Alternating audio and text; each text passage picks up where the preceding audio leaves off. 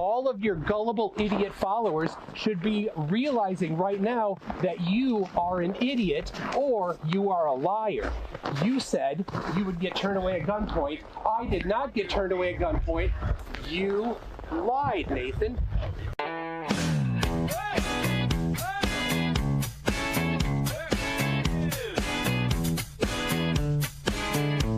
The sun is shining, he's alone, raging into his iPhone, screaming at the top of his lungs as a 24-hour sun.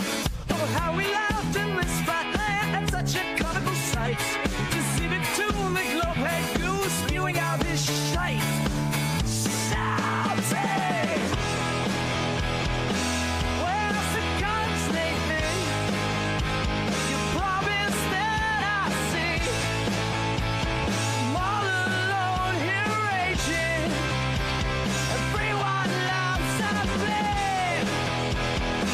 Oh, where's the guns, Nathan? And this and our secret bliss. Not come all this distance just for you to take the piss.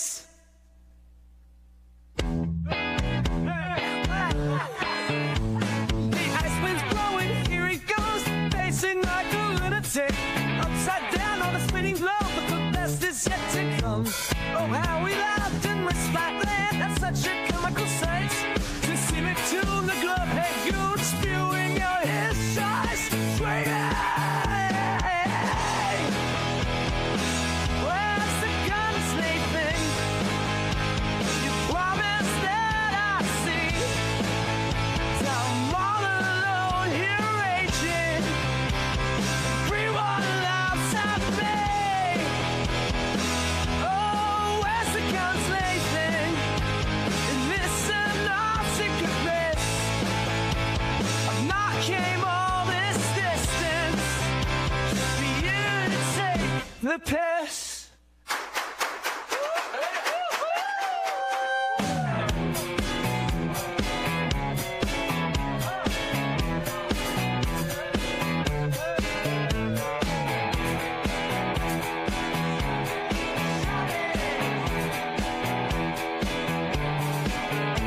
The sun is shining, he's alone, reaching into his iPhone, screaming at the top of his lungs as a 24-hour sun. Oh, how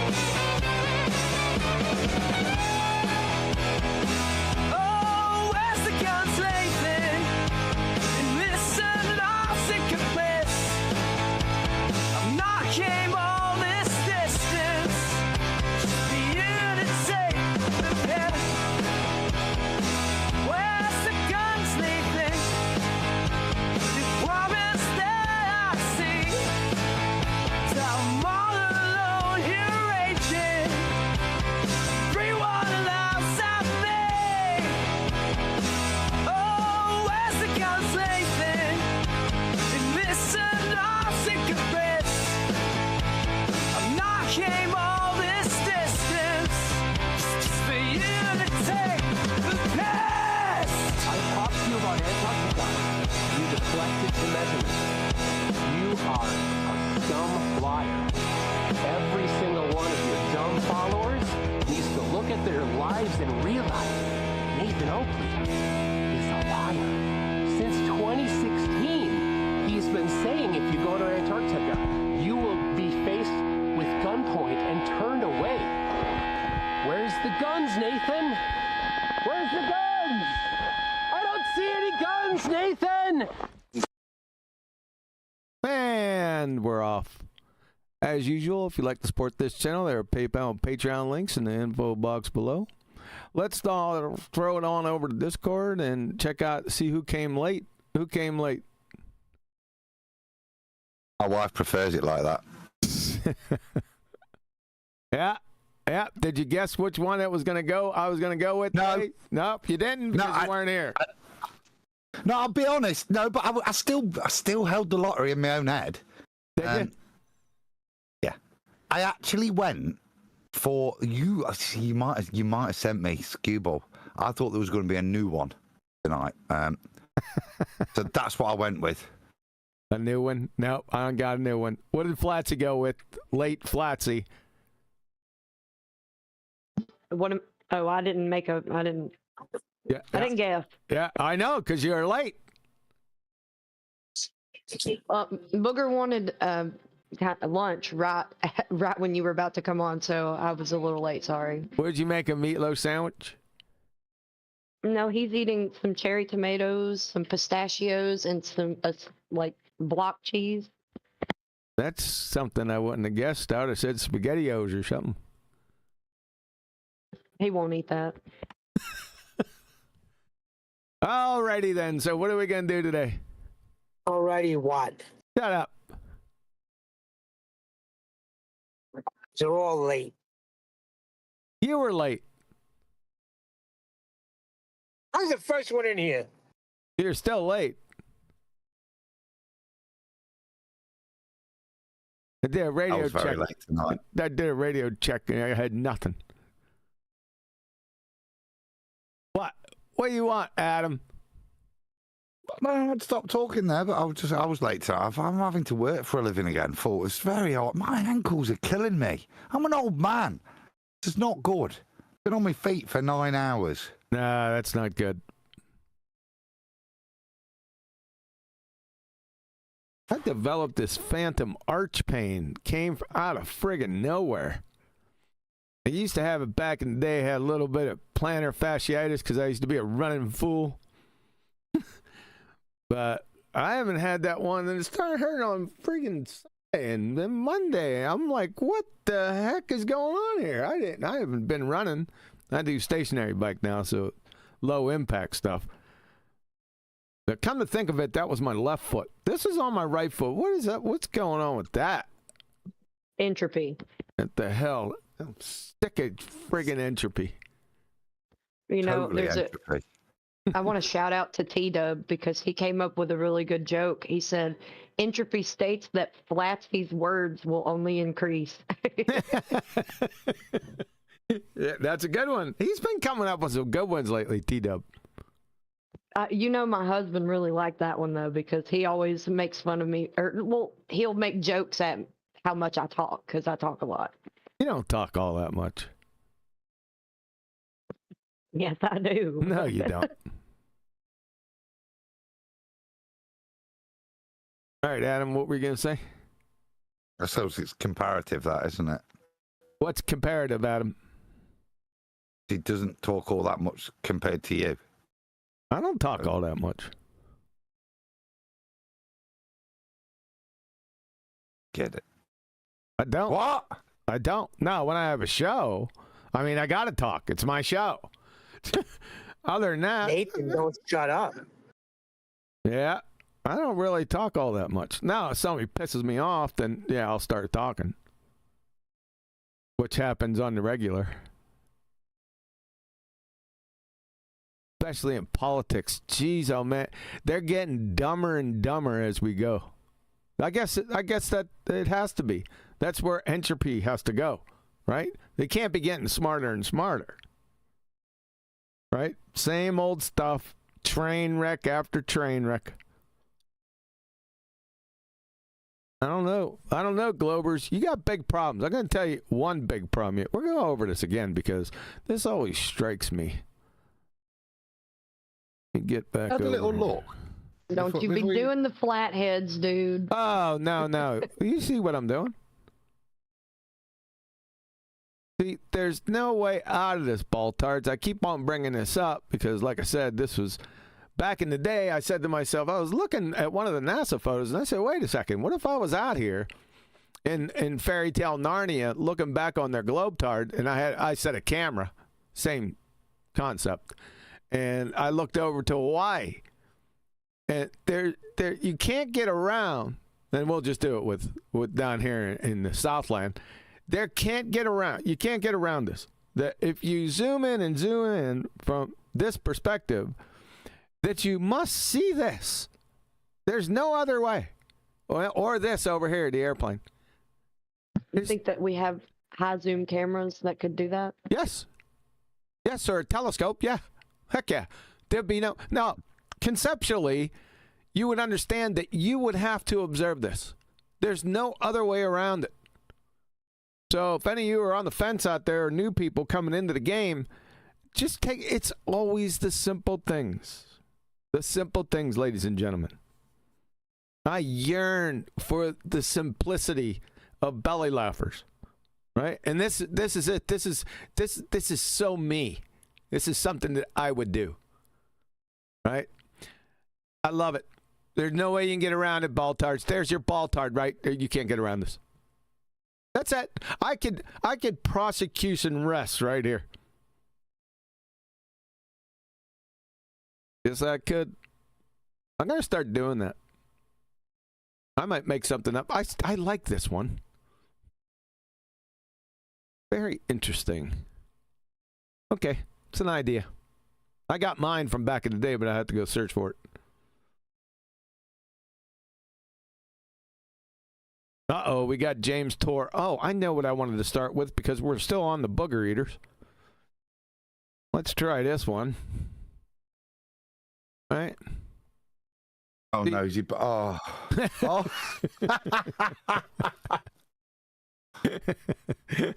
Got this one last night on politics, man. Yeah, there you go. There's your action figure. And then to round it out, you have to go with this. Oh, sorry. I didn't put that over to the side. Oh, hold on a second. I ruined that. I didn't put it over to YouTube land. Son of a... All right. Hold on, ladies and gentlemen. I got you covered. I just noticed. I looked over, and it wasn't over there. So here we go. So this is the new action figure. Booger eating crowd. Now, I just stereotype all of them. You know how they come into the politics or any Discord VC, and usually the first question is, why do all flat earthers believe? And they stereotype us. I'm going to do it right back at you, globetards. Since Fight the Tight Shirt is a globetard, and he's been caught picking his boogers and eating them, are all you booger eaters?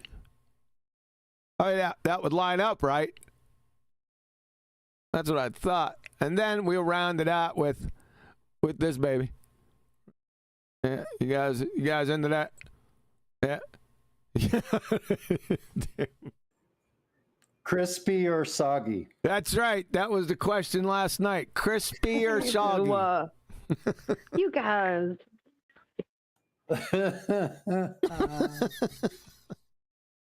All right. I like them like a pork scratching. Like a pork scratching.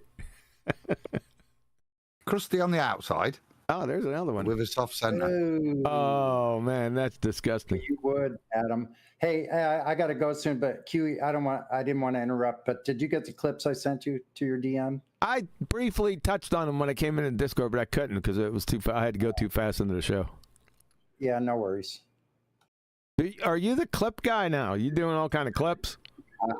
I started doing some clips like out of last night. So, yeah, straight lines are curved, man.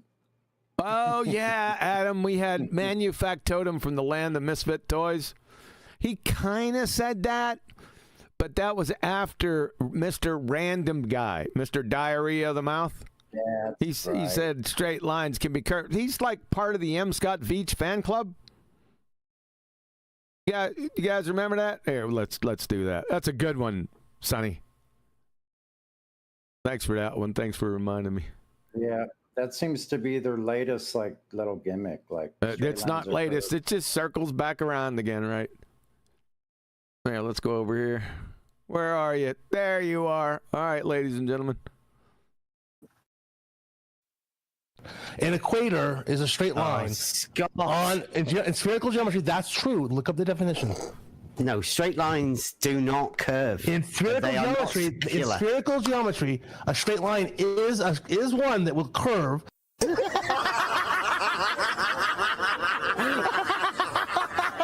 As long as it curves in a straight way.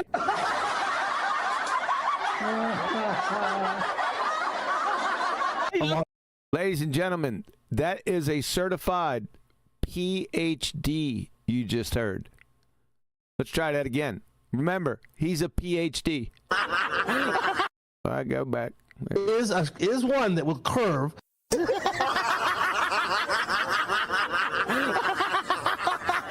As long as it curves in a straight way.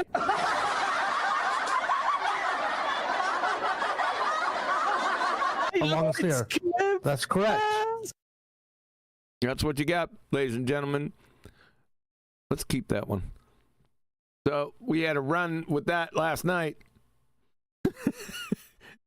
And then the real kicker was all the flat earthers in there wanted to go on past that, asking more questions. You see, after somebody says that, you just mute them and then kick them.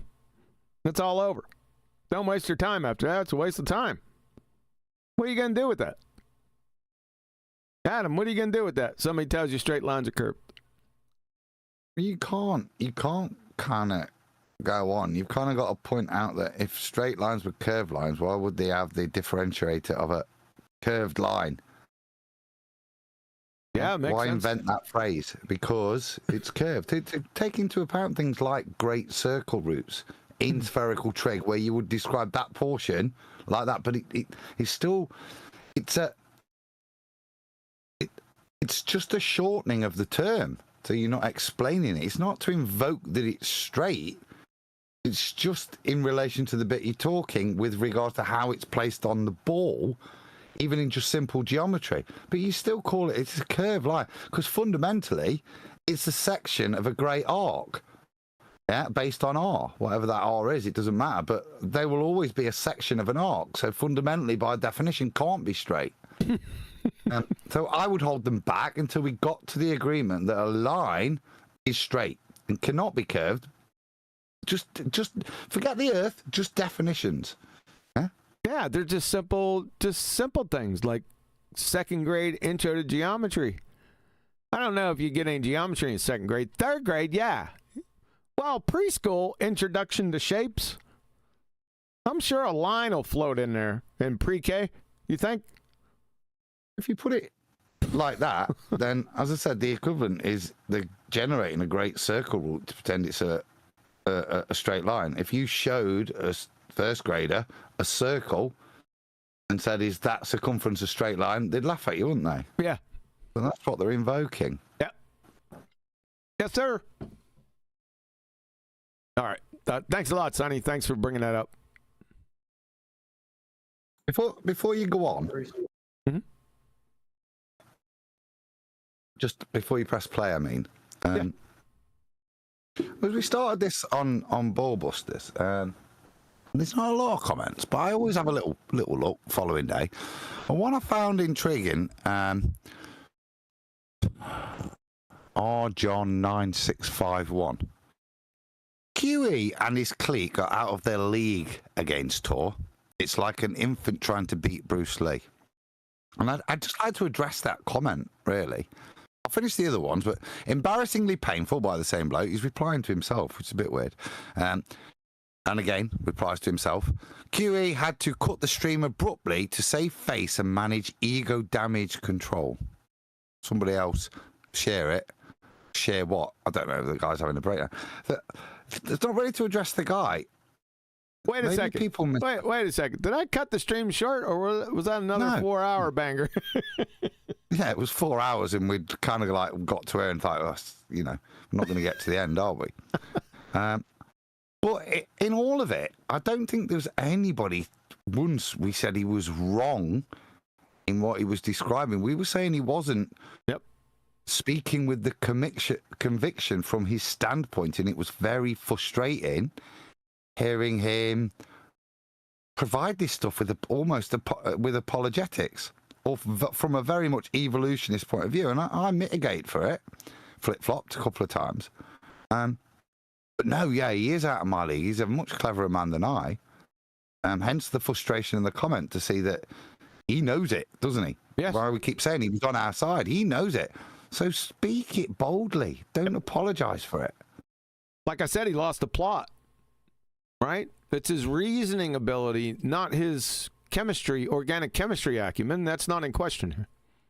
I thought that was plainly stated quite a number of times.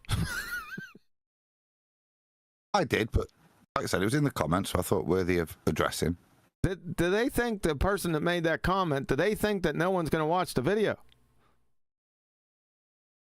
It's the sort of person that replies to himself twice before anyone else replies to him. So, you know, no hope. Yeah, so let's clearly establish it. Again, no one's questioning the gentleman's organic chemistry acumen here. It's beyond reproach. I knew that when I first started researching him, that this guy had his act together, and I was pretty pumped and hyped up. I said, okay, well, this guy's he's gonna lead the charge. And then he was doing the same stuff back in the day that I caught on to that pissed me off, right? And people were asking me, what do you think of James Torrimer? Blah. Blah. Don't care. Stop. In fact, stop talking, right? You're just making it worse. That's the point I had back in the day. Now that I'm looking, in future tense here, and he's doing the same thing again. Now, who's on the defense side? Do we have any defense attorneys? I've got 2 hats again, and I'm prepared to wear each. All right. Yep, because I fired your ass. This is the thing. I'm enjoying this more because although we're critiquing in our way, we're actually supporting the evidence. Listen to it. We're just saying, come on, use it better.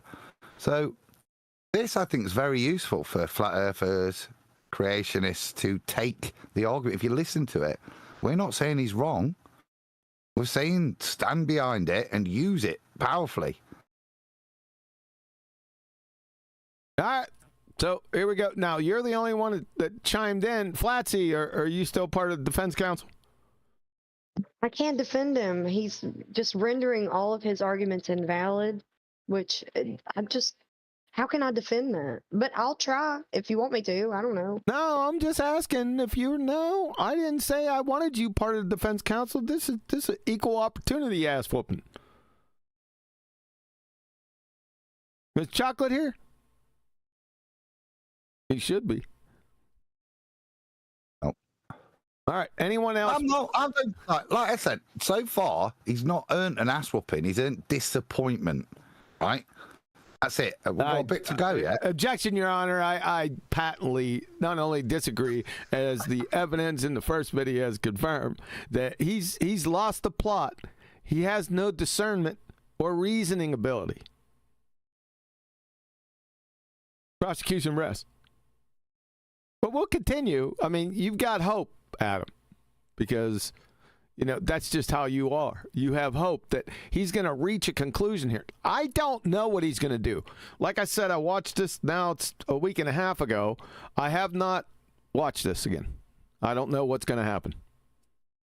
I can't remember how he concluded, to be perfectly honest with you. Too long ago.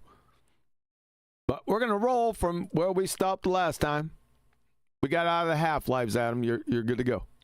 All right, we're on to the next one. So let's see this one before he starts talking. Nobody has explained. Who gives a shit what people can explain? Explanations are worthless.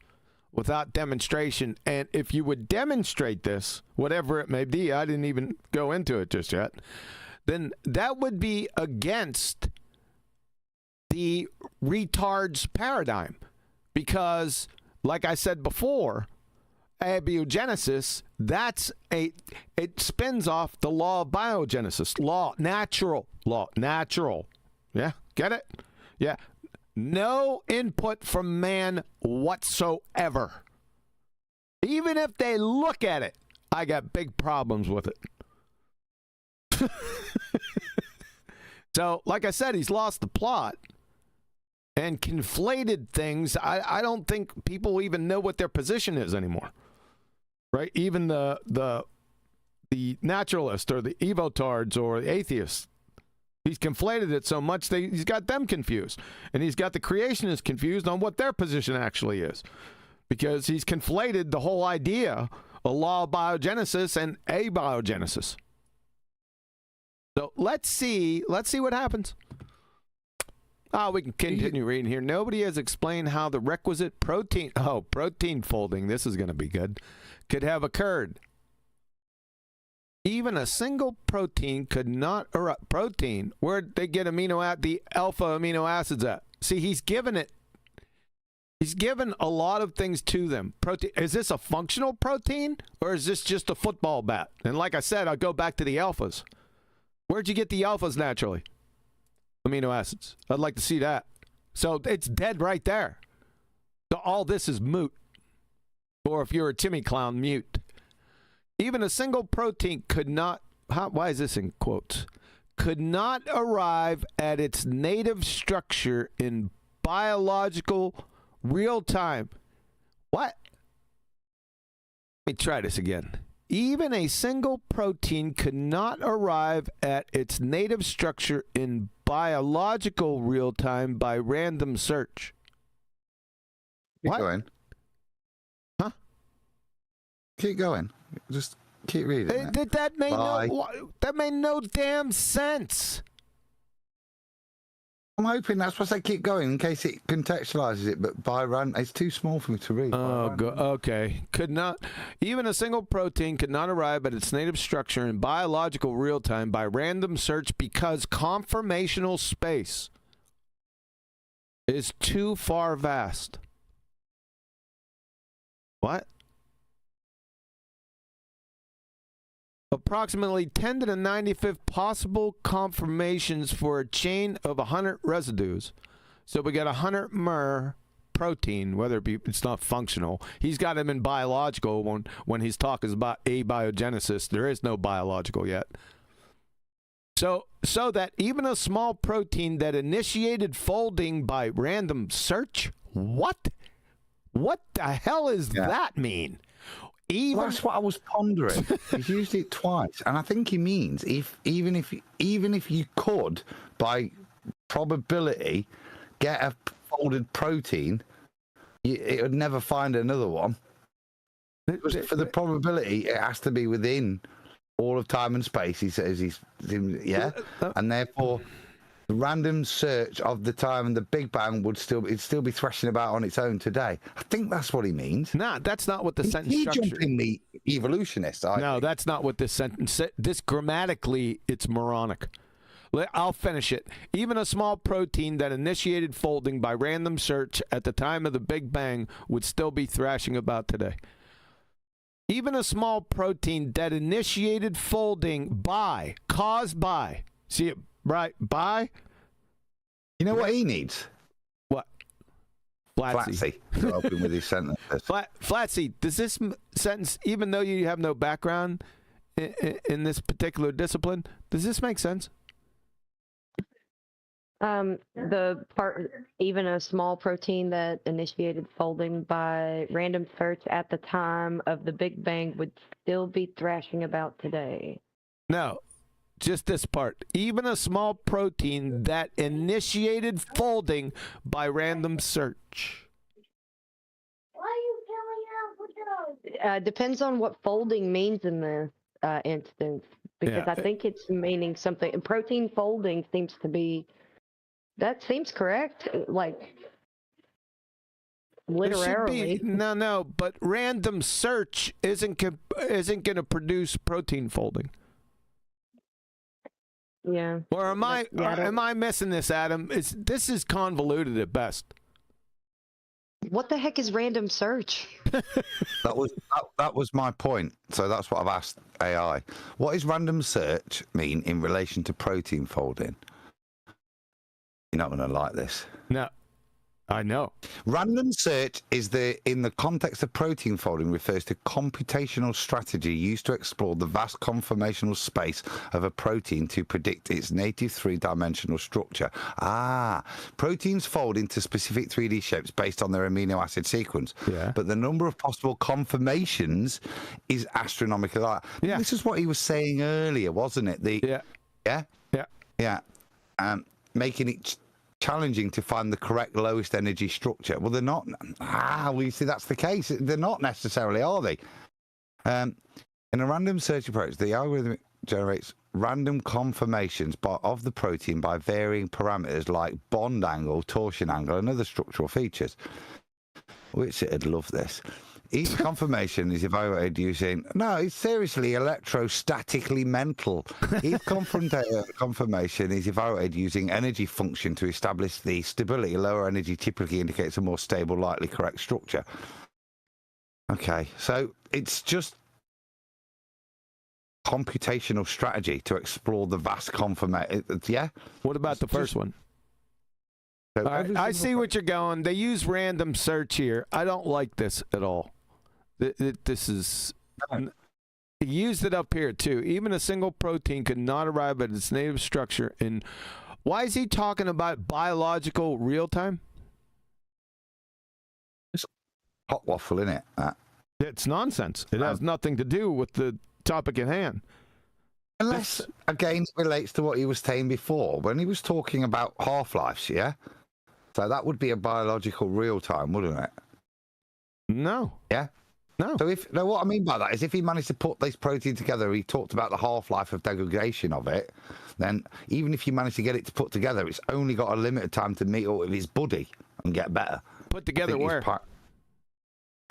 In the vastness of the 10 to the minus 10 to the whatever. I think that's what he's then saying. That then the probability of these things meeting is stupid, because even if I give you all that, a search time of the Big Bang would still be thrashing about today. I think that's the best understanding I can get from that. Yeah, it's too convoluted. He's going to say it. I'll let him say it. It's too convoluted for me. This is very confusing for me personally. It's nonsensical. But all right. What about the Leventhal 1.0 paradox? That's how does a protein fold? How does it get? How does the protein fold? Usually by other proteins. They do the protein folding. In biological systems, that's what happens. So, protein folding where? Into its right structure. Unless you have other proteins helping this along. Exactly. But that's in biological systems. We're not in biological systems. Your talk is on abiogenesis. See what I mean, Adam? Yeah, but that's what he's saying. That's what he's saying. Yeah, from a chemistry point of view, abiogenesis can't happen. You need other proteins to help it along. The only way you can, avoid the stereochemistry, avoid the issues, avoid the energetically favorable, the side chains, the things he's talked about, is to have life building it. Why does he just say that? I don't know. They don't normally fold very well. Now, you can have some proteins fold without foldamers, but not all of them, and there's a big problem. Even if you had just 100 residues, 100 amino acids, you have 10 to the 95 possibilities of conformations. And even these authors say that even a small protein that initiated folding by a random search at the time of the Big Bang would still be thrashing about. Yeah, this is nonsense too. Big Bang horseshit. At the time of the Big Bang. No. Good. No, because what it is, it's academic politeness of saying it's a load of bollocks. Yeah. I mean, if you listen to him, he's denying it. He's putting it very difficult to understand, but he's denying it fundamentally. I know you don't like it because you just said, I summarised, why didn't he say it like that? But he is, but it's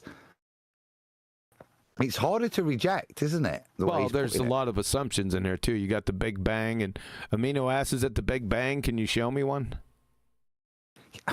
I'm back on the Defense Council because he's talking to a room full, yeah, of Jehovah's Witnesses or whatever. Do you get me? He's talking to an aggressive crowd. Yeah, and he's preaching something that contradicts their doctrine heavily. I disagree. But he's forcing them to accept some of the premises, I think. All right. Well, he's using a citation from somebody else, so I won't lay it on him. Peter Tompa, Protein Structure, Department of Structural Biology, Brussels, Belgium. And in cooperation, Department of Biophysics, Johns Hopkins. All right. I'll let you go because you pulled some quotations out of here, so all right. Out today. Once you're over 10 to the 40th, there's not enough time in the universe to do this. That's the problem. But that's a small problem compared to Leventhal 2.0. That's the interactome problem. Just if you think of how molecules non-covalently interact with each other in a cell, just the protein-protein interactions in a simple yeast cell, just protein-protein. So we're not talking protein-RNA, RNA, DNA action. No, just protein-protein, non-covalent interactions. Here's the number of combinations, 10 to the 79 billion. That's utterly preposterous number. Brilliant, though, isn't it? Why even try to conceptualize such a number?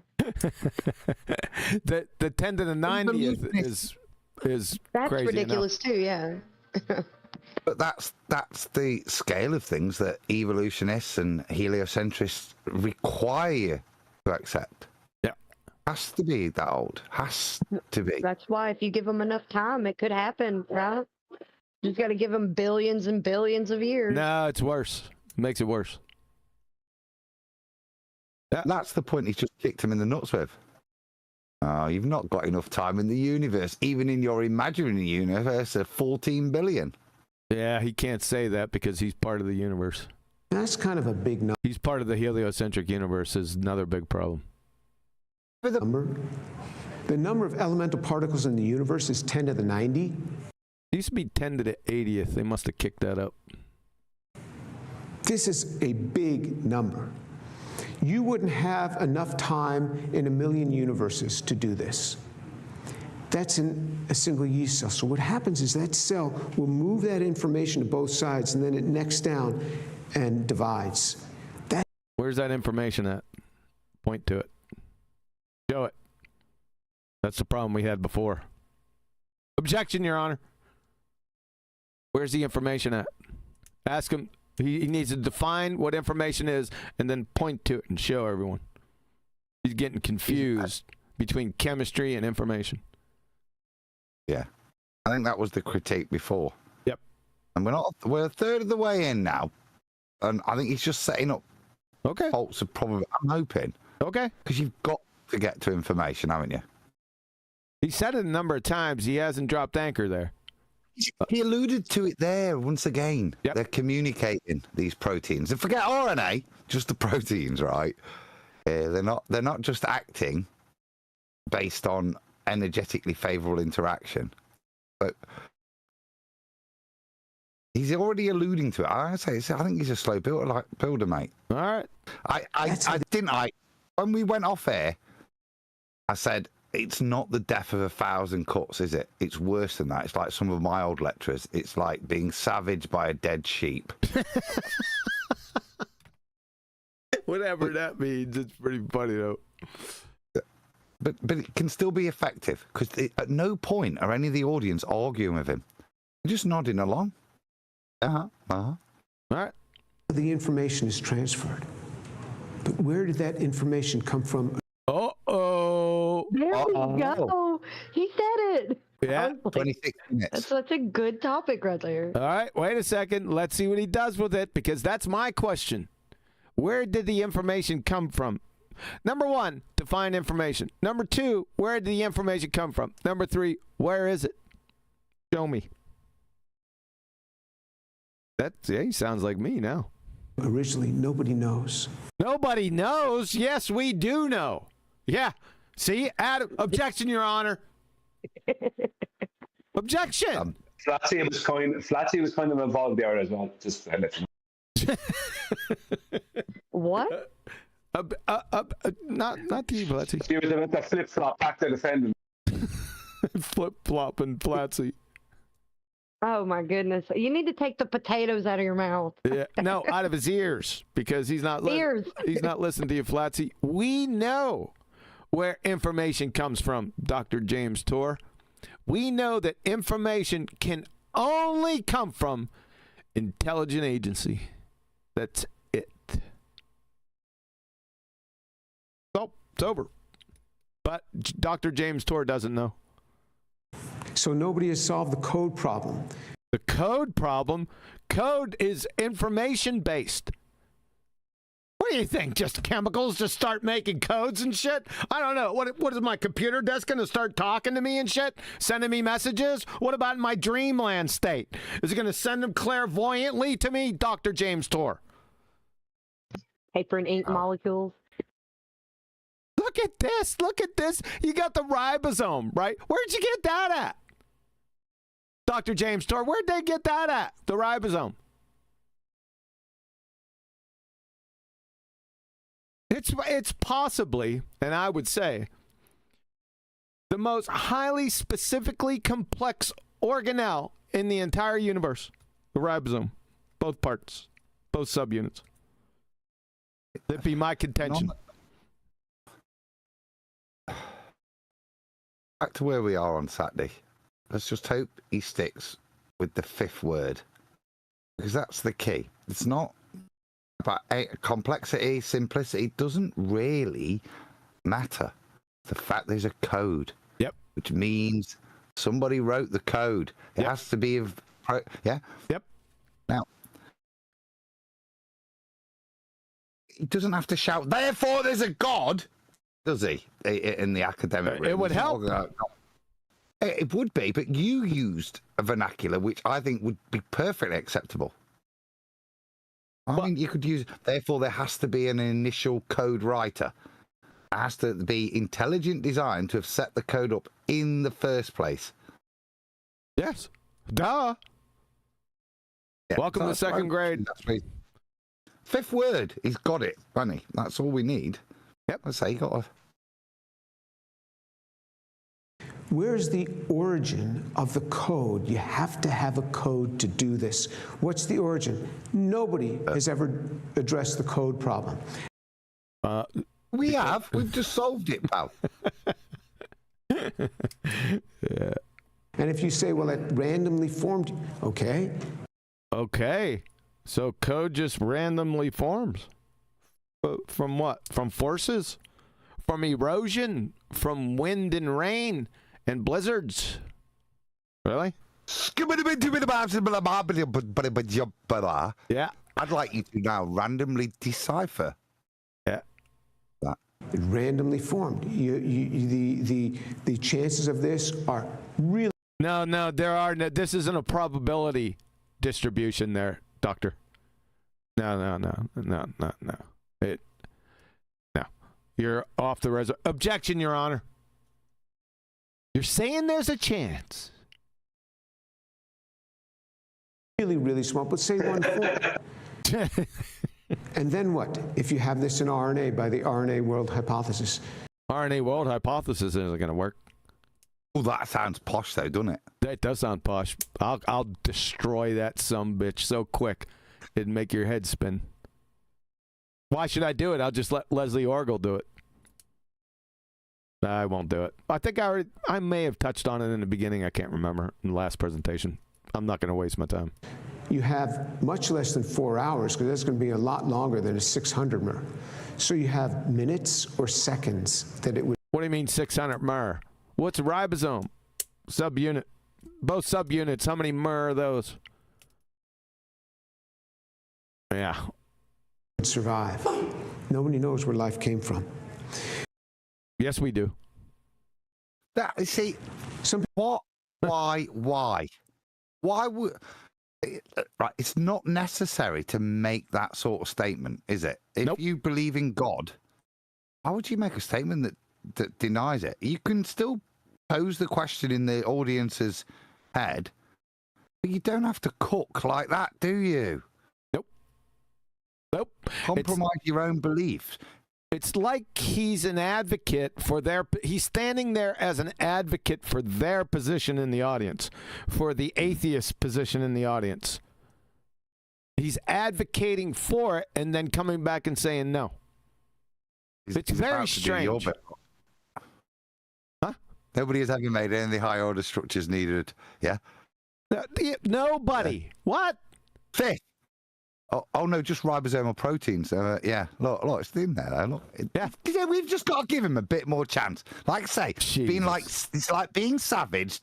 But Dr. Edwards, organic chemistry. That's who we used to say. It's like being savaged by a dead sheep. Yeah, you go. So he's like one of his lectures, mate. It's so boring, and you already know off of it. That's a telltale sign right here. Nobody has made any of the higher order structure needed for the simplest of cells. If somebody did do that, then it's bye-bye for abiogenesis. That's not the point. Can nature do it, sir? That's what I said, Adam. He's lost the plot. This is where you need to pull up your cartoon. Yeah, listen.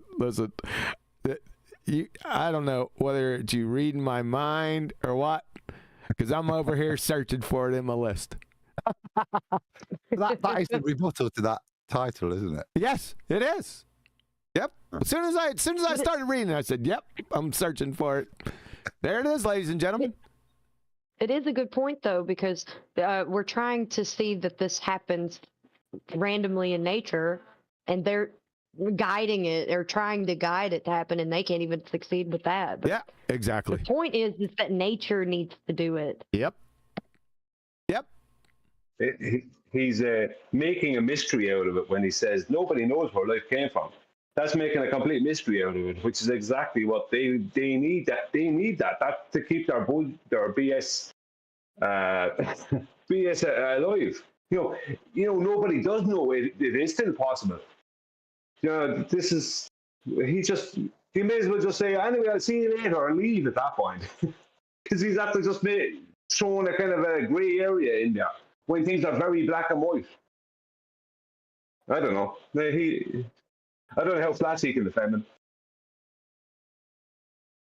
I'd like to see amino acid tRNA synthetase frigging come about, poof, into existence by nature. I'd love to see that shit. This is a friggin' joke right here, boy.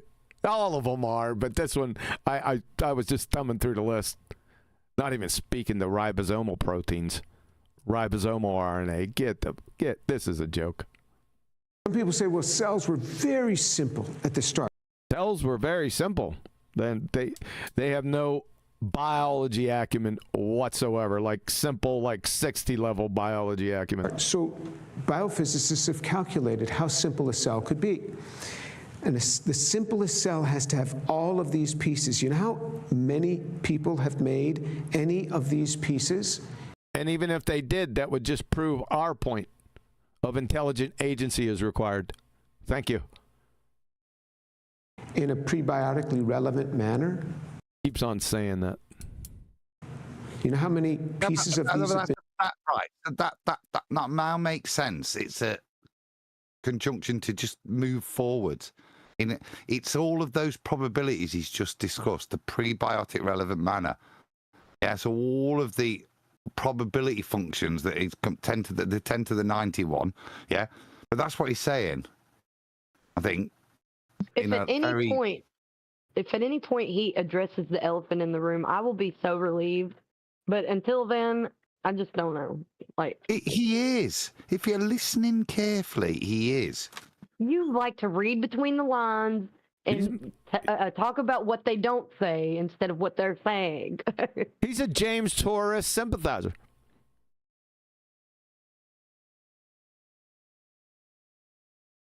You guys didn't get that right. Well, again, all these are. I got it. Did you get it?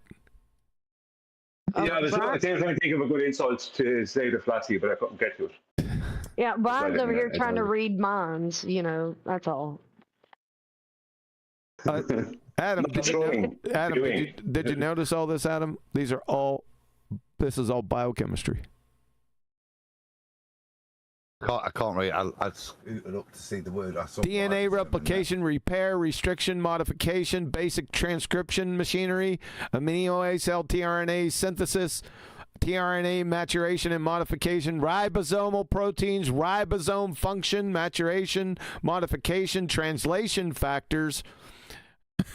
That's pretty funny. I use that in one of my spills. RNA degradation, protein processing, folding and secretion, cellular division. This is all biochemistry, not organic chemistry. Well, it's organic chemistry in a biochemistry environment. You can understand that. So it's a muddled composition here. I don't know where he's at. I don't, but I am listening, and if I hear a point of to me that's an indictment, that he's wrong, or he's, like I say, you've heard it. It's when he says silly things.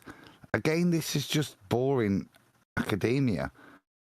Yeah, though you're having to pick out what he's saying, which fundamentally is not a bad strategy. If you've got these Muppets writing this down, because it's a lecture, copying this down. You know, you are taking it in, and this is the only good point I could say. There's at no point is there a confrontation in the evolutionist's head. These are just facts right now, biochemistry facts that he's setting up. Right? Yeah, and we're not halfway yet, so those authors get them to accept all. Yeah, but it's a bit like boring the shit out of someone. Yeah, until you get them to admit that a line is straight. Now, he's got an easier crowd because he can cite another biochemist to say the line is straight, and they move on. But he's setting all these things up. So a line straight, lovely. What's an angle? Yeah, and we define what an angle is. Right, lovely. What's an elevator? You see what I mean? He's kind of, to me, getting that agreement ladder, not by mugging people off, but just by pointing out known facts in these fields. Those authors did not include ribosomal RNA or transfer RNA genes, and they recognized that the basic substrate transport machinery could not be clearly defined, even though this minimal cell would rely greatly on the import of, we're going to get to that in a second, on the import of several substrates, including all 20 amino acids. What about all 20 essential alpha, Dr. James Tour, you know what I'm talking about. All 20 essential alpha amino acids for which it had no biosynthetic ability.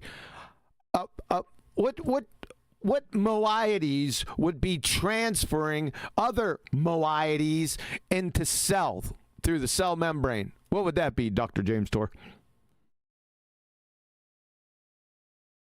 Would they be proteins? Like integral membrane proteins? Dr. James Tour, where'd you get them? Been made? Zero. None of these functions has ever been made. All of these would have to be made.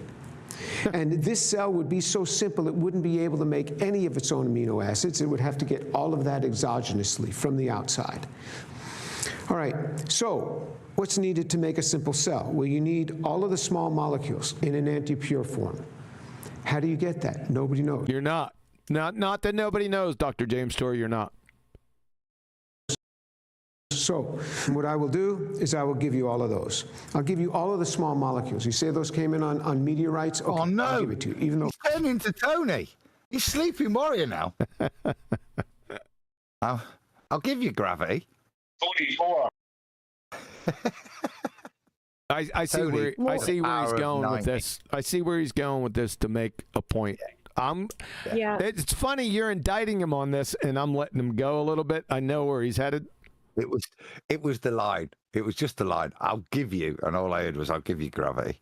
Yeah. It's okay to give somebody something if you can make a broader point. Yes, that's what he's doing. Drive it home. Yep. Yeah, and drive it home. The way. Yeah. I think that it's fine to give people things like that. Sure. If you have a broader point to prove. That's why I didn't have any issue with him saying it. I stopped it because I knew everyone else would have a problem when they shouldn't have a problem. So most of them burn up. No, come on, that's not fair. Just reminded me. Go on, Brian. No, Adam, you go ahead. Sorry, I'm over talking you. You were. You're right. That's it. He just Flatsy summarised it perfectly because it's something we'd argue with you and Nathan about, giving people enough rope to hang themselves. I've got no problem with that, and that's kind of what I've been hearing all along. If I'm being so, yeah. Other than the cookery word, well, we've got no answer to that. Yeah.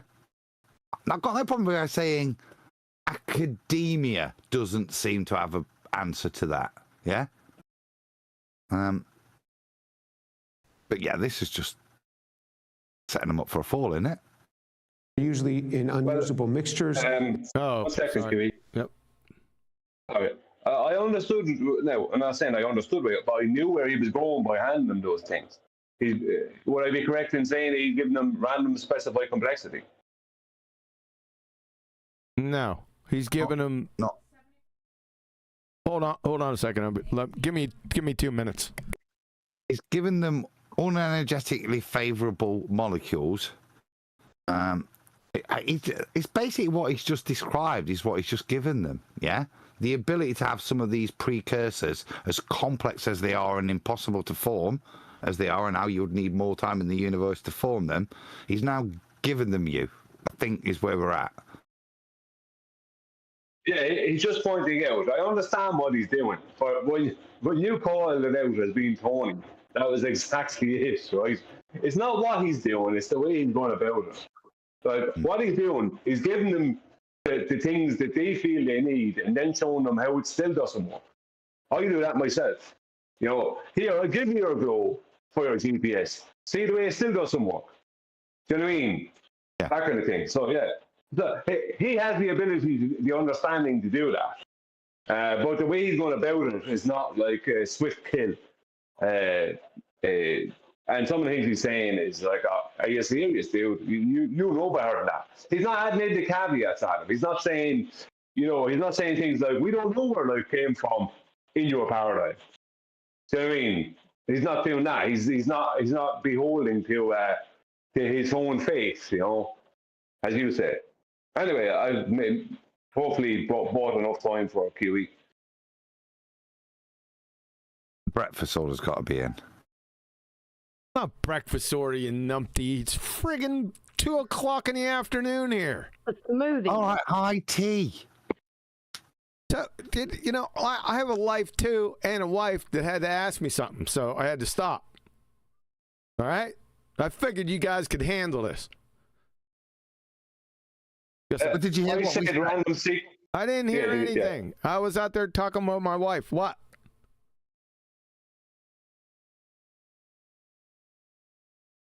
What?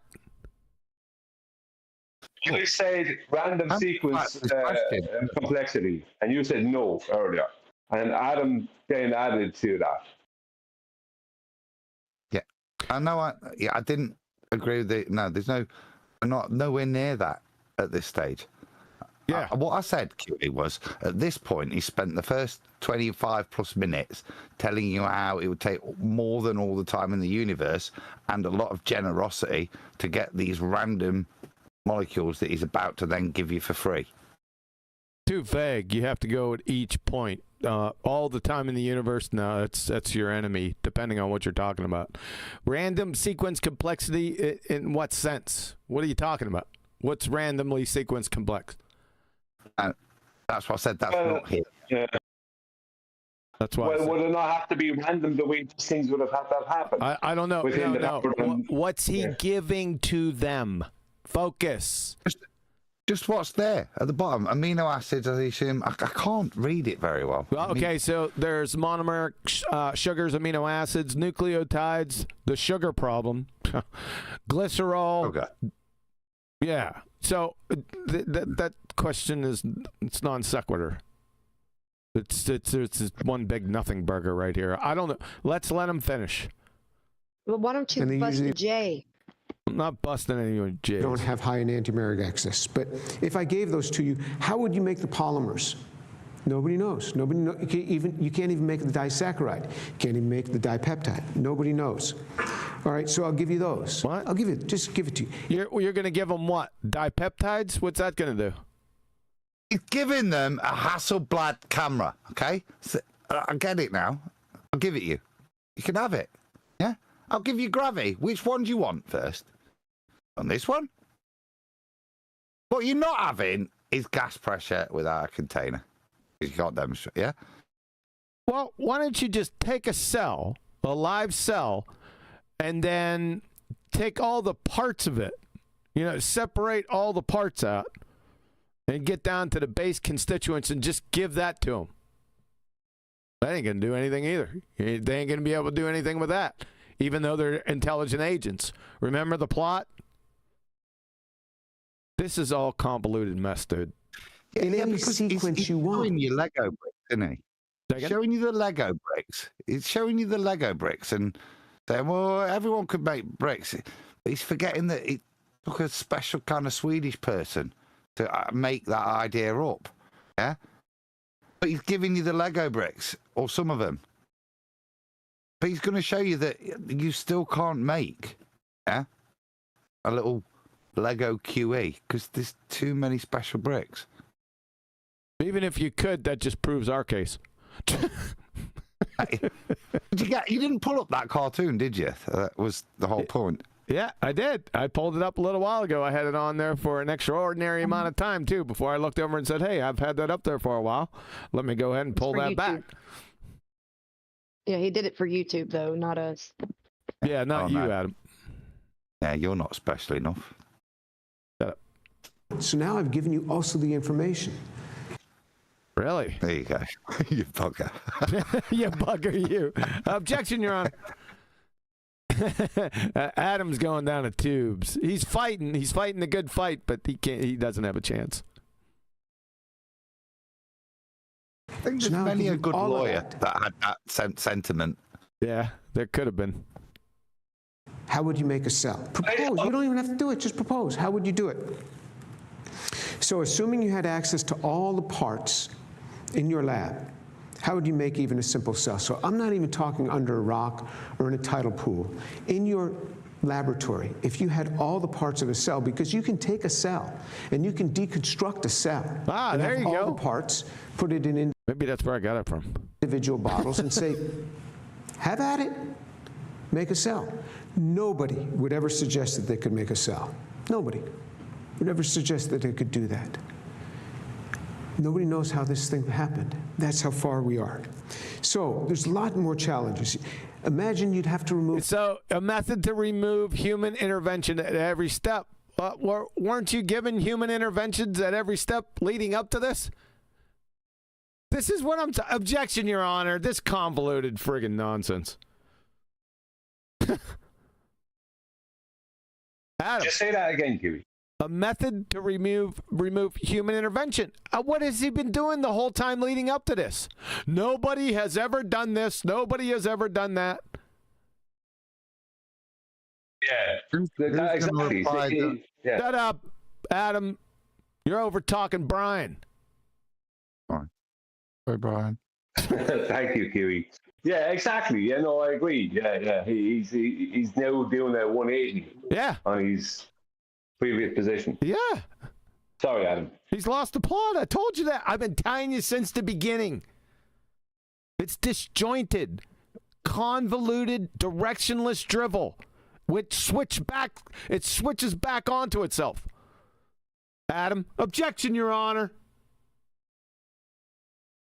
Adam? I'm not sure where this is going, so it's hard to defend. I was going to say, which dog is he going to employ to ensure that during his investigations... I don't know. There's no human method. Well, what does that... That's really weird. Yeah, especially after all his lead up to it.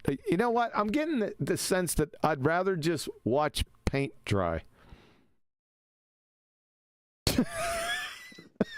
I'd like to say before you press play. I already did. Sorry.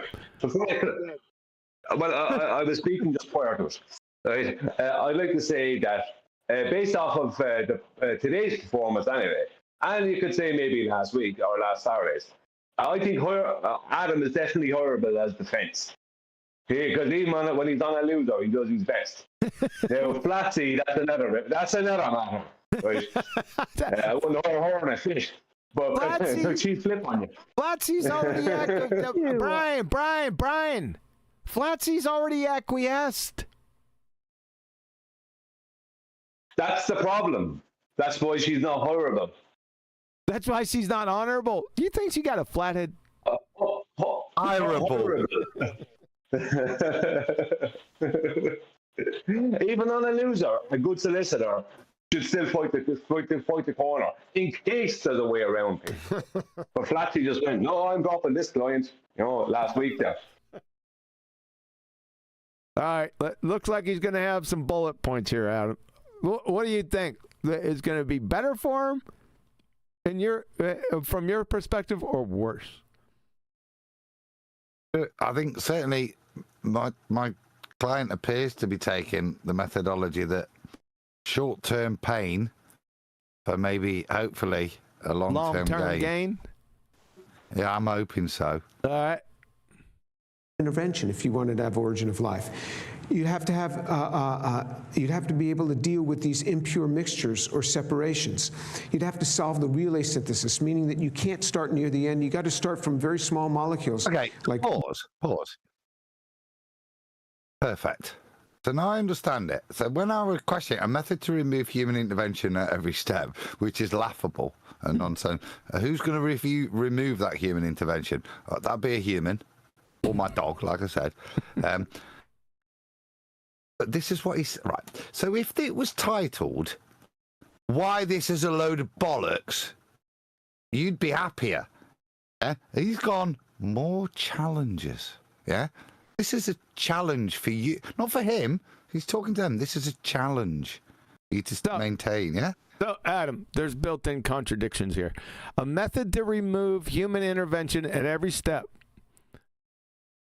The third statement. Step one, get a human to write the method. You don't interrupt me. Don't interrupt me. I have a point. A method to remove human intervention at every step. And then the third point, solve. Who's going to do that? Who does that? Humans. Or clever dogs, like I said. Clever dogs. Oh, boy. Methane. Pakistani whale dog. Say again? Pakistani whale dogs? The Pakistani whale dog could possibly solve that. Carbon monoxide, ammonia. I think that's right. If you can learn to breathe out the top of your head, you could surely synthesize multi-step reactions. Surely. That's where you got to start. You have to solve the condensation polymerization where the free energy is positive. Oh, yeah. So we're still in the removing human intervention and who knows apparition solving shit. But see this delta G right here? This is it. That's it, isn't it? Yeah. Right here. Right here. Condensation problem, we already talked about that. We already discussed delta G problem. But he put it with condensation polymerization. It's not its own game. Ladies and gentlemen, what he's telling you here is the second law of thermodynamics prohibits this horse shit, is what he's saying with this statement right here. In chemistry. Yeah, this would in terms of what an evolutionist, a baller would claim is happening. This is a really fundamental point. It does not happen in just chemistry. Yeah, Adam, this is, when he says delta G, this is standard state conditions. This is not there's a different, the delta G prime, that's in biological systems. It's different than standard state. A lot of people are missing this. You know why? Because he's confused. He's confusing biochemistry and organic chemistry. Is what he's about to piss me off here. Could you please, in the best way possible, it might be difficult to do this, to me and the audience, give us the layman's terms of what you mean. What is the violation? This is yeah. It would take a while. I'll give it you. Well, Let's just solve the condensation. Go on. The condensation problem we talked about earlier. If you're in water, right, and your reactants produce a water, and at the end of the reaction, you can't get this reaction to go because you have so much water that it's going to prohibit that reaction to go to fruition because it can't flow that way. You're producing more water in water. It drives it the other way. It drives it to hydrolysis. Adam, did I explain that correctly or what? Better than I don't think that will help them. I don't think it'll help either. So there has to be condensation happen. Yes. For polymerization. For proteins. For protein synthesis. Specifically. And that requires. Specifically. That's what he's talking. Now, there's other reactions that are condensation reactions, but he's speaking to protein synthesis right here. So if you got a whole bunch of water, you're swimming in water, and your products are water, that's kinematically, it's a fucking train wreck. you require the energy to create the condensation. Is that the point? No, you got too much water as your product, and you're putting too much water into water. It's not going to like that. Well, but you said thermodynamics. Yeah, this part here is. Right. Yeah. And it's a violation of. Yeah, and now I was just speaking to one aspect, the condensation problem, but he combined them too. There is a thermodynamic issue here. You had to drive it. Yep. That's where I'd probably keep the point. Yep. Yeah. Yeah, but that's not the only one for proteins. It's all over the friggin' place. You name it, there's a delta G issue. Controlled. It's kind of discussed it, hasn't it? You can't fold a protein like that randomly. There's got to be stuff around it. There's got to be other things making that fold happen. Yeah, we want him straight to the point. Yeah, but. Yeah, but a lot of these reactions are delta G positive. That means it's non-spontaneous. Now, there's more factors to come in. You can reduce the second law of thermodynamics, the equation, down to delta G. It's the same friggin' equation, right? There's a couple other things, temperature. You got to look at enthalpy. I don't want to get into that. Just simply, delta G is positive. This reaction will not take place if the enthalpy is bad also at any temperature. So we don't want to go there. It's too much. And that's the point, isn't it? And that's why it doesn't require extra energy. It requires life. That's the solution to that problem, yeah? Yep.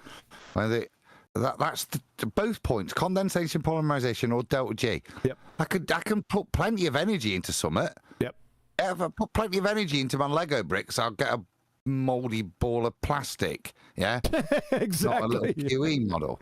Yeah. Exactly. You got it. Yeah. Positive. None of these reactions wants to go spontaneously. None of them wants to go. Exactly. You have to put certain techniques in a laboratory to get these coupling reactions to go. Yeah, but you can't do that because you're trying to remove human intervention. Who's going to do that? Adam's dog?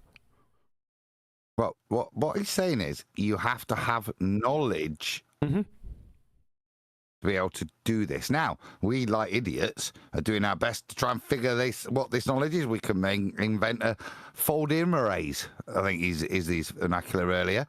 Lovely. Yeah. But that's not us. All we're doing is finding out how we built the ZX spectrum. Yeah. And how the ZX spectrum was programmed when we get these amazing discoveries. Yeah? We're still realizing that it was all built and programmed to work like this. Somebody had to put the spectrum together. And back to that. And this, again, is the whole point I think he's actually making. Yeah, that it's to disprove a creator, I'll create something. Not... show you how it doesn't need anything. What you got there? Remembering something that I brought up earlier, the Merrifield Protein synthesis.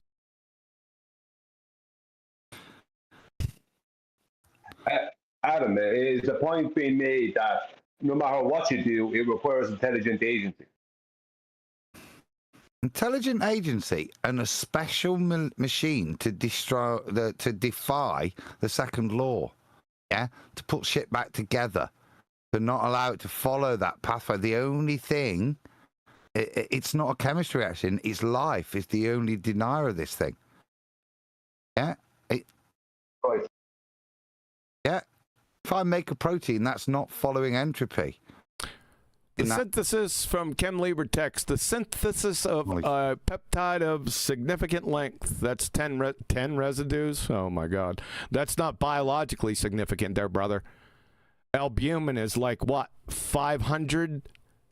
But I digress. The synthesis of a peptide of significant length, 10 residues, by this approach requires many steps. The product must be carefully purified after each step to prevent unwanted cross reactions. To facilitate the tedious and time-consuming purifications and reduce the material losses that occur at handling, a clever modification of this strategy has been developed. This procedure, known as the Merrifield synthesis, after its inventor Robert Bruce Merrifield, I think, involves attaching the C-terminus of the peptide chain to the polymeric solid, usually having the form of very small beads. Hold up. Separation and purification is simply accomplished by filtering and washing the beads with appropriate solvents. Yeah, I'm sure nature had a lot of solvents back then. The reagents for the next peptide bond addition are then added, then purification steps repeated. The entire process can be automated, and peptide synthesis machines based on the Merrifield approach are commercially available. Give me a Merrifield machine back in pre-biotic Earth. Well, it's here. It's yeah. It kind of summarizes how, like you say, it's just got nothing to do with the claim at hand. The synthesis of the peptide, significant length, by this approach requires many steps, and the product must be carefully purified after each step to prevent unwanted cross reactions, which is what he was talking about earlier. But that can't happen in a primordial soup. So your lab is not representative. Where have you heard this before? Listen to this. 2 or more moderately sized peptides can be joined together by selective peptide bond formation. Who selected them? Provided side chain functions are protected and do not interfere.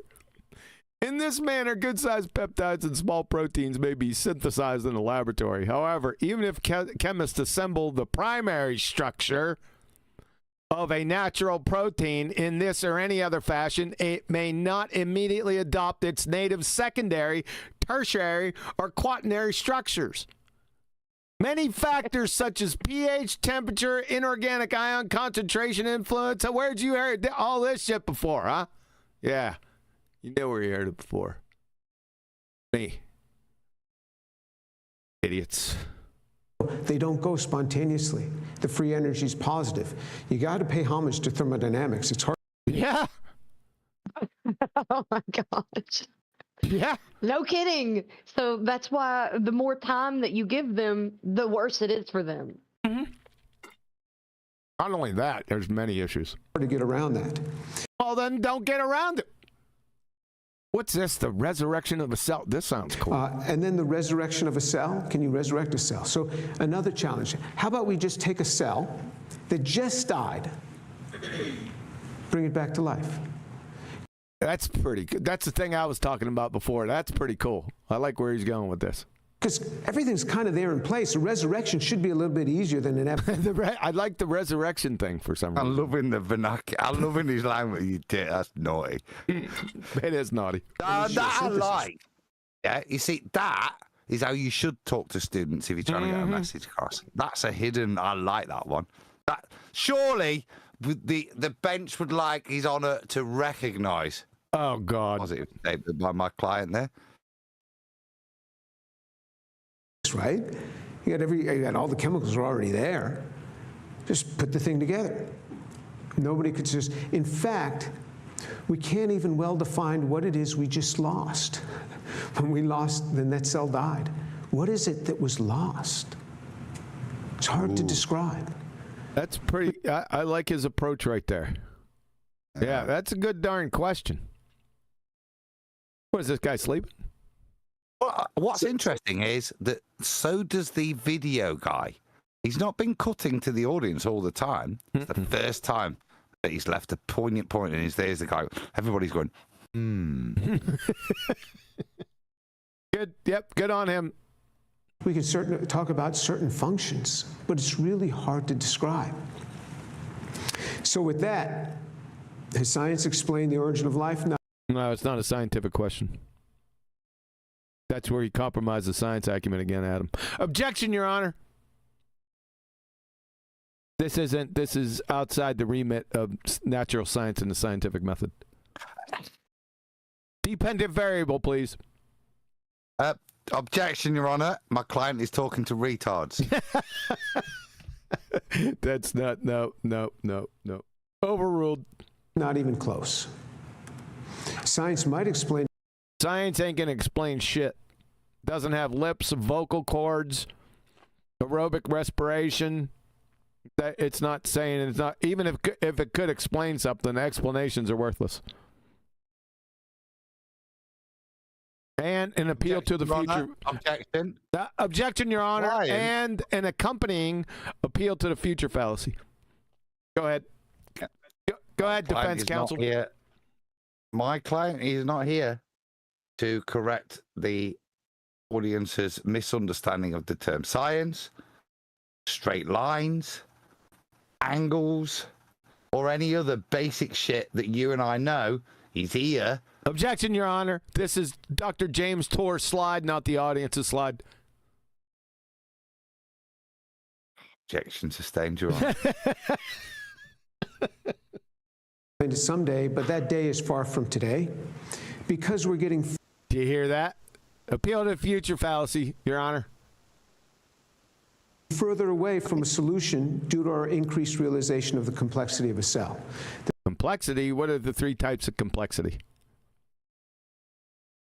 Dr. James Torr. You can go to my website. Here, let me show you where it is. So you go to globeterminator.com right here, and you have proofs of the creator.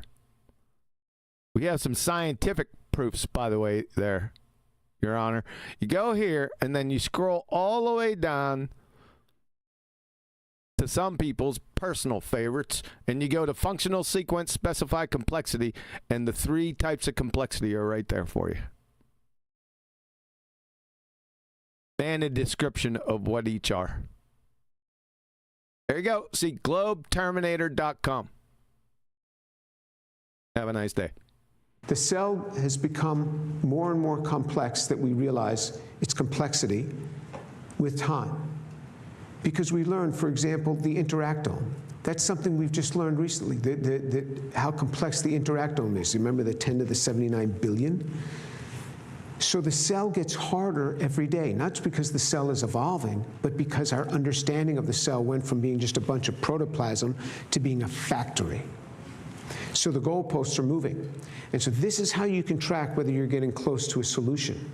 Because what you do is you say, how far am I away from a solution? And so we might be able to move a little bit closer, but the cell has moved another mile away. And we move this, let's move 10 miles more away. So you can track whether you're getting close to a solution. I like this. It reminds me of the old, is it Ben Stein? Education not allowed or something like that. Oh, yeah. It was the same sort of, yeah. It's the same sort of explainer he's putting in. Again, but without, why, so this is the point. Why is it moving? What's moving? It's the simple fact that you're trying to figure out basic, i.e., I'll go back to the ZX Spectrum, i.e., how to write basic without knowing how to write basic. So all you've got is a little bit of program that tells you a little bit, and you're trying to figure that out. And that's why it gets more and more complicated, because you think this is random. Instead of, there you go. Yeah. This is right. Just to go off on, this is fantastic. If you want to, when is it? 2000 and, I don't know. before 2014. It said there. It's well old, this. But this addresses the whole thing, yeah.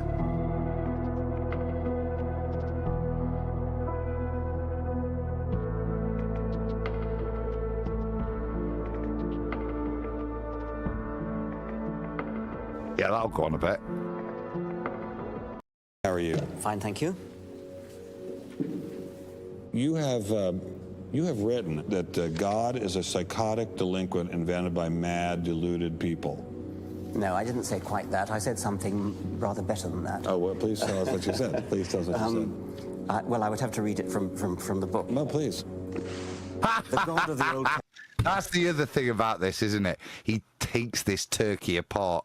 Basically, it was life from another planet. Because there has to be a creator, therefore the creator must have come from another planet. He gets into infinite regression. Yeah. Oh, I've got to watch this again. This is years. Yeah, I'll hook you up. I can see if it's there available on YouTube. I watched this like on dodgy DVD donks ago. You know what I mean? He's back in the mainstream, by the way. This Muppet, you know, Dawkins. Oh God, pimping crap. Yeah, but he's been like. It's interesting when you see somebody like him who's been schooled to not know his arse from his elbow, and have to admit, you know what I mean. But I did a treatment on him not too long ago with what's that friggin' idiot, Alex idiot. Neil deGrasse Tyson. No. This is where was it? Remember I smoked him with Cosmic Skeptic. That's his YouTube name. Used to be his YouTube name. He's a well-known atheist. He thinks he's an intellectual. I just smoked them both. Remember they were sitting at the table talking back and forth between each other? And they were talking about how a glass would move across the table or some shit. I faintly remember it. You know, let me find it.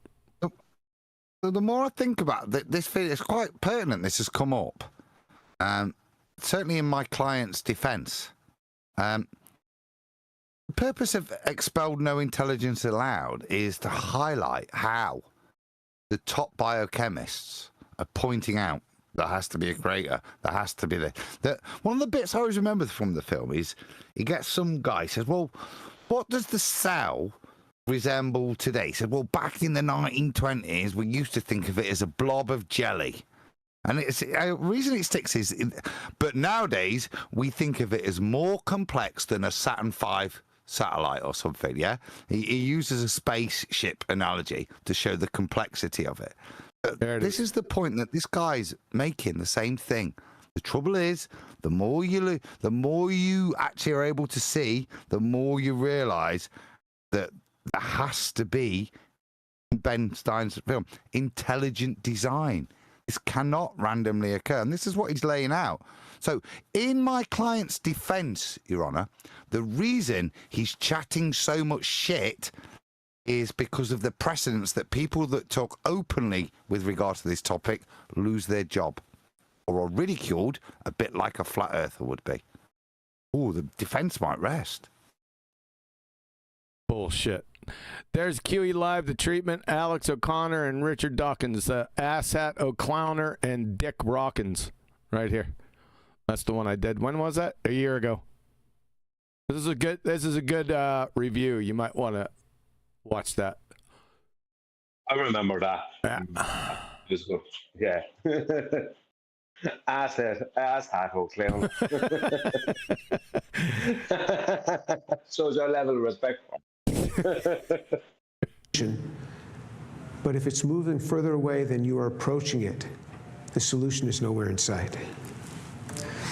Okay, so this is just from a couple days ago, March 29, 2025. How did the first cells form on Earth? Scientists think they finally figured... I'm sorry, I don't want to hold up proceedings, but he's saying that the cell, when you get to the point of getting closer to understanding it, it has now moved away. Yep. No, it hasn't. That's what he's saying. It hasn't moved away. Yeah, he's saying that's not, it hasn't. What's happened is you've gotten closer to understanding it, and that's allowed you to realize of how much you still don't understand. Yeah, that's you what keep doing that because you keep on coming at it from the wrong direction. No, that's what he's saying, Brian. He's saying once you start figuring stuff out, then it's got more tells, right? If you figure one thing out, then that is going to be problematic because the necessary conditions for that to exist, or there's many more tails down the stream. It just moves away. He had it right. Yeah, but the way he's describing it is just 1 second, Adam. The way he's describing it to a layman sounds like he's saying that this cell is evolving on its own. You know what I mean? It's like that's the way he's describing it. How it's coming across to me, the way he's describing it, as if it's changing. It's like it's not changing. It's the same cell. No, that's not. I'm only giving you one out. Yeah. Yeah, no, he's not saying. I'm not saying that that's what he's trying to say. I'm saying that's how it's coming across to me, a layman.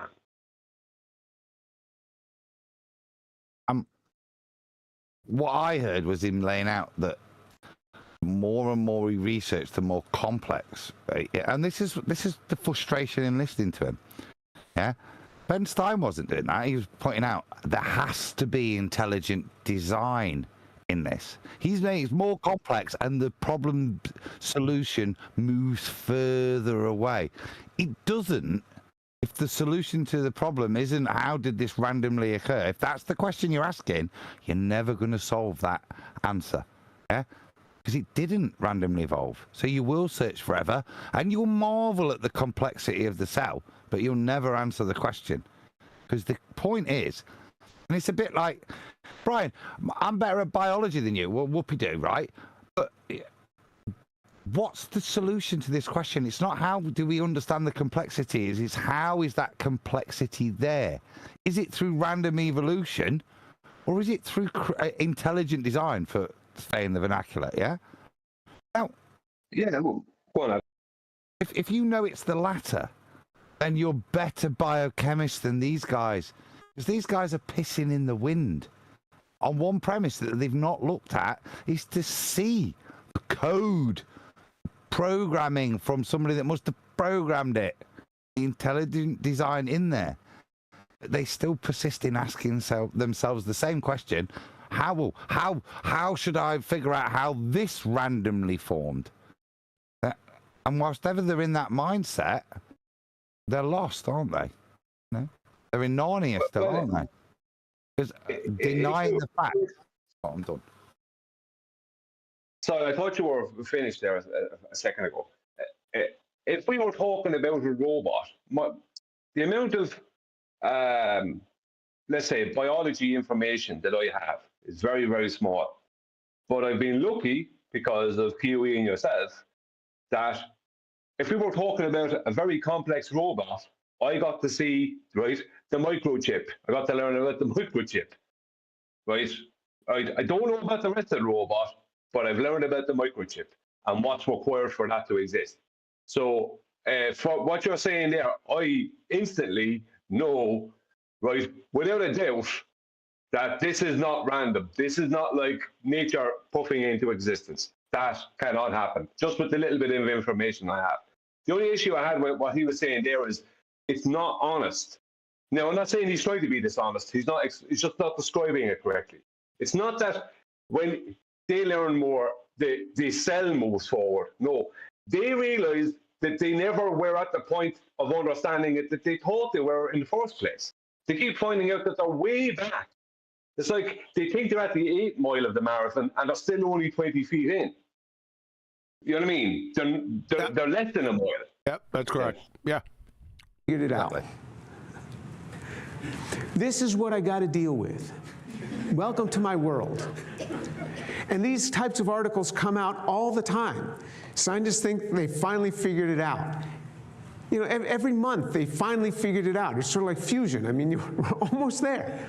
It's just around the corner. We're almost there. And they'll keep talking about this thing. Why do they do this? Why is it? Do they do it for money? Because that way they keep the money flowing into origin of life studies? But it's kind of a fundamental question. How did all this happen? And if you just say, well, space aliens dropped it here, I'm okay with that. But you're just kicking a can down the road. Where'd the space aliens come from? But that's exactly Richard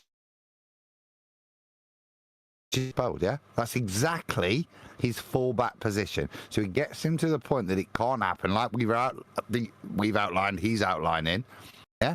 And that's Dawkins' fallback. Oh, well, it must have been aliens, like, dropped a turd, and there was enough microbial life in their turd as it hit the Earth that seeded it, yeah? Kicking the can. Thanks, Adam. But that doesn't answer the question. It's the origin of first life. How did those space aliens get here? Yep, we got Where did they come from? That's the question. Definitely Something not a is second law of fundamental as thermodynamics life. violation. We're clueless. most of Yeah, not for a bloody vacuum, Doctor. On. That's why I say we're clueless on the origin of life. Because of you, millions of people have heard the gospel. If you confess with your mouth Jesus is Lord and believe. Oh, nice touch. He's going to put this in the middle of his discussion. Oh. Well, I just noticed in the bottom corner the little logo that comes up. Yeah, the Jesus stuff that keeps popping. And it's like that. See, that's my only real beef with him. Just some of the language where he's not. His position is reversed. Huh. Whilst he's got a lovely little Jesus logo in the bottom corner saying there is a creator, you know? Yeah. What's he doing here? Is he teaching us? Is he bringing this up in Harvard? Let me see. No, it's an advert. Why are these he's not feelings? just like dropped Why am I going through all these things in my head? Hold on. This is this other facet of life. And the Bible... It looks like he's still at Harvard, dude. Nice pick. Yeah, but that previous bit, but you're jumping. I don't know where you are now. Yeah, I only jumped a couple seconds. He's back in. He's in Harvard. He's doing this. Talks about how this is really the crux of it. I'm going to send you a fish pie. Matter for Christianity. That if you confess with your mouth Jesus is Lord and believe in your heart that God raised him from the dead, you will be saved. It doesn't say that you got to believe in the Adam and Eve story. It doesn't say that you got to believe in the flood. It doesn't even say you have to believe in the virgin birth. This needs contextualizing. This is too far ahead. How does he get to this? I can't. We've suddenly gone from zero to hero. Right? So rewind. Adam. It just started right in the middle. Objection to the court.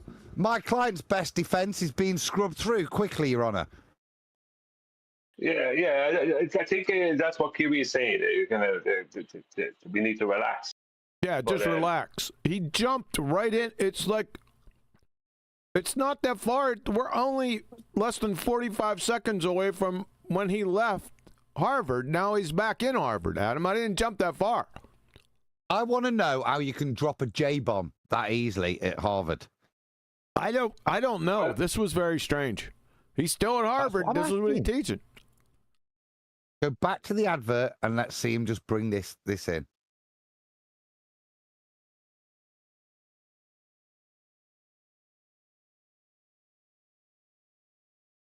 So he's at this point, right? Clueless on the origin of life. Boom. It just pops in. With that. Is that in Harvard or is it just his editing? This part right here is just his editing, right? And then 10 seconds later, boom, in Harvard talking about Christianity. I'm telling you, it's strange. Of life, and this is where I bifurcate. This is where I turn the corner. There's a whole nother side of life that deals not with the molecular interactions, not with the stereochemistry, the whole other facet of life that deals, why do I love this person so much? Why are these feelings? Why am I going through all these things in my head? This is this other facet of life. And the Bible talks about how this is really the crux of the matter for Christianity. See, he's tying it into Scripture. Adam. It's like that's the real crowbar. It's just a bit weird. It's a bit of a sharp turn, isn't it? Handbrake turn, you might say, this one. What do most academic religious scholars agree upon? See, we're into, not that I have a problem with it. It just seems, like you said, he crowbarred it in. I don't mind it, but it's a little bit off the top. If you had a car wreck, It's not relevant. in the middle of it, Respectfully, Yes. yeah, of course it's relevant, but in Yeah. terms of putting it to just one denomination, when he's speaking at Harvard, that's where it's like, you don't need to suddenly, after spending so long avoiding the topic of a creator, Okay, it goes, yeah, to just then what? personalize it. So Yeah, instead of, there was a load of Chinese guys there. That were obviously, you know, international students. There's lots of people. This doesn't need the ability to go, oh, you're just a Christian, so sod that. Yeah. We got it. We got it. We got it. Ontological primitive. Yeah, we got it. Thanks. Can we move on from this? Well, I have to say something. Make it quick. I'll make it reasonably quick. No offense to anyone who's Christian, including yourself, but that is not the way to go. All he has to do is show that there must have been intelligent agency, which means a creator, and not the other thing. And that's it. He doesn't need to be specific about any belief system concerning the creator, whether it's his or anyone else's. He just needs to show the creator. And after that, leave people make their own minds up. I agree. So he went from just listen, Adam. Hold on. Can dead cells be resurrected scientifically? Into personal faith and gospel presentation, historical evidence supporting the resurrection. Historians validate New Testament reliability. Women witnesses an empty tomb evidence. Jesus physically appeared after the resurrection. Non-biblical sources confirm early Christianity. Acting on partial faith, a call to belief. The most replayed. Energy and sugar formation. Isn't that crazy? What the hell? Yeah, defend that, Adam. Let's go here. The Holy Ghost and nucleotides. Let's go to the question and answers. How about that? Let's see if he's most replayed. I just want to. I'm going to watch this because that from a man that has that knowledge, that'll be interesting. Yeah. Just in what's the word of the week? Incongruent with the first bit before the advert. Yeah, but maybe like he's got the same room and he's talking to different people. Perhaps he made it work. .org. All right? Just let me know. Because I don't think you'll ever have an appeal like this again, ever in your life. Pause. And Pause. Jeez. Can you go back to the first bit of scripture you pulled up, the Romans? Romans 10:9. Why? Well, I'll tell you once it's on screen. I don't want to go back. I want you to, please. Let me just pull it up on here.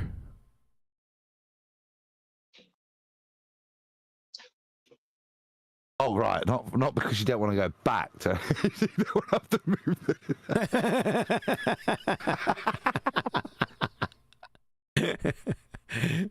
Romans 10:9. I was just thinking about. I'll hold it back. 10. It's funny. Like I said, I was into this stuff way before Flat Earth and all this, and it's that's why it's stuck in my head. It's one of the things that led me back to a creator, which will lead you to Christ. So Romans 10:9, that if thou shalt confess with thy mouth the Lord Jesus, and shalt believe in thine heart that God hath raised him from the dead, thou shalt be saved. In all of the slides he's put up, there's nothing more valuable for anyone. And all the stuff we've laughed at, looked at, there's a reason I have to go back. That's the most serious one there. Yeah. Yeah. For somebody that like me that started this journey back, like I say, having rejected Christ, growing up in church, in Sunday school, all the likes, became a chemist, super geeky, believed all the shit that you read in there. I say it was this stuff that hit me, a realization had to be a creator. Tough shit had, yeah? And that's what started and that statement there, yeah? That if thou shalt confess with thy mouth that the Lord Jesus, and shalt believe in thine heart that God has raised him from the dead, thou shalt be saved. And Brian knows I'm a Bible critic. I won't argue with that in the slightest, Brian. That is our salvation for all of us. And there's not a more pertinent time right now than just to reiterate that one line. Forget stereochemistry. If you confess with your mouth that Jesus, right, died and God brought him back from the dead. It's a very simple thing. I don't like it. I don't like it, Jesus. Oh, man. This is the most powerful scripture verse, in my humble opinion. This one right here. That's why I pulled it back. I understand it from a Christian point of view. But for me, as an outsider, it seems like I must agree to this thing. So it's not just about the creator now. It's that I must agree to this thing for to be saved. Hang on a minute. Why do we need to be saved in the first place? Because you're a heathen? Because you're a heathen? Yeah, right. Not just you. We all are. But the point I'm making is, from an outsider point of view, this is why I don't think. That's why I know he's going a bad road here. Even though he's singing the Christian song, he's going a bad road because he's moving away from just the creator, and what was the creator's creation. Are you saying Paul's going off the road, or are you saying James Storr's going off the road? Well, whoever wrote this is like you must sign a contract. That's not right. Stop. That's the feeling I get. It's like, I don't know, man. You get a free car as long as you know what I mean? It's like, I don't know. It's not what it says. And I'll discuss this with you another time. And I'll explain the nuance. But this is why this one sticks. Yeah? That if thou shalt confess with thy mouth the Lord Jesus, and shalt believe in thine heart that God hath raised him from the dead, thou shalt be saved. Right? So in all of this stuff, you know what history gives. What an absolute knobhound I am on. Well, I tell you what, mate. As much as I disbelieve the timeline, I know that in my heart, that I can demonstrate, right? Now, as for the rest of it that you take objection to, Brian, the non-history, right? Hey. What's going on here with the background noise? No need. So, talking to Brian. So, as for the rest of it, Brian, yeah, genuinely, they're nuances. But that's why this statement is so powerful. And that's why, the only reason I jump back, you only have to just look at history, and you can, if you believe in history, have true testimony. You don't even have to be a Bible believer. Yeah? Just have to. Yeah, but you must accept Jesus you must accept the character of Jesus in the way he is presented within this. Not what that text says. So that's why I said don't get into the nuances. That's not what that text says. I just think that's a very powerful bit. That look, I'm not going to make a big thing out of it. I'm only saying I'm giving the outsider's point of view. That's all. All right, fair enough. I am an outsider. You didn't pray that prayer. Pause. And you want to engage. Pause. That's really important. I am the outsider, Brian. Aren't I? Not as much as me. No, not as much as you, but yeah, but I am. That's why I felt the need to say, wow, that is so powerful. I can't argue with that. Not through taking the Bible as the derived word of God, but through all my geeky study. Yeah? That's why that's a really good bit of scripture. Non-Bible believer like me. Yeah? Thanks. Right, they're giving you a standing ovation. Even the crowd like that. Even the crowd.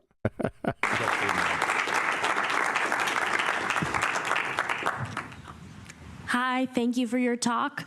I had a question about the sugars. Forgive me, I'm not a chemist, but you mentioned that you can connect these two sugars in the lab, but you can't do it out in the earth because it requires a lot of energy. But I'm thinking about all these sources of energy in the earth that exist, you know. What, like a lightning strike? Do you ever see lightning hit something? I thought she was talking about like using geothermal energy to make Diet Coke. Volcanoes or the sun or... Yeah, put it in a volcano. Yeah, be good. Or throw it at the sun. What makes it so particular that you can... Super throwing stuff at the sun. Angela Baby Carson sent, please, can I have a wrench? Love the show. Why you need a wrench?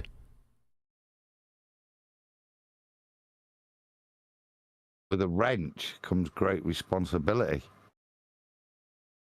Huh? That's the. That's. He wants to be rancher. I'm gonna have to drop out and come back in. Be right back. Yeah. She wants to be wrenched. All right. Let's see how you. That's the first person who ever asked me that.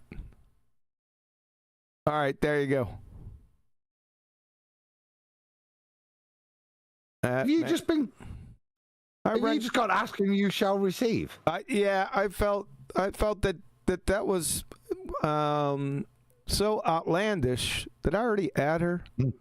Hold on a second. Add as a moderator. Manage. That's what Jesus said. Standard can review and remove chat messages. Oh, it's only Brian that makes QE Christ-like. Flatsy, don't you start.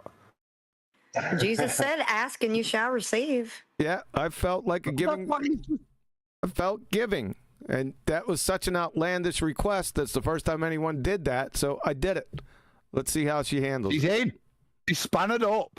Don't say sorry, Angela Baby Carson. You got the tool. Can only do it in the lab, but not on Earth. No, there's enough energy out there to do this. So the problem is you want to hook them together in particular ways. You have to hook them together in particular ways. And they end up hooking at the wrong sites. That's what happens. And so... This is 57 minutes in. Did she not listen to any of it? No. You'll throw in a volcano, will it not happen? It's basically the question she's just put. Oh, my God. She wanted the sugars to caramelize. We use the analogy. That's a good one. Adam, it just blew right by him because he's on Adam agenda. This is where I get frustrated. You know, when I lost it to a load of people, oh, you fucking idiot flat earthers. It's like, this is one of those moments.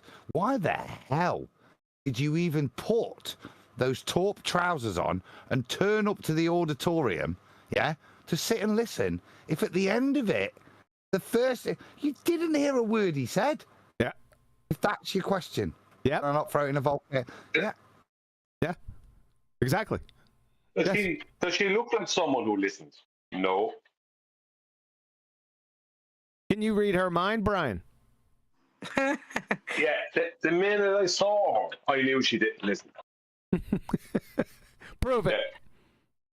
Because her best friend said, don't put trousers that colour on and go out in public, and she didn't listen. Trousers. Look at the state of those There's nothing pants. wrong with it. I used to have yellow pants, man, and they were so cool. Used to. See? You learned better, didn't you? No. In the lab, what you do is you take human-designed groups and you block all the other positions, and then you hook just the two remaining positions, and then you deblock them. So it's a very sophisticated human-derived. Then you throw it in a volcano and caramelize it. Thing with all these human-derived methodologies, and so it's like each one of these steps is like building a car. I mean, it's a lot of work that has gone into developing the. Yeah, that wouldn't help you in abiogenesis, right? When you need nature to do it. So this is completely against your own. Now I don't know where you stand, but it appears that you're standing on the nature did it. You only have two choices. Those are the two ontological primitives. If you go on my website, they're on there. All you have is nature did it or intelligent agency, no others. It's a true dichotomy. I go into great lengths at explaining that. So go to globeterminator.com there, Harvard.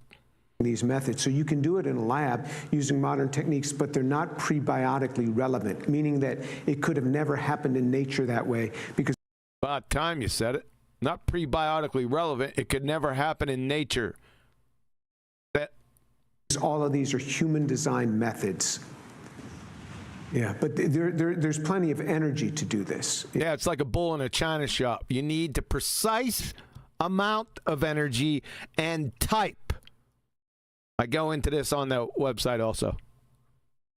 Yeah. Hello. Thank you for your presentation.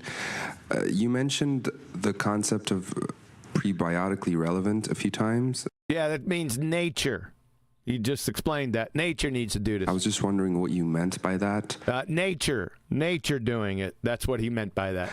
And I was curious as to your positions. Are you giving all of this evidence to say that the evolution theory is... What? Evolution theory? Number one, what the hell is that? What is evolution? Number two, evolution theory, scientific theory, it doesn't and has never existed. And number three, why are you even saying that? Don't evolutionists say evolution doesn't have anything to do with abiogenesis? Why does this keep flip-flopping? Right? It either is or it ain't. That's my three questions at him. He could be the smart kid. Going, are you saying evolution's a load of bollocks? That could be the finale of his question there, because that's what he's alluding to. Okay. He's actually listened to the conclusions. 10 to the power of 90. It's not very probable. Yeah. Adam, in the chat, that's my yellow pants. That was me in my yellow pants. In the chat, hold on. I'm lost in the Wearing BALLBUSTERS? Oh, I'm in the wrong chat. Let's see the yellow pants. Can't even hardly see him, for God's sake. What are you, 13? I was not teen. See my point? You've matured since then. You've listened to people.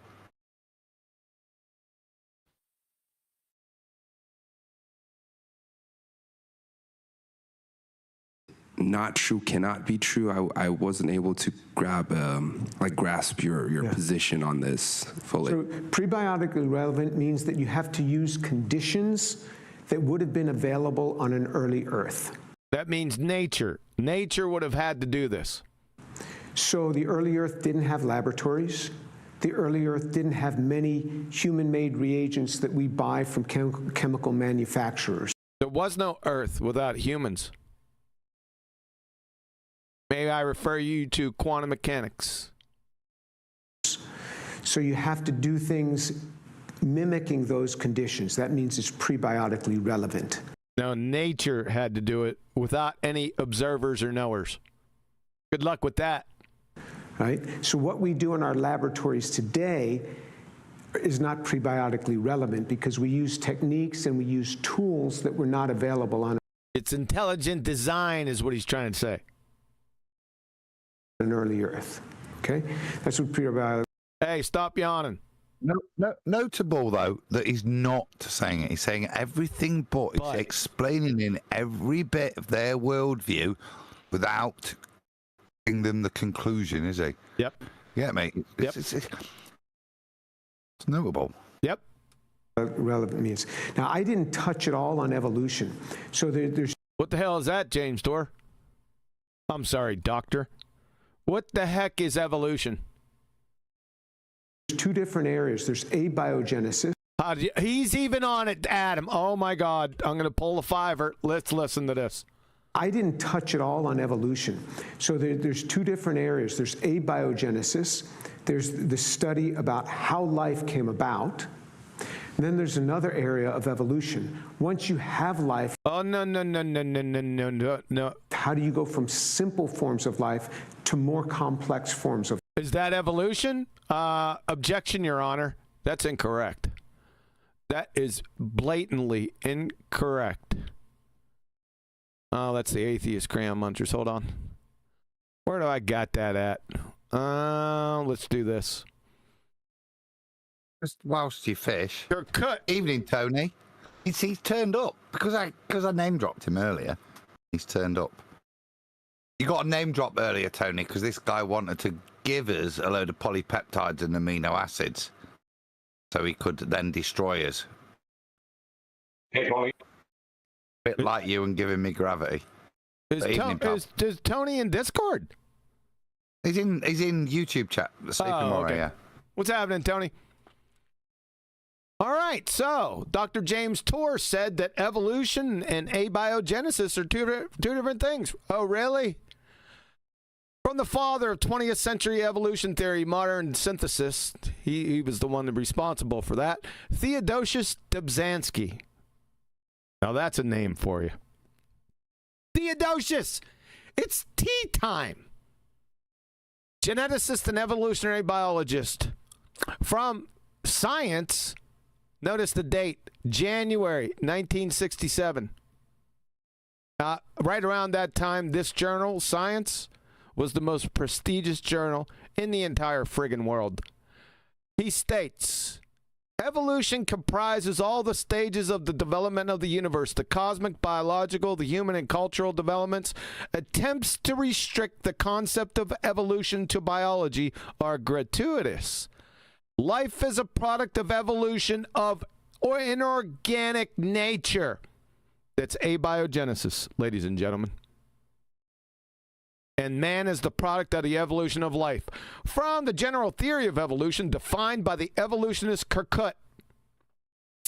Oxford, UK, 1960. So it's been going on for 7 years now. It was going along long before that. But I digress. Kirkut states, the theory that all living forms in the world have arisen from a single source, which itself came from an inorganic form. So, is evolution actually different than abiogenesis? According to, these are some hard pipe-hitting evotards, not your average Joe on the street. So what was my little spill on this? Like I said, this was abiogenesis. Well, the bit I got there was, no, and it's the first line. Evolution can, so this is the claim. First time I've seen you stick this out. Well, I don't remember it before. But no, I've stuck this out before. Remember you said you loved me because of it. What do you say? I love you again then. I love you a long time, Coy. Evolution comprises all the stages. So one of those stages will be the abiogenesis. But he's saying it's not. Which seems, Tor saying I think it's the not. point you're making is it's contradictory to the correct standpoint from establishment. So listen to my take after Kirkut and Theodosius weighed in. From the two most prestigious evotards in history, note the dates, like I said, 1960 and 1967. When that belly laugher was pulverized beyond recognition, everyone seemed to have forgotten their gods, Dobzhansky and Kirkut's position, then went right on whistling past the graveyard to their next successive shape-shifting ad hoc fallacy rope-a-dope tard definition for the 768,985th time since 1859. Then they call it science. Juvenile train wreck dumpstery in the 9th degree. What? See, they all thought that this was going to be a slam dunk, right? That evotard, that abiogenesis and evolution, whatever that is, that abiogenesis was going to be proven back in the day. It was more or less a slam dunk. But then everything turned on its side, right? And then they changed their positions. But this is written. So what do we, that's why I called it this right here. It's shapeshifter.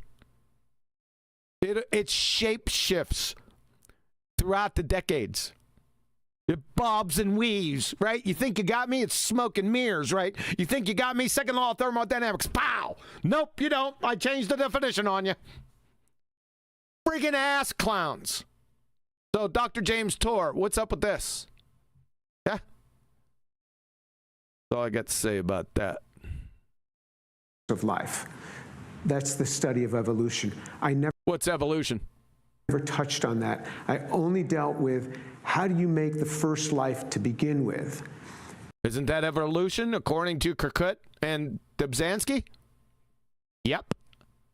Because and so Charles Darwin never dealt with. Why are you going to Charles Darwin? He never dealt with anything. Is there a scientific theory? Say again? So your education is for everybody, professor and audience. There, do you understand that distinction you've just shown?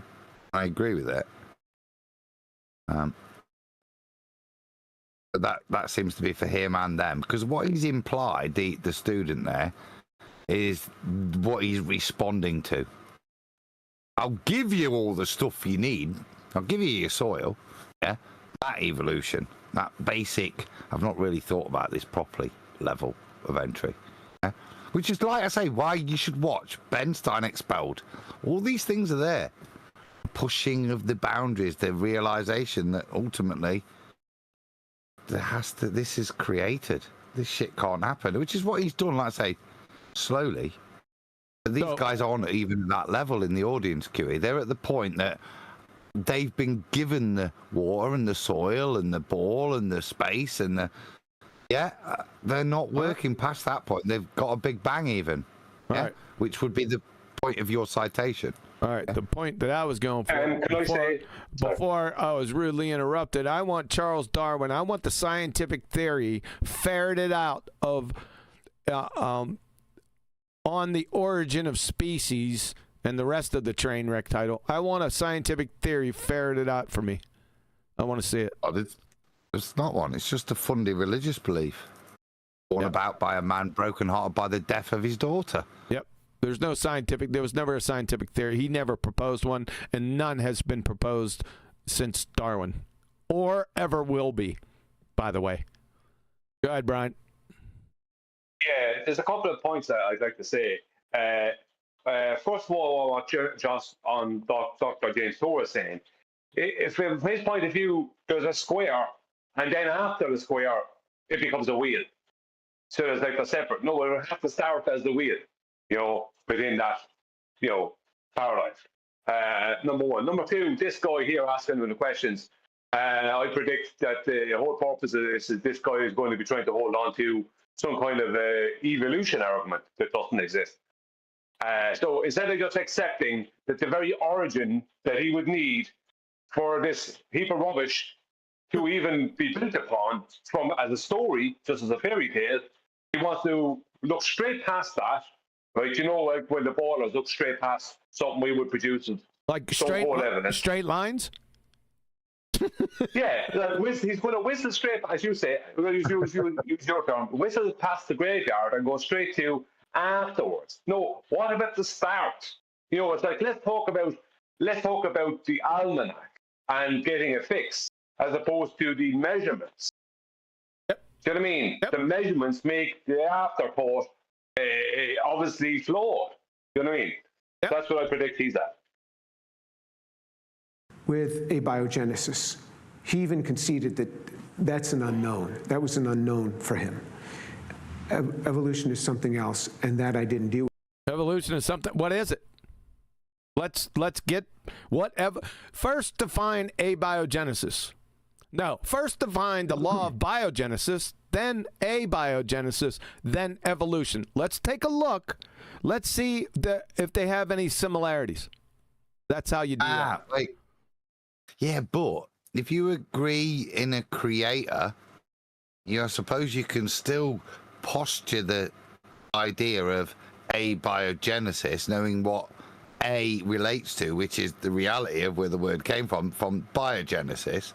You can postulate that point, can't you? As a creationist, is it possible to get this shit? And the first half hour of his presentation was demonstrating how it's not possible and the reasons we have through chemistry and our understanding of it. So it's a reasonable postulation to take into. This is why I first laughed at the word, because it's such a nonsensical word for somebody that thinks you got something from nothing. Yep. Yep. When it has to come from, yeah. Do we need to go over that again? I didn't go over that at the beginning. Not really. This is the again the crux of the argument. It's the lack of recognition, the lack of critical thinking, frankly. I think we need of just working within the paradigm constantly. How can I synthesize life from no life? How can, not thinking about the philosophical side of what you're suggesting, which is the silly little cartoon. Yeah? That is the philosophy of it. If I can just synthesize life, I'll prove that life came from no life. That is still where these guys are at. So the law of biogenesis, the principle stating that life arises from pre-existing life, not from non-living matter or material. Spontaneous generation is encompassed within the law of biogenesis. Ergo, abiogenesis, the opposite of this. Remember, law, this is a natural law. So this is a play on natural law. So abiogenesis must mean natural or nature or natural law can. You see, the can create life from non-life as opposed to not from non-living material. Everyone follow that? It's very important. Nature, natural law. No humans in here. Yeah. Very important point. Now, evolution has its own problems. Yeah, like what? Like defining it. And the scientific theory, you think that's a big problem because neither exist. Sure, you could come up with a fairy tale definition, but the scientific theory is not going to happen and never will. There's a lot of problems with evolution, but that's a whole different study. But I didn't even touch on that. Not according to Theodosius Dobzhansky and Kirkut, it's not. Thank you, Doctor, for your beautiful prayer. I wanted to ask you also on this topic of abiogenesis and the chemistry about if it's possible to derive some of the more complex structures out of a simpler subset. Like what? Give an example. This is what I would call a setup question. Yeah. You just hear it. Yeah. Started out with, thank you for your prayer. Here, let me give you a really soft ball for you to hit it for a home run. Let's see. Yeah.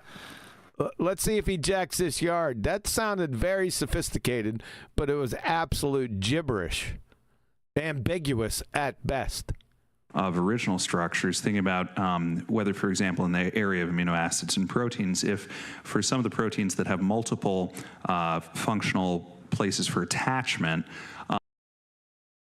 Now you're under where'd you get the 20 essential alphas? Multiple places to attach to what for what? Yeah, that exactly. Yeah. Whether it's possible for the subset of the 8 amino acids that don't have such points of attachment, if they could potentially evolve out the other amino acids. Evolve out the other amino acid? What the hell was that? Evolve. Yeah, another whistles off the graveyard type guy. We're going to take these 8 amino acids. Did he say the 8 other ones don't have chiral alpha carbons? When he gave that 10 to the 90 number, do you not think that was taken into account in the bullshit made up probability to come to the summation that it's 1 times 10 to the power of 90 probability? No, that's just the amount of elementary particles in the universe that they conjured. No, he was talking about the probability of making these structures, weren't he? And folding. No, that was the 79 billion one. 10 to the 79 billion. That initial formation has to take into the chiral principle that he's now postulating, doesn't it? This is all nonsense. Let's see how he did. No, what I'm saying is it's a wanker question. I thought he'd given him a home run to say, all right, dude, I'm the plant in there. You know what I mean? And the other bloke that buys the snake oil, like that question. But he's not. He's actually sent him a shit bucket question that shows he's not listened. I'm going to go back and get the. I'm not going to stop it. Thank you, Doctor, for your beautiful prayer. I wanted to ask you also on this topic of abiogenesis and the chemistry about if it's possible to derive some of the more complex structures out of a simpler subset. of original structures, thinking about whether, for example, in the area of amino acids and proteins, if for some of the proteins that have multiple functional places for attachment, whether it's possible for the subset of the 8 amino acids that don't have such points of attachment, if they could potentially evolve out the other amino acids, and in particular, whether it would be possible to, in more controlled environments, like, for example, the deep sea vents hypothesis is one that... Deep sea vent hypothesis. Let's hear that one. I want to hear No. Yeah. I want to hear... I want to hear the deep sea vent hypothesis. Yeah, because you've just been de-jumped, if you do. what was the question? And then I'll talk about sea vents. What? No. 1 minute you were postulating, you realised the ridiculous of what you were postulating, and then you cockwaffled and then went to sea vents. Yeah. I was trying to keep up with that. But that was nonsense, because he backed out his own question. Or gave postulation. Yeah, because... Let's get it again. Yeah, because he listened and he... Sorry. Let's get it again. Functional places for attachment, whether it's possible for the subset of the 8 amino acids that don't have such points of attachment, if they could potentially evolve out the other amino acids, and in particular, whether it would be possible to, in more controlled environments, like, for example, the deep sea vents. That's really controlled environment there. Hypothesis is one that gets kicked around. You won't let it go, will you? No. So we're worried about the amino acids that have the additional functional group sites of bonding, right? Is it possible for the ones that don't to evolve to the ones that do? Now, I'm going to give you evolution. Shout out Sleeping Warrior, right? Of molecules. Shout out Sleeping Warrior, yeah? Given that they do, once they've evolved to that shape, shout out Sleeping Warrior, yeah? Do they not then have the functional issue that they've then got the additional binding sites? Back to the original point. Yeah, that was a good one. Also, you got multiple problems here. First of all, we were talked about the racemic versions of amino acids. You're always going to get a mixture. Number 2, you got deep sea vents. What's the temperature in those deep sea vents? Have you ever cooked an egg white?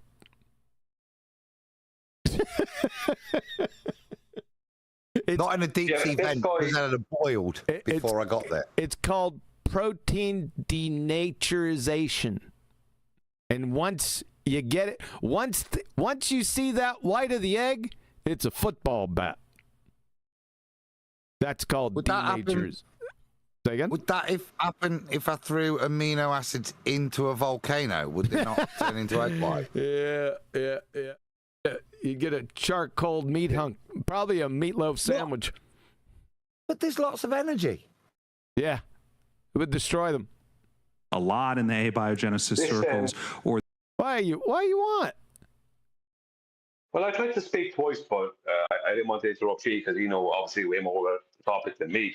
Just that this guy did absolutely listen, and he's not happy at all with what he heard. Kind of like the other guy, but this guy's a bit more confident. And now he's asking, how come the pitch data can't work on it, Lord? That's what he's asking. Now. You know what? Yes. You know what would happen if he did that? I'd pitch slap him. That's the new phrase, by the way. I made it up yesterday. Or there's also the sort of deep sea pressure pools hypothesis, which is somewhat... The deep sea pressure pools? Really? distinct from the deep sea vents, because that's also low temperature, which facilitates far So we got low temperatures now. Long and high pressure, which facilitates far longer half-lives for the molecules. Shout out to Adam. To play on the bottom of the ocean. Listen. What have you got there? I want to mitigate for the shit that can't happen. Where did you get the temperature from? Where's the question at? Deep sea vent. Deep sea vents. That's where you get temperature from? Shit. Yeah, but what's required for temperature? Heat. Energy and a median. But not too much. You got both. And if you can have not too much heat and a lot of pressure, you can increase a theoretical half-life to still not be long enough for anything to happen. For polymerization. Yeah, that's a good one, Adam.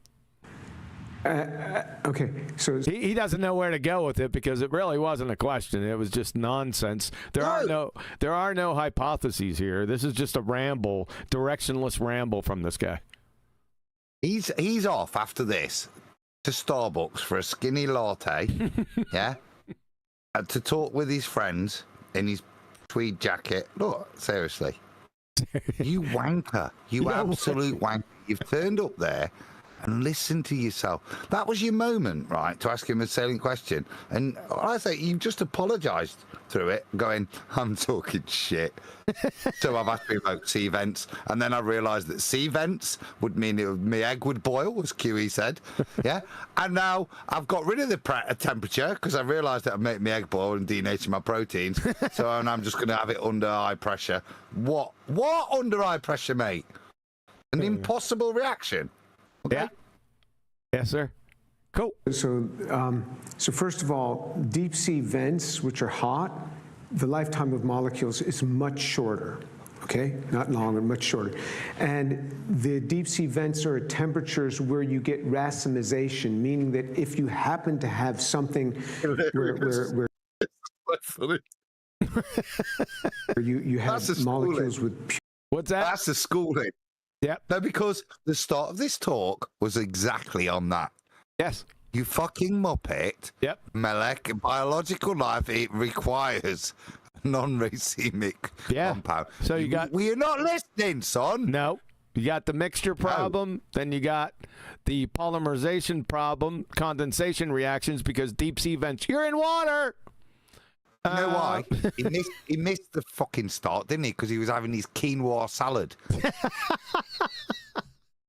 In his, like you said, in his tweed jacket. You crack me up, Adam. Pure stereogenicity, meaning that they were enantially pure. They had Shut up. One-handedness. Those are now going to racemize at those higher temperatures. They're going to be racemic anyway because of the mixtures. You're not going to get pure mixtures down in deep sea vents, for God's sake. Where's the alphas, by the way? No mention of the alpha amino acids. You know, the one that's needed, the ones that are needed for life. No mention the whole time. Is always faster than coupling reactions. It's another problem with the deep sea vent hypothesis. Is it an actual hypothesis? Somebody's snickering. He's being pretty light on him, though. He is, but look at that. Coupling. That's another reaction. And he does it like, that is, if that was you, use your words to say, that's another problem. Yeah? Which is what he's kindly said there. Yeah. Yeah? Yeah. You'd rip him a new one after he said, you get what I mean? What are you talking about? Have you not got first grade chemistry? Yeah, and have you not... And more importantly, have you not listened to the first part of this discussion? Because he was pretty thorough in his treatment of it. If you deal with amino acids on Saturday, didn't we? Just to put that in context, I listened to it on Saturday, and remembered that because I've got some vague understanding. So when he said it, I understood what he was meaning. These guys aren't here for that. They're not interested in learning. Are they? This guy that's bothered to turn up clearly hasn't done the groundwork, to know that you actually, the antecedent of pressure is containment. It's kind of at this level with this guy, Quite elaborate to the ballers to deal with, I'll turn up, I've got a smart arse question, and I'll turn my question into shit in the middle of it, demonstrating I don't know anything. Yep. Yeah? Yep. We got any ballers in tonight, you know what I mean? What's his name? Where's Zanuck when you need him? You know what I mean? That's exactly a Zanucky moment. It's exactly the ballers we face. They use a couple of big words and you think, oh, there might be something here. No, wanker. What, an elevation angle can't work on a globe. Have you ever heard of a tangent? That's what he said, huh? Yeah. with the deep sea vent hypothesis. If you deal with the 10 amino acids that don't have active side chains, and you say you could make polypeptides from those, you could. But without those reactive side chains, you don't have the ability to do the folding that you need to fold. Could those somehow then form a template that give you the other ones that might help to make the other ones? What? You could do that. Really? It'd be hard to come up with a scenario, to map out a scenario, but if you're just thinking wildly, yes, the answer is yes. Could you make enzymes? But we don't know of enzymes. Could you make enzymes? Huh? Right. So that, no, but that, listen to him. He's an academic. He just said, yes, of course you could, you delusional wanker. Could you come up with a scenario where you can get to an imaginary place called Narnia and you travel through the back of a wardrobe? Yes, we could construct a situation where that would be feasible. Enzymes that don't have any of the ones with the active side chains, those are generally the ones that give us the strong interactions for other groups to hold them in place. The weaker interactions do come from those other groups. You get these hydrophobic interactions. So that's an interesting hypothesis. And Do you think that's a hypothesis, Dr. Damesor?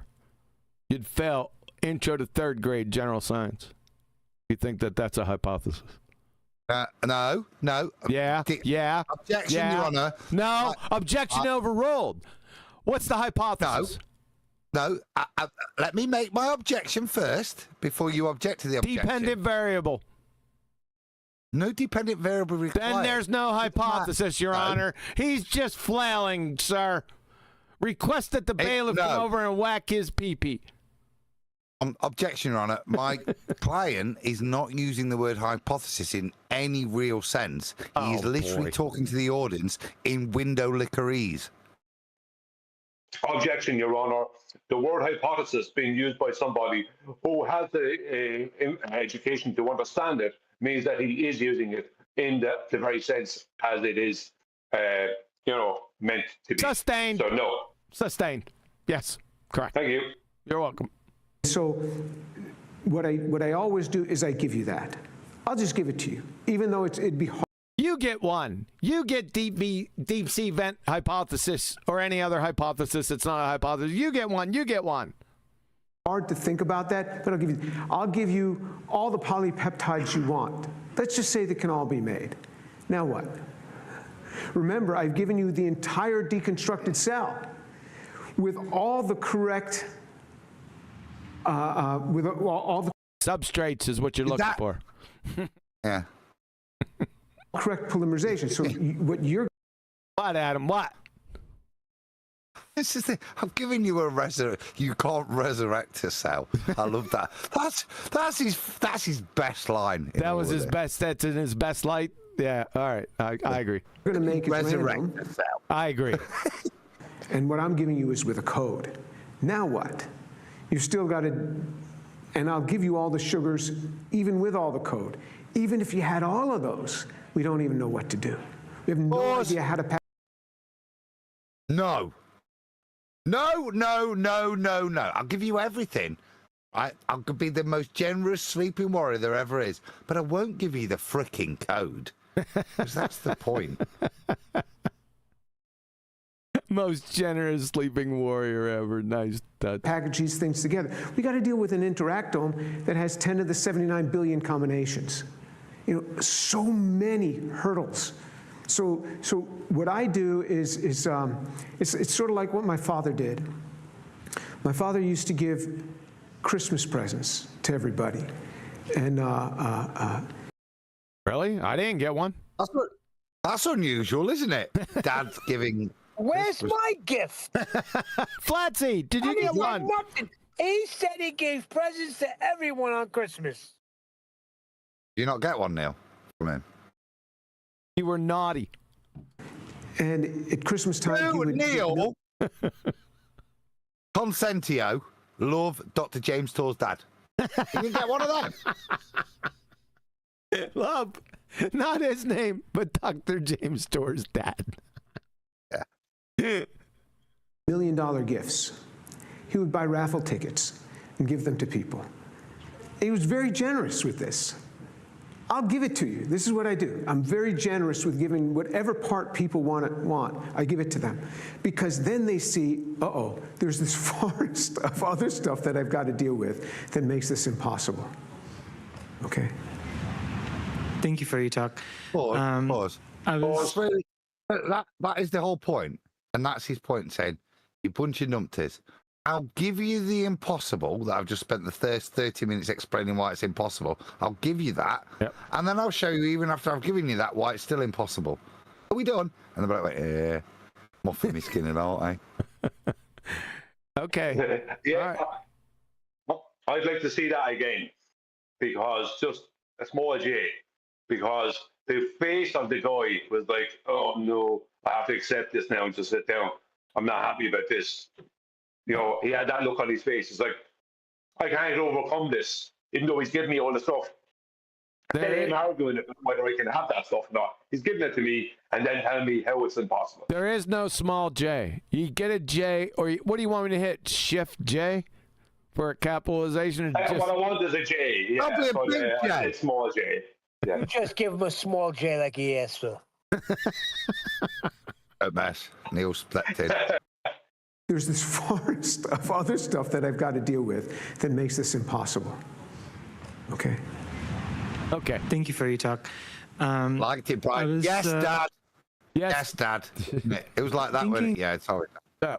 That when we think about DNA, RNA, and protein. All right, when we're thinking about it. Are you thinking about it right now? Yeah, Should we think about it before we... Let's just think about it, all of us, for a minute. And we can carry on. I got a lot of questions right now with your DNA, RNA, and proteins. I've got a list of questions. That's because you've not thought about it for long enough. We think about DNA, RNA, and protein. The one thing that comes to my mind is structure. Yes, primary structure. Yes. Do you think structure was evolutionarily conserved? What? Makes sense. Wow. I'll tell you why it makes sense. It's because academically, I'm too scared to challenge the term economically conserved. Whatever that means, it doesn't mean anything. Yeah. No. It's bullshit. This is academic bullshittery, isn't it? Yep. He's not saying anything. He's trying to pretend he's intelligent. What was the line, Brian? You know what I mean? The same ball of rhetoric. Yeah. Come on, dude. Evolutionary. Yeah. Where'd you get the DNA, RNA, and the proteins to begin with? Wouldn't that be a good place to start? When you think about DNA, you think about structure. I think about structure. Lovely. So why don't we just... So, what messes with my head is the structure of DNA. Yeah? Carry on with your problem. When we talk about evolution or... just talk about it? What the hell is it? Any kind of model. Model? Any kind of model? Okay, how about the globe model? It's like trigger factor for you. How many buttons can he press in one sentence? Yes. There's a lot. Yeah. Okay. Model. Yes. Structure is always conserved in evolution. What? What's evolution? Then we'll see if structures can... There you go. Do you know what I mean? He's setting him up. Yeah. A line is curved. Why would you start with a statement like that? Who knows? Let's see. Take it apart. What? Yeah. He's a pug, but let's see where James goes. I'm interested in this. Always conserved. If it were not, there would be no evolution. Structure has to be. There would be no evolution. Well, there isn't any evolution. Exactly. This is my point. You've gone into Narnia. Yep. Yeah? Yep. Structure's always conserved in Narnia Because it's so bloody cold. That's why entropy doesn't, yeah? Or why there's this, or why there's that, yeah? Because it's in Narnia. Yep. Where'd they get, like I said back to the beginning, where do you get DNA, RNA, and proteins from? You don't have them yet. So we're already on to how they're conserved. Conserved where? Who, what, when, where, why, and how? Conserved, and you see that all the time. Do I? Or where do I see this? I'm sorry, I hit it. I accidentally hit it. Go ahead. Do you try to conserve energy? So even if I'm going to accept this principle of nonsense within a bullshit paradigm of evolution. If I accept it, right, conserve energy. So a choice sounds like is being made here. That's problematic, isn't it? This is just nonsensical cockwaffle, man. Random bullshit point of view, you know? Yeah, mate. This is the trouble. The implications they try to put into evolution only affirm a creator. This is nonsense cockwaffle, Adam. I know, but it's so funny because you can see where the mind leads. Cause listen to it. I'm listening. The conservation of structure, not momentum this time on a spinning ball. Huh. The structure of which he doesn't have. What? Conserves the issue. You use the word, mate. Conserve. Yeah. What's going on here, though? They're conserving a nothing burger. Yeah, but what's going on here is they can't overcome what he's saying. So they're willing, what they're trying to do from these questions is they're willing to give him the creator as long as they can still hold on to an evolution point of view, even if it started with a creator. Because they just don't want to admit they're wrong. It's that simple. They don't want to admit that they've been wrong, and loads of people before them, starting with Charles Darwin, actually not starting with Charles Darwin, starting with, what's his name, Wallace, the surveyor, have been wrong. They've all been wrong. Right? You've all been wrong. I'm sorry to tell you. And there's no if, plus, or maybes. It's not like he give us the creator and then we'll allow you that. No, it won't work that way. You're not giving us anything. We're pointing out where you're all wrong and you must concede. Because that's what's going on here. These people just will not concede, just like the people we deal with on a regular basis. Why don't give her the mic? It would have been a more coherent question, I bet. Superchat. Super sleeping. Well, that's what I was waiting on Booger to get in here so he can shout it out, but never mind. Mike 808, he sent one. Yeah, thanks, Mike. Appreciate it. Back. Get him back, Flatsy, quick!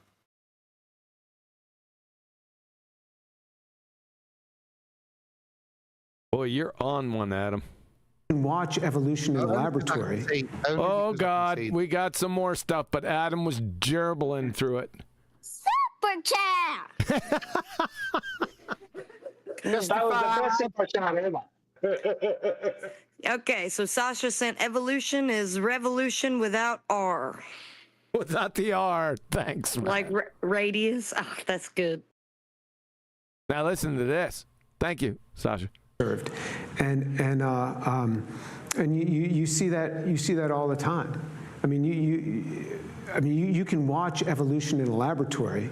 Oh, really? We can? Where? Which lab? I want to see it. This microevolution is a microevolution? No. You don't put adjectives in front of a word you haven't defined yet, and then you say you see it there. So that's some cod swallow bollocks. No. Yeah. No, Objection, Your Honor. I remember as a kid in biology, we used to take like flies. You take flies and you overbreed them and you get spastic flies. Therefore, evolution. You get normal flies, right?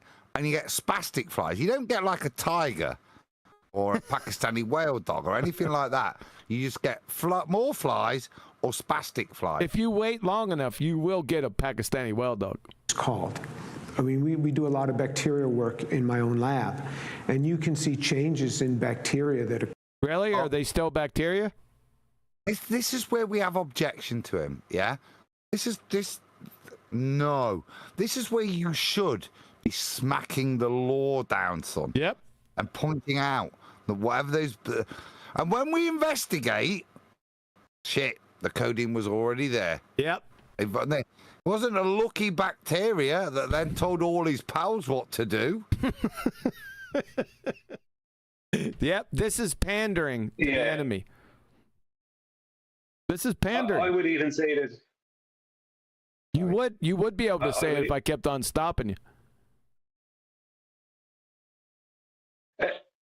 Well, I would say that he's compromised. Yeah. At this stage. Yep. For me, he's compromised, and maybe at this even stage, that's his purpose. What do you know what I mean? From a conspiratorial point of view, because why would you say that from someone in his position? Wasn't he compromised back here? He was compromised, yeah, but I agree with that. But why would you say what he just said from someone in his position? You're literally giving them what they need, the very thing that you've just taken apart. You've just shown that it's impossible for any of that nonsense to ever happen. Right? He's just shown that with receipts. And now he's saying, I see that in my lab. So, oh my God. You know what I mean? It's like, it's totally fat, except for all the problems you're going to see. Super shut up, Brian. Sasha sent macro evolution is bigger than micro one. That's a good one. You might be right. I want to know one thing. How do I invest in this guy's inventions? That's what. Get with Adam. Occur, but structure is always conserved. If it were not well conserved, there would be no evolution. In fact, there isn't. In fact, one might even be able to put as one of the definitions of evolution. Oh, one of the definitions? How many definitions does it have? Let's count how many law of identities there are here, Dr. James Storr. Now, I'm stepping out of my depth here a little bit, but I'm taking a wild stab in the dark. I'm guessing what conserves structure, is the fact that there is a code to preserve the structure as it replicates. There's a preset of thing. And it just doesn't build shit like the Doobers did in Fraggle Rock randomly. There is a building block so that the structure is conserved. What if the sun shines on it? Is it conserved then? Well, it gets it warmer. As a structural conservation with small perturbation. That makes perfect sense. I like it. Hi, Dr. Tor. Thanks. It's just quickly. Maybe I'm wrong here. But maybe I'm wrong here, but I don't. He contradicted himself with the conserving structure because it can't conserve. Like if he's claiming evolution is happening, then conservation can't happen. You can't conserve and evolve within what he's talking about. Can't do that. That's just 180 degrees opposing each other. No. Move that cursor and do not do anything. We've just all been wit-sicked. No, we've been T-jumped. Well, I think it's wit-sick because of the word. Conservation with a small perturbation is what I just actually heard. It took me a second to cognise it. I want a J, and I want to hear that. You want a small J? I want a big bloody J. Capital. Shift J. All right. Definitions of evolution as a structural conservation with small perturbation.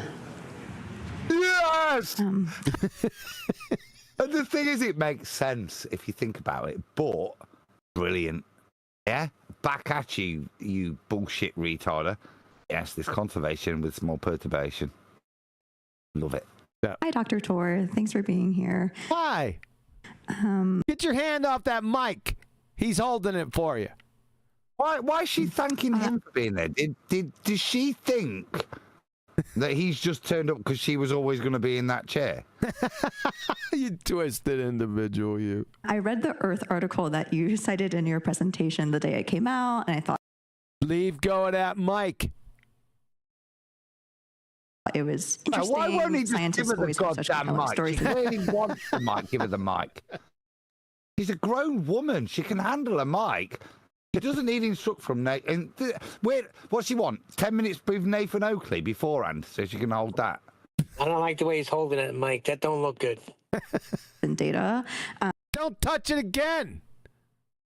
He's got it covered. Give her the goddamn mic. So I hear you when you say that, like, science. I hope you hear him, or you'd have some serious auditory issues if you couldn't. Data. So I hear you when you say that, like, scientists are like always Look how almost firm his grip is. He's not letting that go. There's no. Yeah, you're talking about the microphone. I'm trying to hear her question, and you keep pausing it. Every question's been irrelevant right now. Look, I'm concerned about security in this building. Wait a second. Is she saying I hear you, trying to be like, yo, I hear you? Why can't she just say, I understand what you're saying? Oh my She's God. not going to run. OMG. Side of the aisle. The guy can't leave go of the mic because if he does, she's likely to not give it back. And then she's in control. Remember what happened to Nathan at that thing he was at when the mic was given away to whoever in the crowd? You can't do that. Exactly, Brian. He's keeping the power of funding Newton in reserve. Is that what you're saying? You're just going to whip it away, and she said it's inappropriate. Well, if she decides she wants to have an argument, he can always just move the mic away.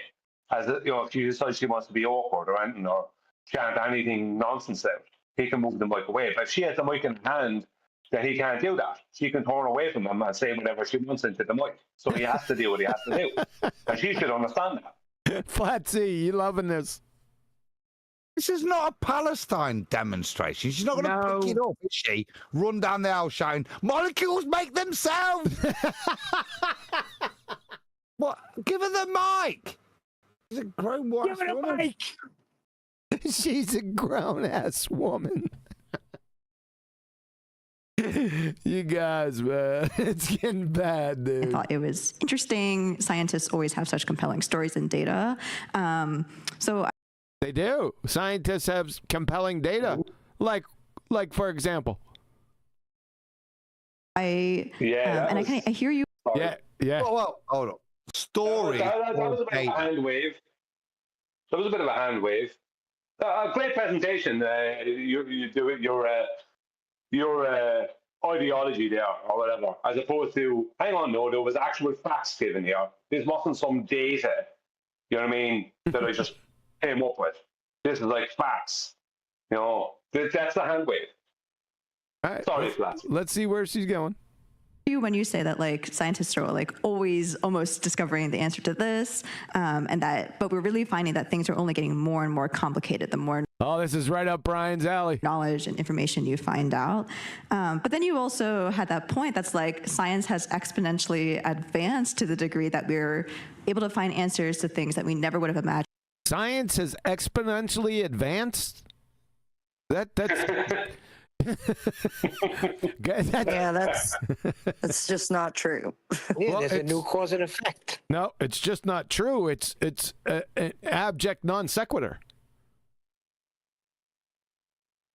Science has just chosen the most gorgeous new curtains for its front room. Yes, it has. Imagined in the 1700s. They're exponentially. So I guess my question is, let's say scientists. You guess your question is, or it's your question?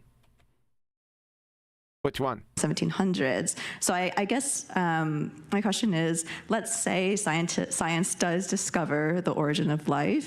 Science discovers the origin of life. Where is this science at? Right. Okay. So this is fundy desperation. Yeah. Because she's, yeah. So let's just say, what? Let's just say Penelope Pitstop was actually Bruce Lee's grandfather. And I want you to be like water. Let's just say that. QE, wait a second. Are you holding back what science really is on us, QE?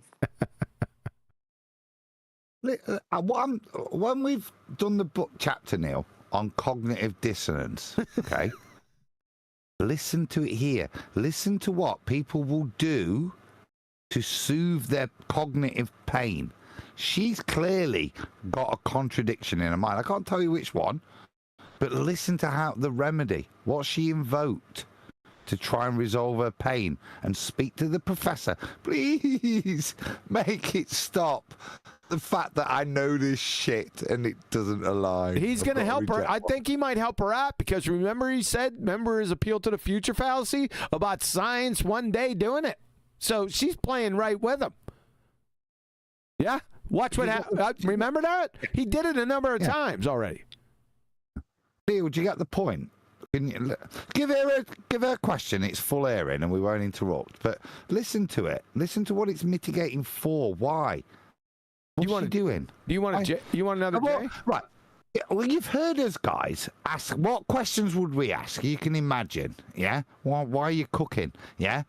But what we wouldn't be doing, we would say, why are you cooking against the obvious solution as to your stuff? That's our critique of him. Why are you denying the creator here in all of your presentation? She is desperate. Give me a reason why there doesn't need to be a creator. Imagine a point where science proves there's not a creator in the future.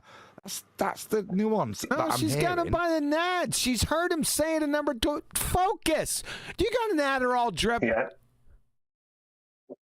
He's right. I remember he did say that. Own doing. Do you got any black market Adderall? Shut up.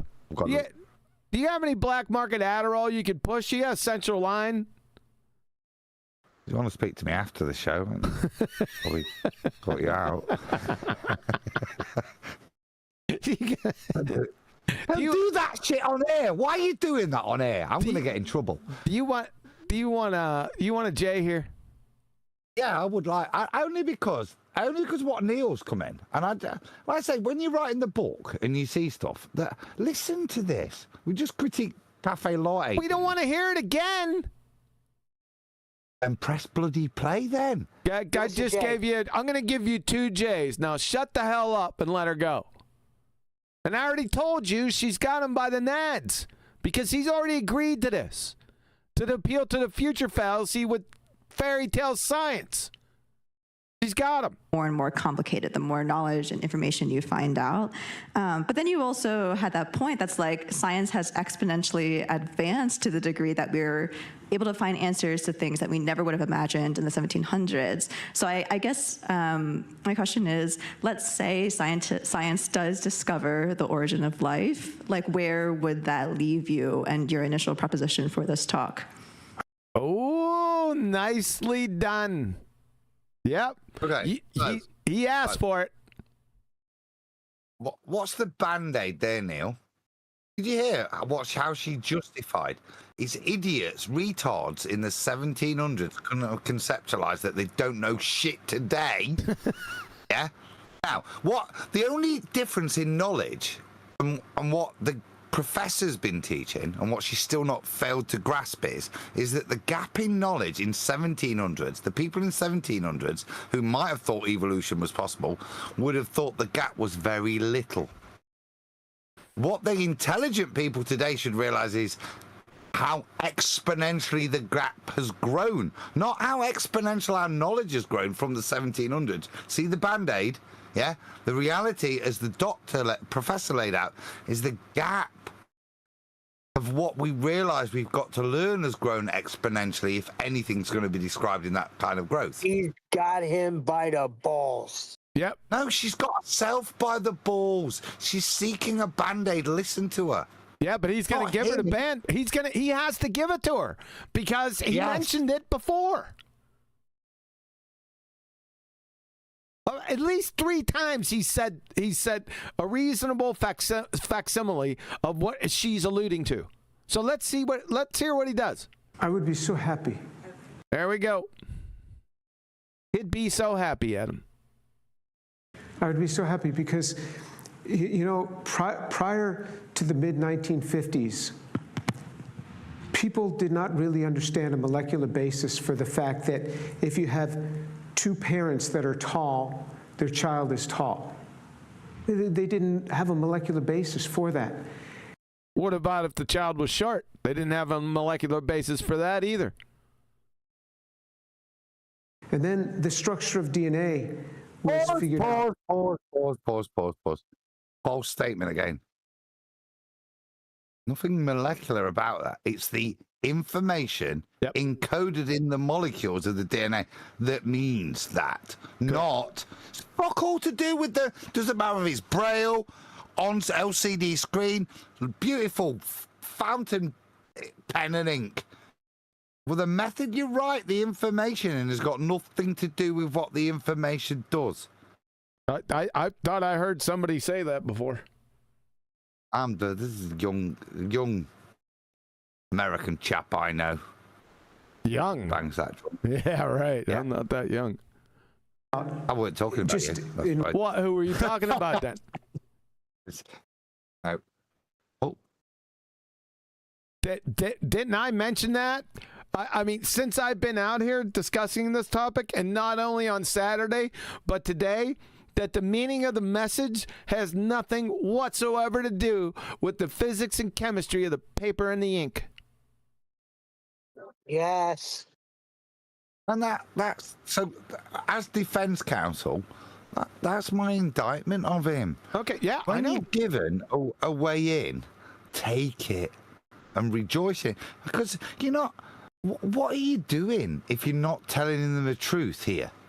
Clearly you believe what we believe, but why the hell? And you're very kind, but there's a point where you've got to take. No, he knows what we know, not believe. He knows it Back exactly. it up by saying I would be so happy because it'll point to the creator. I don't know, Neil. It's very frustrating. And like I say, I applaud his style in one way, but there's points where you come on, you got to open it up. This is question and answers, you know, not the main presentation. Let's see if he does. In like 1952, 1953, right around in there. Correct. So certainly within the lifetime of many people that are alive today, certainly in the lifetime, earlier in their life, it wasn't known. So that doesn't make God less in my eyes because we understand how he preserves this information. That actually makes him more marvelous in my eyes. It's like, oh, that's how you did it. I mean, this is amazing. And there's this whole molecular basis for this. And that's why I'm a chemist. I mean, God's a chemist.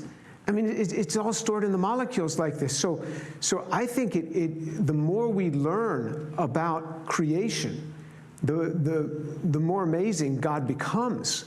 Because it's not just a bunch of protoplasm that does this.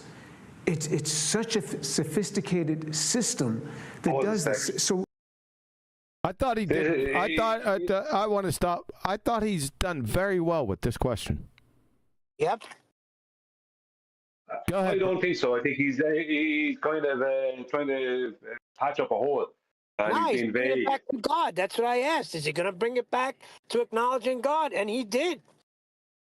Yeah, he did, but he went the wrong way about it. He should have said, well, any advancements we make will only lead us to the same conclusion we're at now. We just have a better understanding of that conclusion. I think that's what he's saying. We were created. That's what he's saying. Yeah, just how he's going about it is a little bit vague. Okay. Yeah, that's what he said. That's what he's saying. He's roundabout saying that idea. The roundabout saying, that's the thing. You're after giving it away. Roundabout saying. I think that's what he's saying. That's what I got from it. I didn't like it. I know Adam didn't like it, but we don't really care at this point. I know, but I think no, listen. I think this is such a crucial point, to his stand, that I should hear it again because he's now brought God back. Can I hear it again? I want to be grabbed by the balls. It's pandering to the question and to the girl. If I'm going to destroy Newton, with Einsteinian stuff, there comes a point in the presentation or the answering that I do slap Newton. Yeah, I know what you're saying. You're being a bit aggressive where I'm being a little bit, I'm going easy on your client while you're going rubber. It's a very muddled composition, like I said. We're going through different phases, right? What's happening is good cop, bad cop is switching. Adam was good cop, now he's bad cop, and you were bad cop, now you're good cop. Give it 2 Because minutes. it's and not Kiwi just will throw him down the stairs. Yeah, throw Yeah, himself but it down the has to stairs. be something really egregious. Bunch of protoplasm that does this. It's such a sophisticated system that does this. So what we're learning about cellular structure, for example, is that there's layers and layers and layers of information. Ooh, where are they? That have to take place here. And it's like this massive computer program of layers of information and this whole area of systems chemistry that needs to take place. It's really, really magnificent. You know, I say as a scientist, I chase the universe. You chasing the universe? What? What's the universe? 10 minutes after he's done the dragon. Trying to explain it. And God's word defines the universe. He says something, these amazing things happen. And so it actually makes... He's kind of losing it. Get more specific to her question, please. Makes me able to appreciate far more, I think, creation than the man or the woman on the street can appreciate it. Because I can look at a leaf and in my mind's eye, this is what I do. I'm projecting in my mind's eye. I look at that leaf and I think there's a magnesium atom sitting in the middle of it. What are you talking about? Photosynthesis now. This is pretty... I like where he's going with this. Just let him go. Of porphyrins. No. Porphyrins, man. He's dropping bombs, man. When I said to you earlier on, when I first stumbled on that Ben Stein video, this is the point. It's the old adage. You can think you know everything, but at the bottom of the cup of science, God is waiting for you. Yeah. This is what he's describing here. Shout out to Werner Heisenberg. Yeah, that's what he's doing. Yeah, I like it. Surrounding this magnesium, and there's photons of light. Oh, wait a second. You're going to have a problem with the etherites here. Hitting that, an electron injection now occurring, down 100 angstroms occurring to start the photosynthesis. They think electrons don't exist with them. You're going to have a big problem. Synthesis process to convert CO2 to carbon to build. Damn, he got that right. CO2 to carbon, right? Not oxygen. You hear that, Adam? Yeah, I was in no. You mentioned it earlier. You were waiting. Absolute no. This guy, like I say, he knows his shit. Yeah, mate. he does. He's just, in terms of biochemistry, just needs to pronounce a creator a bit more boldly. Yeah. That was pretty sharp. I'm shocked that he didn't pander to them and say that. Build that tree. Who else can do that? I mean, there's not many of us that can do that. Now, if you've taken organic chemistry, you can do that. So it gives you a much... I've taken organic chemistry, and I'm not doing anything of the such.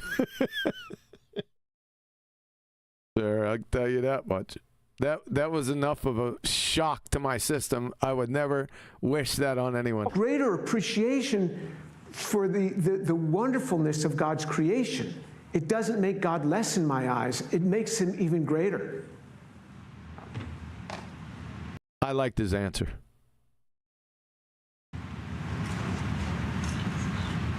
Dr. Tor, you mentioned that time is... That's a little furry sweater she's got happening right now, huh? I'm taking home. It's not a home net. That's a nice outfit. She's about to ask a glue sniffing question. Yeah, let's let her ask it. How do you know? Right there. How do you know that? What are you like Brian reading minds now? No, because it happened at the beginning of the video. Oh, that's right. Yeah. Oh, touche. She's got mic issues too. He's not letting go of that mug. He's got a firm grip on that. It ain't going anywhere.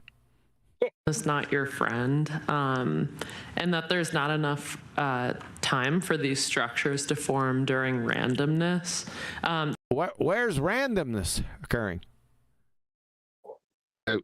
If that's the point, then she only listened to half of the issue with regards to the molecular formation. But carry on. Just so I understand the time scale, if Earth is about 4.5 billion years old. Oh, that's right. This was at the beginning. Yeah. We need scientific validation for that 4.5 billion years. So Good luck. So we're going to need the hypothesis first. And with that comes the first step, dependent variable, your observed natural phenomena for the dating game. You'd have better luck distilling Alexander the Great's tears out of the Euphrates than coming up with a coherent dependent variable for this train wreck. Again, she's not listened to the presentation, has she? No. She wants to invoke this. 10 to the 90. So 4.5 billion years. What? Have you listened to the man?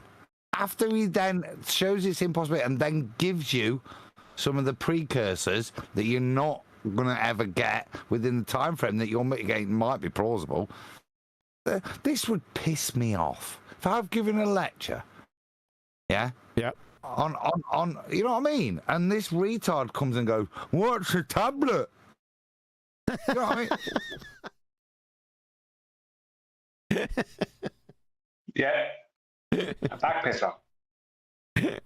But you think James is going to react to that like that? No. He's a gentleman. I think, exactly. But listen, it'll be laced. He's got a suit and tie. He is not going to fire off on her. Yeah, there's a reason I'm not on any lecturing circuit, right? It's not through lack of intellect or anything. Yeah, there's no way I could deal with stupid students. I did it for a bit, and they're very frustrating, full of ego and lack of knowledge. These obviously built a career dealing with this bullshittery. I'm not bad with old ladies. Yeah, 20 years of dealing with old ladies telling you how their legs hurt. I'm quite good at just dealing with that.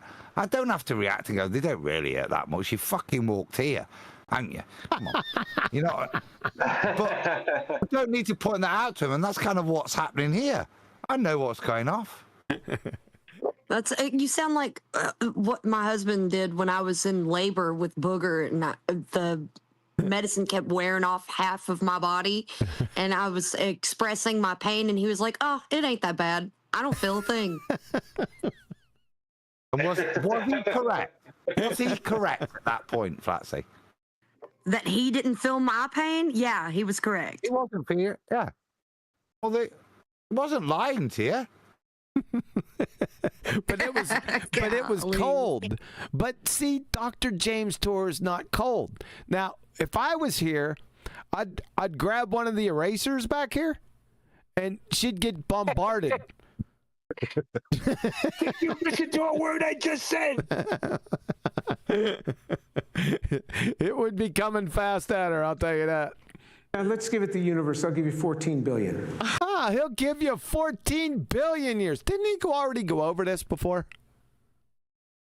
Right? He said, I'll give you all the time you need.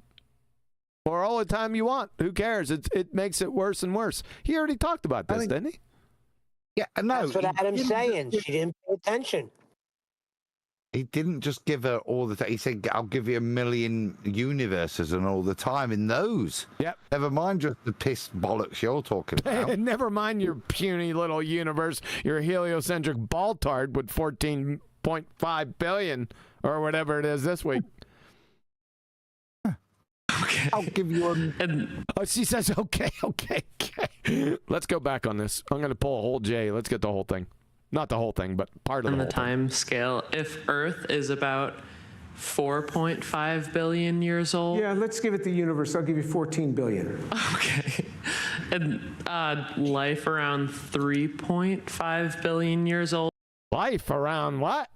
Where'd you get life from? Retard. No, this is like no recognition of what the man just said to you. No. Yeah, the whole presentation. Life, yeah. 14. Yeah.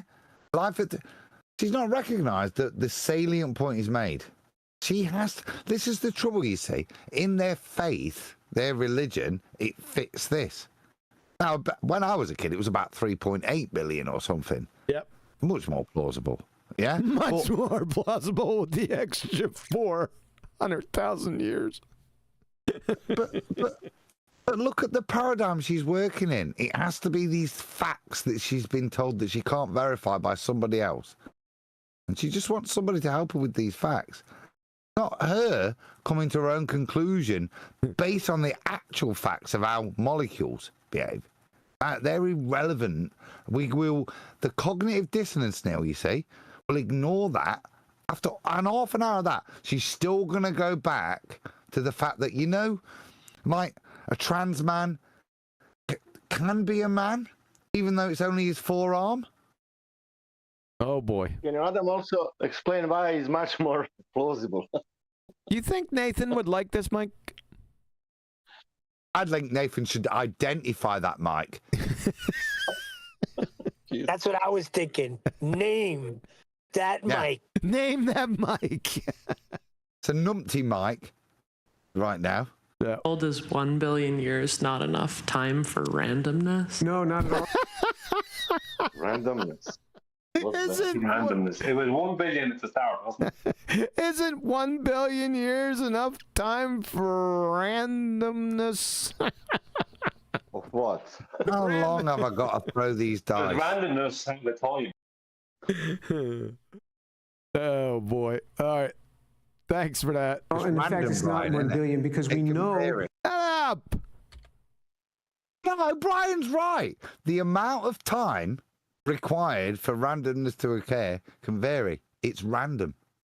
Wasn't it random to begin with? She didn't have a question. Now, to turn randomness into functional sequence specified complexity, overcoming the second law of thermodynamics, pH, racemic versions, you don't even have the starting materials. This gets into some deep stuff here. It's apparent that you haven't listened to his conversation from the beginning. Love? Enough time for randomness? No, not at all. And in fact, it's not 1 billion because we know that nothing could have happened before the cooling from the Great Heavy Bombardment. Oh, God. Yeah, I think that's unreasonable because up until the point of going here. Did he just say what I thought he said? Yes, we've been bombarded, Neil. Shit. Oh, my God. With heavy. It's not just bombardment. It's heavy bombardment. Until this point, after QA. Oh, jeez, oh, man. Oh, this is until this point, this lady's here. And this is her selling point.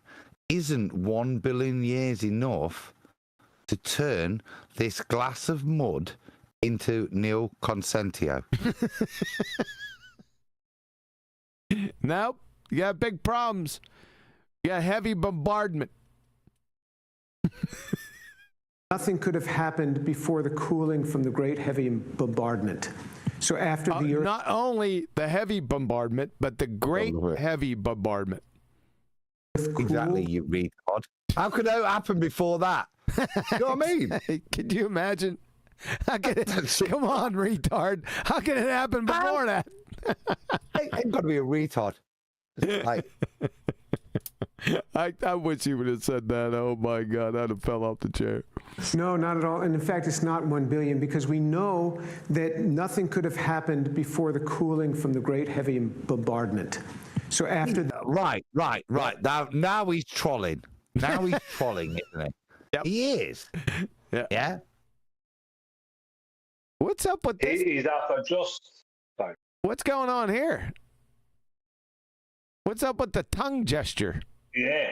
Meltdown. Oh, meltdown. You got some Karen off- alert. That's She pretty could go weird. full Karen. Yeah. That's pretty strange. What's going on here? Yeah, wow. Yowza, man. Yowza. What's going on underneath here?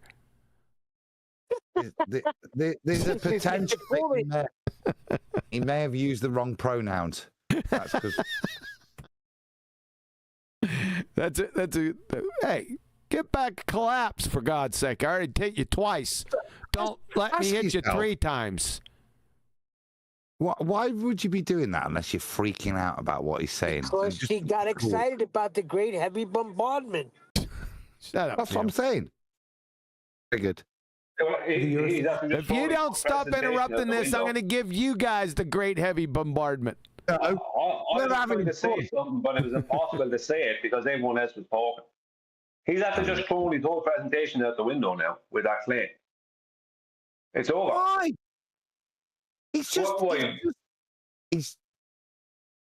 just kind of said, what do you mean equality when you need time off because you've got a heavy period? What? I don't know. That's not what I was going for. What he's just done is said your fantasy fairy tale evolution can't be given a bigger timescale because of this fantasy bullshittery grand bombardment nonsense. Not grand. Yeah? Great heavy bombardment. Of this great heavy menstrual cycle. That's what I meant. Brother. Doesn't matter the paradigm. The point is, he's engaging with her in their own bullshittery and demonstrating, as we show to the ballers, you don't even know your own paradigm as you make bullshit excuses for why it's still a ball. In this case, yeah, you don't even know your own paradigm of how long it could have existed, yeah, because you don't. Yeah, it's just schooling her. I'm going to give you a cooling bombardment. I knew something was coming from Flatsy Boy. I knew it. Right after period was mentioned. Shut up, Adam. Cool, then these things could start happening. The Earth was just blazing hot, and this is why we have all these. This Earth was blazing hot. Objection, Your Honor. Trouble is, what you got with egg whites? Yeah, we'll go egg yeah. Just go white. Eggs will boil. Proteins will denaturize. Yeah. Denaturization. They will denature, not denaturize. I put a Z with that. I didn't say it with an S. Let's see. Elements on the surface of the Earth. It's amazing. We have the periodic table right here. All of these is just showered here. And so we showered here from what? Oh, you watched How the Universe Works on the Discovery Channel in 2011 too by Mr. Garbage Man. Yeah, I watched that too. We have so much. And so it was after that. We're just stardust. That was part of it. Cooled, and it turns out that the time between the Earth cooling and the signs of life. Oh boy. Are we going to have any scientific validation here? It's very, very short. It's very short. Sounds like a personal issue. That sounds a bit Neil deGrasse Tyson. Personal issue. And there's no way that the time. So the time is actually not 14 billion years. It's not 3.5 billion years. It's not even 1 billion years. It's something on the order of hundreds of millions, which is way, way too short for having life. Just hundreds of millions now, Adam. Pause. And right. Pause. So this deconstruction he's doing here relates to, you know, when you pulled that thing up on the definition of evolution, that it begins at the point of the Big Bang. Yeah, that's it.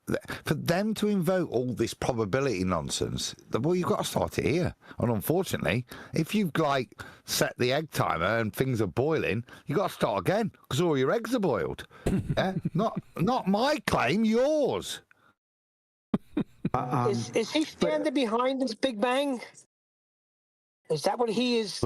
He's promoting, or is he just? Most definitely, yes. Also, it's just molecular stability. Molecular stability? Aren't they conserved?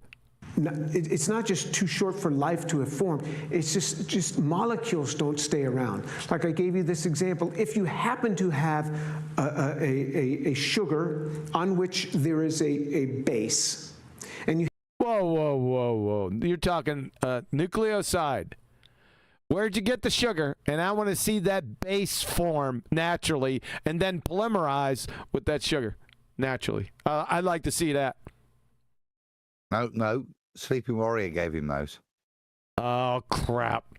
You happen to have 4 different bases on the different sugars, and they happen to have the right stereochemistry. All this is mountains of, that's hard to do in a modern laboratory. And then, if those somehow hooked together to form a code that could code for something, the building of an enzyme.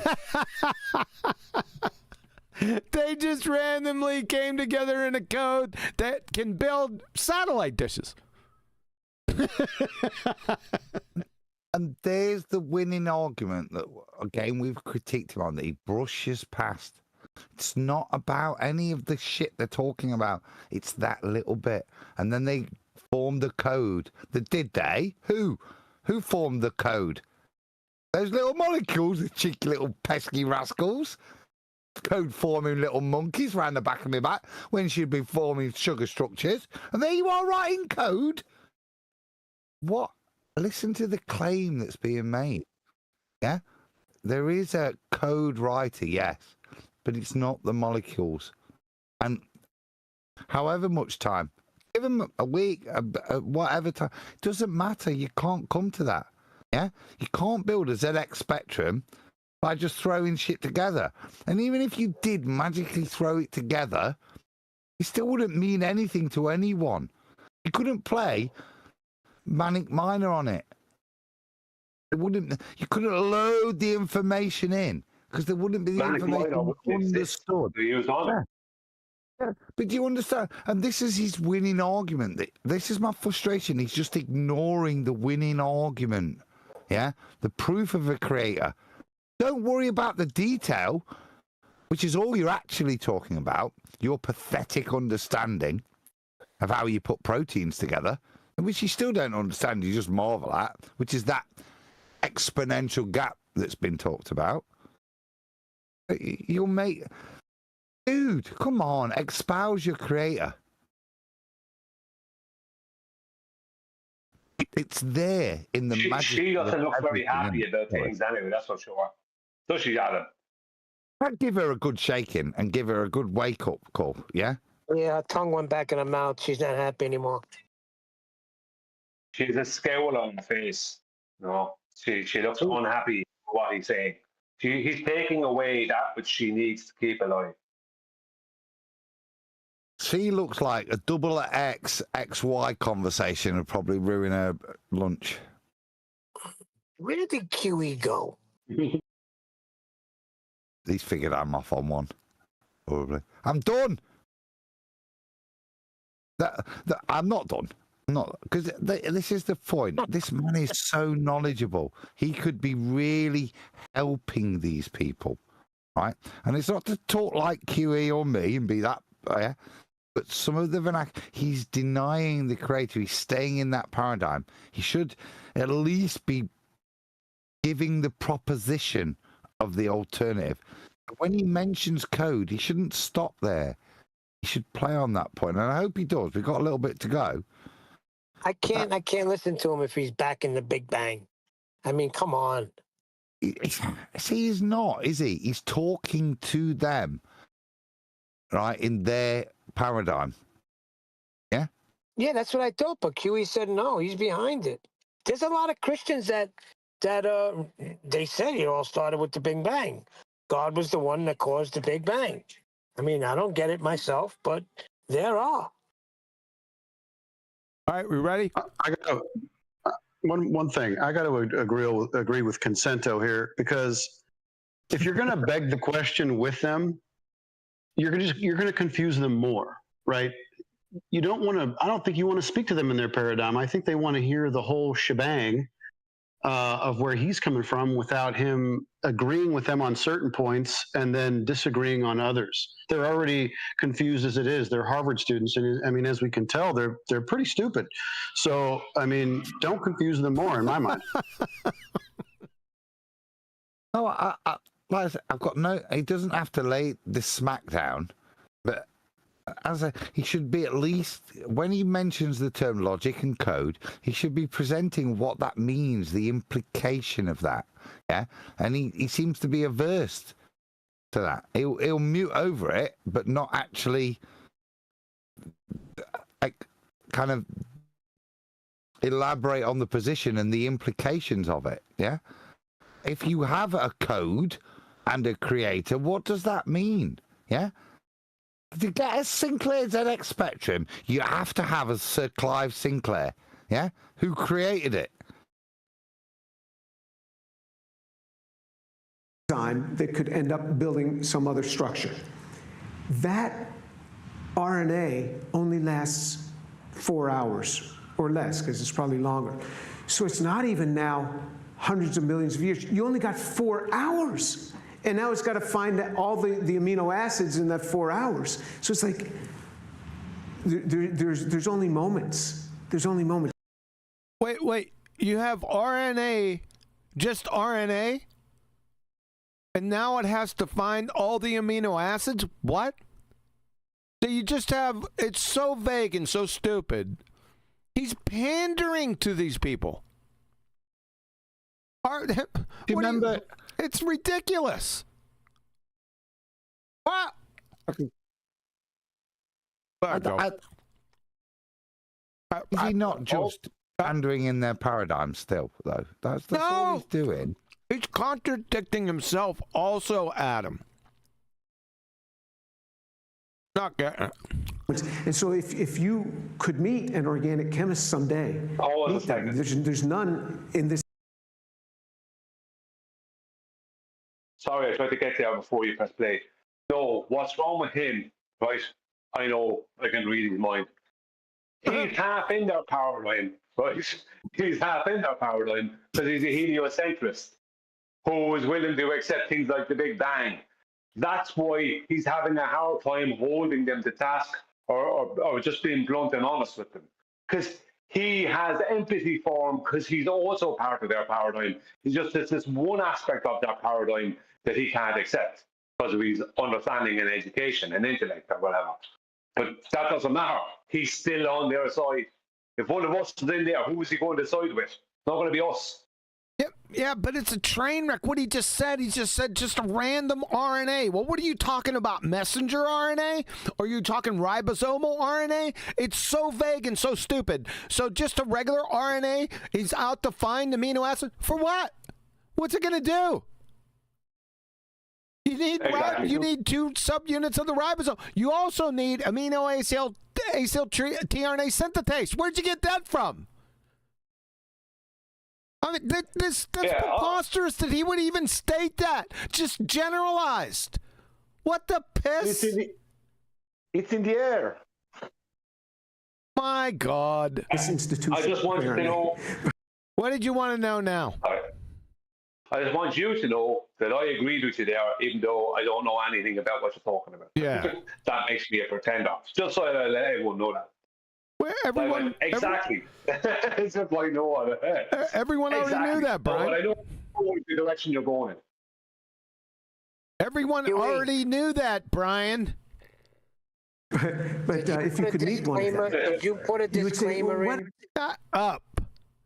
No, I have to ask this question because Nathan asked if you put a disclaimer in that this may go over a lot of people's heads, but that's okay.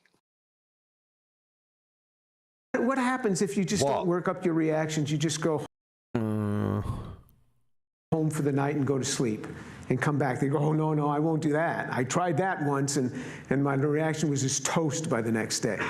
These things don't last. They fall apart. And that's what nature is beset with. And they hydrolyze. And we have this atmosphere, this earth that's filled up with water. And water hydrolyzes a lot of these structures quite rapidly. She just says thank you because the guy that got a hold of the mic, he left. So she just pantomimed it. Hi, Doctor. Thanks for your time. When I'm talking with atheists, usually the conversation they start with, like, what's your best evidence for the existence of God? Information. Do it. And usually do it. One of the places I start is life itself, consciousness, the fact that you wake up, there's trees and people, etc. And so it's all information. Trees and people. You're talking at the basis. Where you're speaking my language. So therefore, it begs the question: who created all of this? It had to be an intelligent agent because you don't have information without an intelligent agent.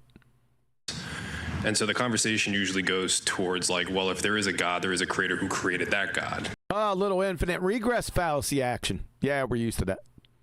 And you kind of get into this infinite regress problem. Yeah, the infinite regress. It's a problem because it's logically fallacious. So I'm just curious if I'm sure you've addressed this before. I'm just kind of curious to hear what your response typically is. Yeah, actually, I've never been asked that before. What? you need to get out a little more. I've heard people talk about this argument, but people don't normally ask me philosophical questions like that. So God is an uncreated being; He's always been, and that would be the typical answer. Well, no, it's not the typical answer. It's the only answer. Finite things cannot exist without something infinite. You see, apologizing for his position. You understand? Just stay proud, son. Yep. You don't have to put it in the second person, do you? No, he doesn't. They would say that. Yeah. No. Yep. That's what you got him, Adam. Yep. If you just say, I don't know, just say what I do know is that we do definitely have a creator. That creator definitely exists. That's all, and I can prove this with blah, blah, blah, XYZ. That's all he has to say. He doesn't need to say what God is or isn't, or how God came to be, or didn't come to be, or if God was always there, or, he doesn't need to do any of that. What's the point? You don't know. So just say, I don't know, but I know that we were created, and that's all I do know. Right. And can prove. I'm gonna go through a great heavy bombardment of you. I'm just stating that when you're asked something like that, that doesn't mean you need to go on and on and on about it. Yeah, you already said enough. Oh, I thought you were asking me more. Oh no, I'm not that. No, I'm not that stupid. All right. You'll never hear this come out of my mouth. Brian, I don't understand. Can you rephrase? That will never happen. Well, you just disproved that. It just did. Which is the biblical answer to this. And biblical answer? Well, it's not only the biblical answer, it's the logical answer. Yeah. These are hard questions. No, they're quite simple. There's something as fundamental as what the Bible said. Well, they're hard questions. Hey, Bible. What do you think about today's president? Well, these are hard questions. What? Yeah. Belly up. Come on, man. Yeah. You would say, from your interpretation of the Bible as a believer, yeah, this. Just say it. Fuck them. Don't worry about them. Just say it. Come from just even life, let alone consciousness. Although there is an area now within biology that is talking about the conscious-like behavior of a cell, because it responds. You poke a cell and it learns. Don't go there. I get poked. They learn. I poke Neil and Flatsy. They start to get agitated. How to deal with things, and bacteria are always changing based on what they're confronted with. Yeah, they change. They get pissed with. And so it's almost as if they have some sort of cognition going on. It's different. Yeah, that's what I say. I say, Neil and Flatsy, there's probably some sort of cognition going on there. There's something going on there. than the consciousness of a human being. Uh-oh. But these are more than just simple little sensors that, oh, that is a molecule. There's something more sophisticated, so that interaction causes this huge cascade to occur within a cell. So a cell now develops so that an efflux pump to protect a bacterium so that it forces a drug back out. I mean, all these changes have now occurred based on an influence that came into it, which is approaching what consciousness does. We get confronted with something, and now we come with some response that we never would have come with had that influence not come upon us. No. The pre-program of a molecular osmotic change of any description within a cell, and for it to respond to that programming given to it by Creator, is not comparable to our consciousness. Why would you do that? Again, you're given the opportunity to make a distinction, yeah, of who we are, why we're here, that we have consciousness. Why give that to a fucking amoeba?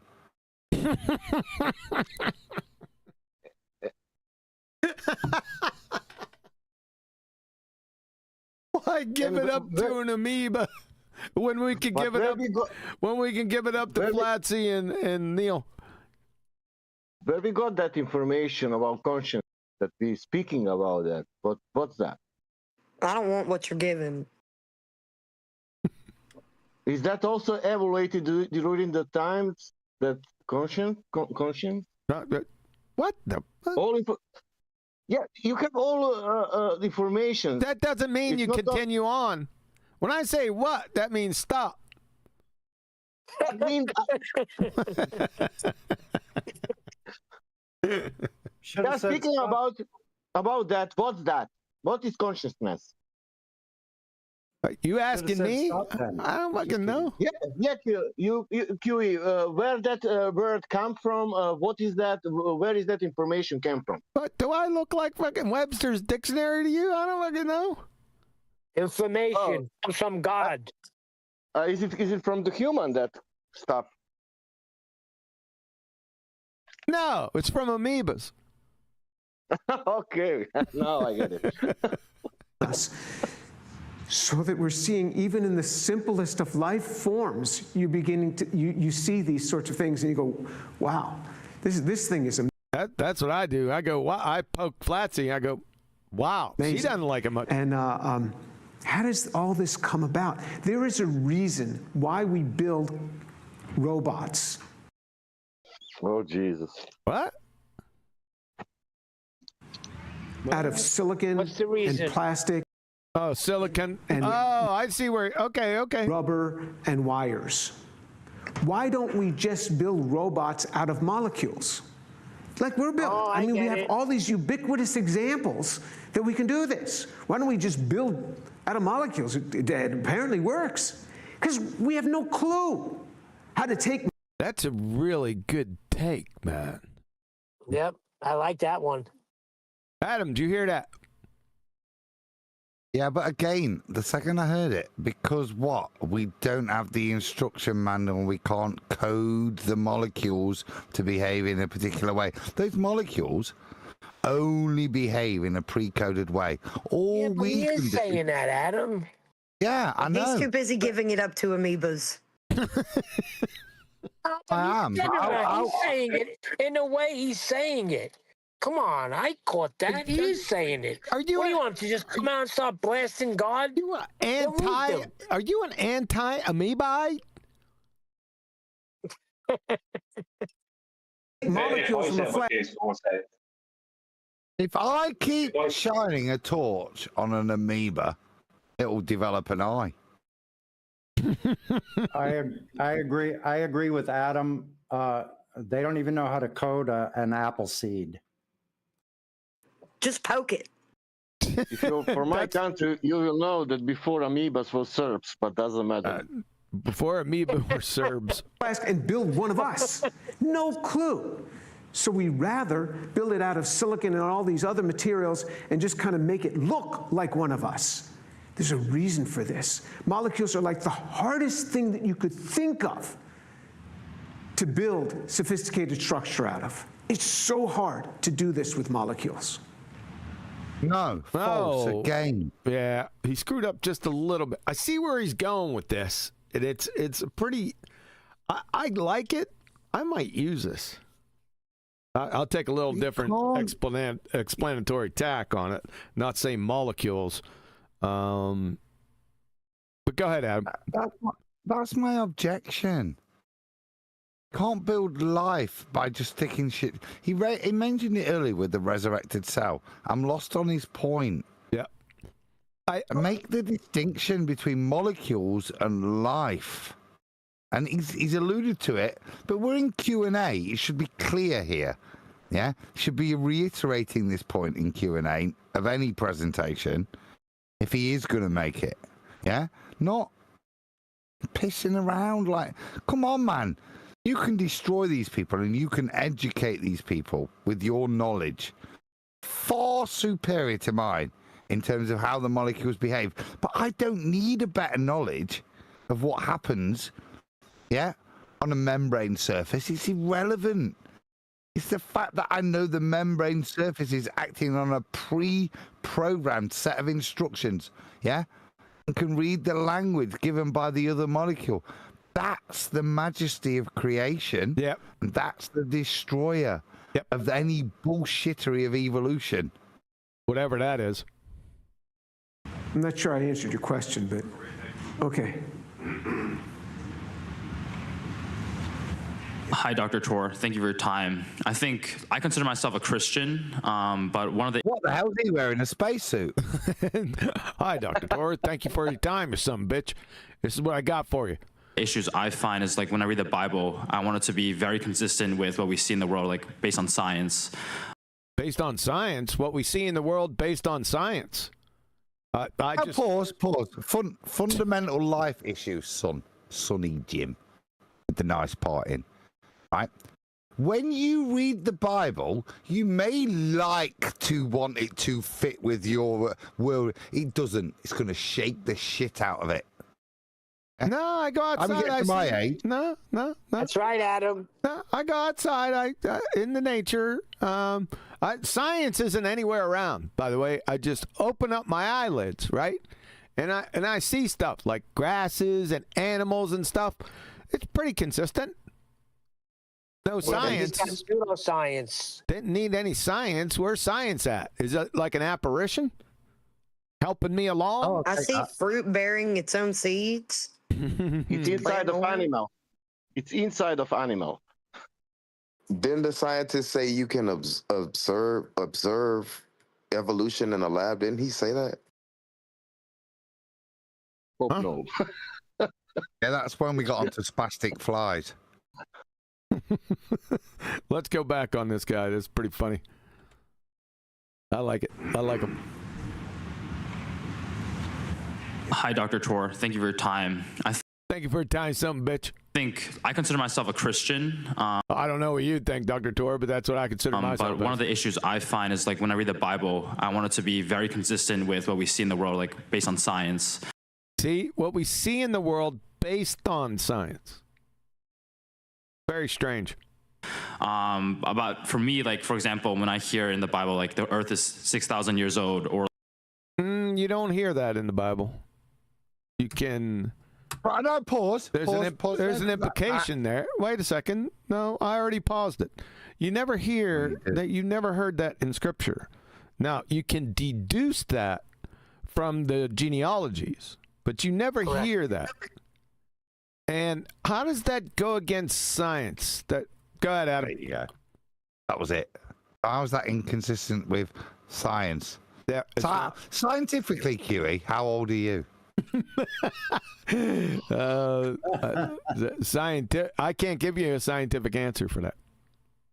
Okay, then. If you say, how old are you, I can give you an answer for that. So if the Bible said you were this age...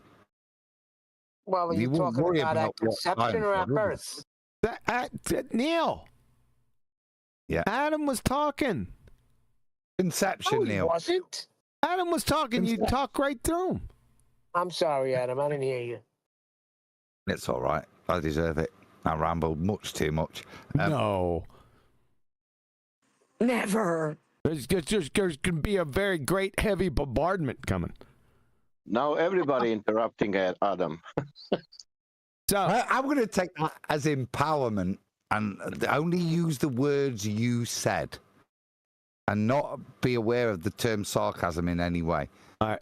So, given that, press play, will we? No, we ain't going to press play. Neil had a question. It was a very poignant question, right, Neil? Go ahead, ask it.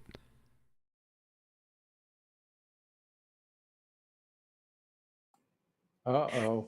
Adam already answered it. He said at conception. I gotta smack my phone to get off mute. It's getting very annoying. All I said was at conception or at birth. That answered. It's a very poignant question, right on topic. Or like, God literally took Adam's flesh and took it away to create Eve. I find it. Yeah, rib, right? Well, most people think Amazing, that's what right? it was. Yeah. Okay. That doesn't line up with science. Like hard to believe. Either it's like we have to believe some sort of metaphorical meaning of the Bible, or why? There's no metaphorical language used.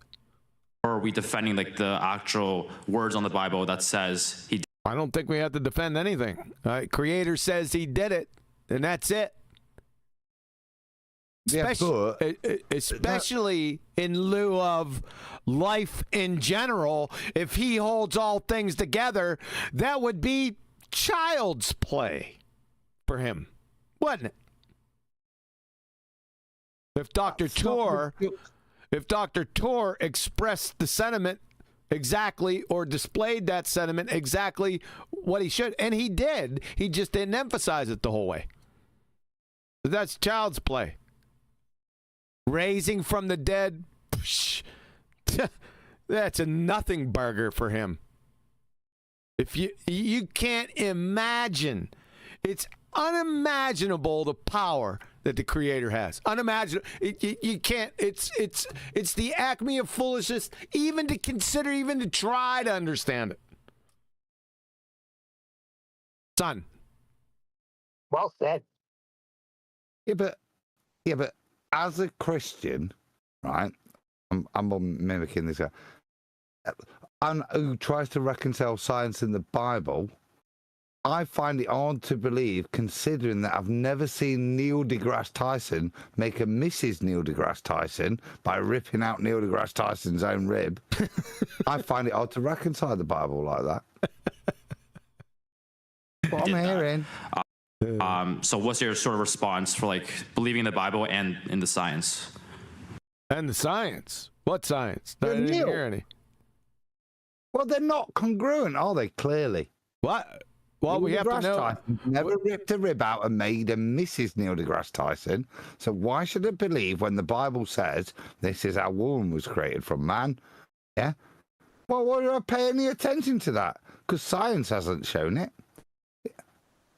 Where's science at anyway? What?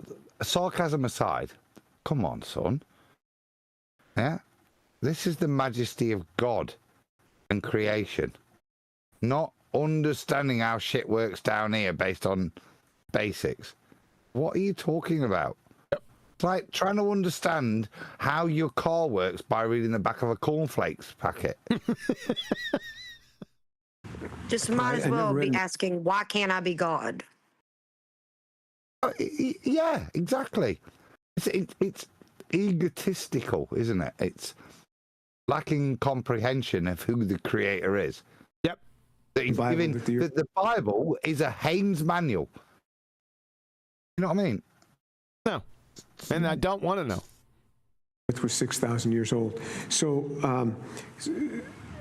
that's an extrapolation that you got from people counting lifetimes back, of which we know that there are certain gaps there. But even if... Oh, we do? Where's the gaps?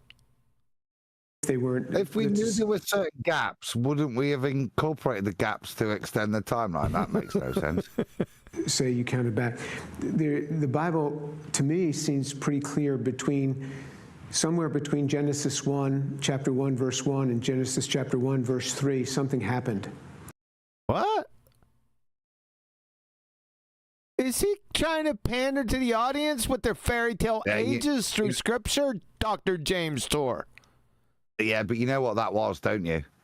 That happened between Genesis 1 and Genesis 1.3. Yeah, 1.12.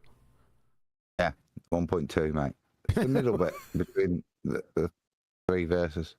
Where is it? Let's see if we can see any gaps. Let's go to it. Yeah, we need to go to Scripture. You can't do that and then not. Yeah. Back to the beginning. 1.2 and 1.3, was it? Oh, it's already there. So, there's a gap here between Genesis 1:1 and 1:3. In the beginning, God created the heaven and the earth. Full stop. Genesis 1:1. Here's where stuff's happening with Dr. James Tor. And the earth was without form and void, and darkness was upon the face of the deep. And the Spirit of God moved upon the face of the waters. What gap is there?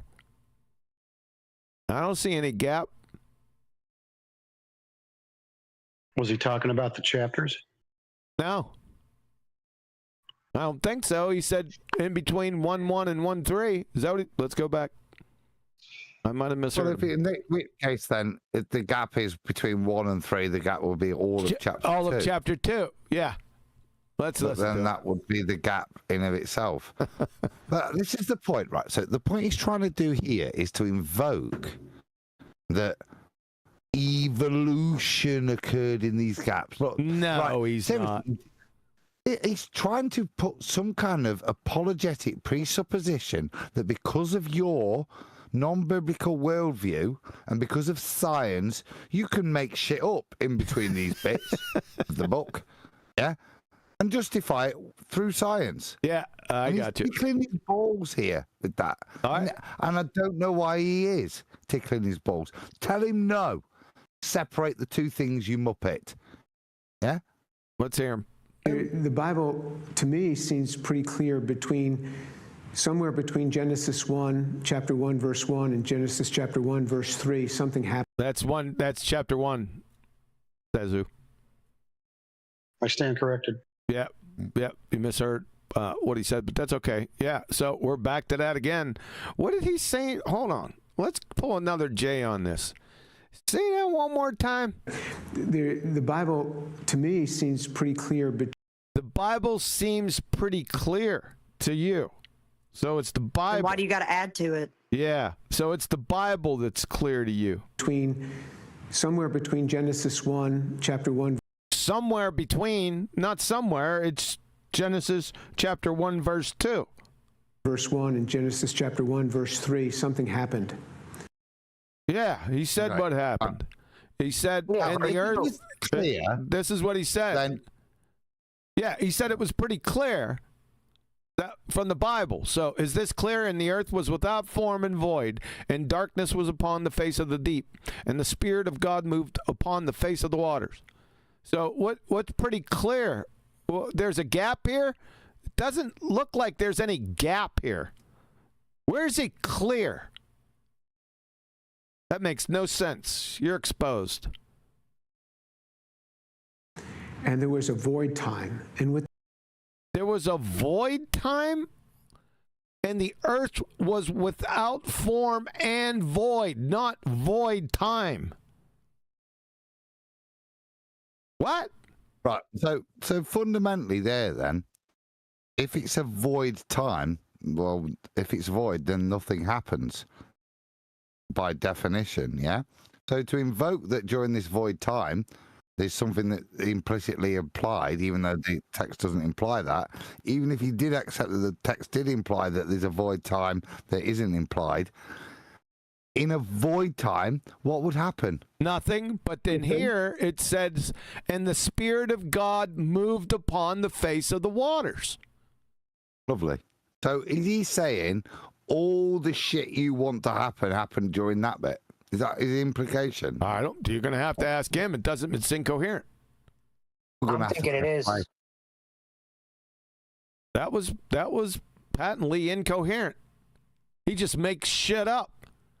That's a very dangerous thing, Dr. James Tor, with God's word. Well, that's what they say in the gap theory, you know, about that, with all of the dinosaurs and everything. I'll give you a gap Yeah, that's theory. where it's 100 million years from. Now, there isn't a gap there. That's the point. Yeah? There isn't a gap. It's not a gap theory. It's not where we looked at Genesis in the past and everyone went, well, I wonder what happened there. What, between there and there that's clearly described? Yeah, that bit that's clearly not intimated that something else happened in between there and there. As you read the text, it clearly goes from there to there. That bit, yeah. What happened there? Well, I don't know. I've never thought about that because it never ever intimated that something did happen between there and there. That bit. We have no idea what the age of the Earth is. Well, that's true. Scientifically, you don't have a clue. All right, so we have no idea anymore. We have no idea from that. But what we do know is throughout, up until, throughout. He's stammering and staggering. Yeah, because I've got to now justify the chronology, the genealogy in the Bible against geology, as if those are two things that you can put equal measure against each other. Yep. The 1950s. One testified. Let me finish.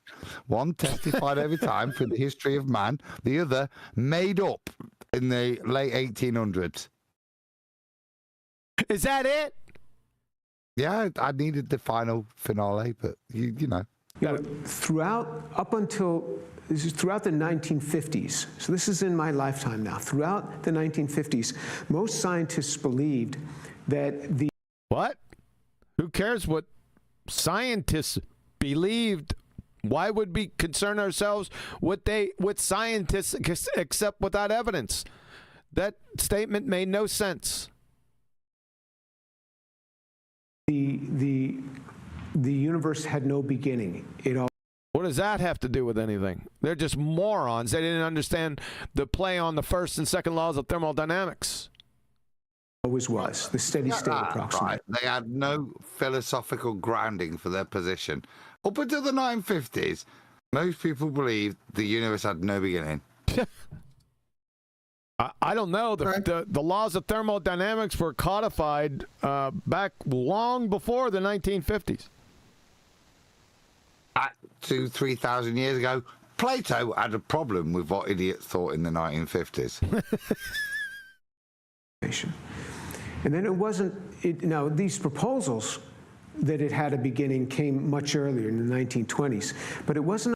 Yeah, should have came earlier than that, in the late 1800s. Until 1964 with the discovery of microwave background. Why would we need to go there? All we need is the first and second law.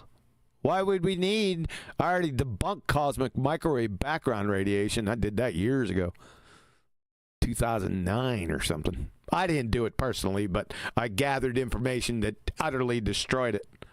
Microwave radiation, that we realized that the Earth had, the universe had a beginning. No, that's a first and second law game, sir. Go here. I'm going to tell you where to go again. Right here. See, it's called GlobeTerminator.com, proofs of the creator, right? See, one of those, and then you got the two ontological primitives right here, right? You can't get out of that. And then you go here, go past creation, scientific proofs of the creator. There's two in there, with both based on information, by the way, with DNA and quantum mechanics. Then you roll on down here. And it says the laws of thermodynamics. It states something like this. The first law of thermodynamics, one lot. The total amount of matter energy in the universe is constant. What that's saying is this is a natural law. Nature or natural law cannot create or destroy matter and energy. They can only change form. Then you combine that with the second law. That states that the amount of energy available for work is running out. The universe is moving inexorably to maximum entropy, or the heat death. I call it the big chill. Now, you take both of these, and you can sort of create a deductive syllogism. If the total amount of matter energy is constant, and the amount of usable energy is decreasing, then the universe will end. The heat death, the big chill of the universe. Ergo, it had a beginning, creation, and not the Big Bang pseudoscientific train wreck. So, since the first law states that nature or natural law cannot create or destroy matter or energy, and since the universe had a beginning, second law of thermodynamics, and since there are only two choices up from the beginning, nature versus intelligent design for how that beginning, and since matter and nature can't pre-exist before its existence, then poof itself into existence, and before that poof itself from nothing into pre-existence, therefore a creator. Sorry, I ran on it. It was a run-on sentence, but that's okay. But we knew this because of these, not any fairy tale CMB, Holmes. So there you go. Is that a CMB with waves? You know, ocean waves, ocean. Let's throw some more logs on the fire with this. So, from Alexander Vilenkin, Many Worlds in One, we got some hard pipe-hitting pseudoscientists now. We're talking Vilenkin, Davies, and Stephen Hawking. This is how they knew. Dr. James Tour. From Vilenkin, it is said that an argument is what convinces reasonable men, and a proof is what takes it convince even an unreasonable man. He doesn't know about talking to baltards, but I digress. With the proof now in place, cosmologists can no longer hide behind the possibility of a past eternal universe. Dr. James Tour, there is no escape. They have to face the problem of a cosmic beginning. Now, he didn't state why. And Paul Davies doesn't either. The universe can't have existed forever. We know there must have been an absolute beginning a finite time ago. Now, these guys didn't say why, but Stephen Hawking is going to save their bacon.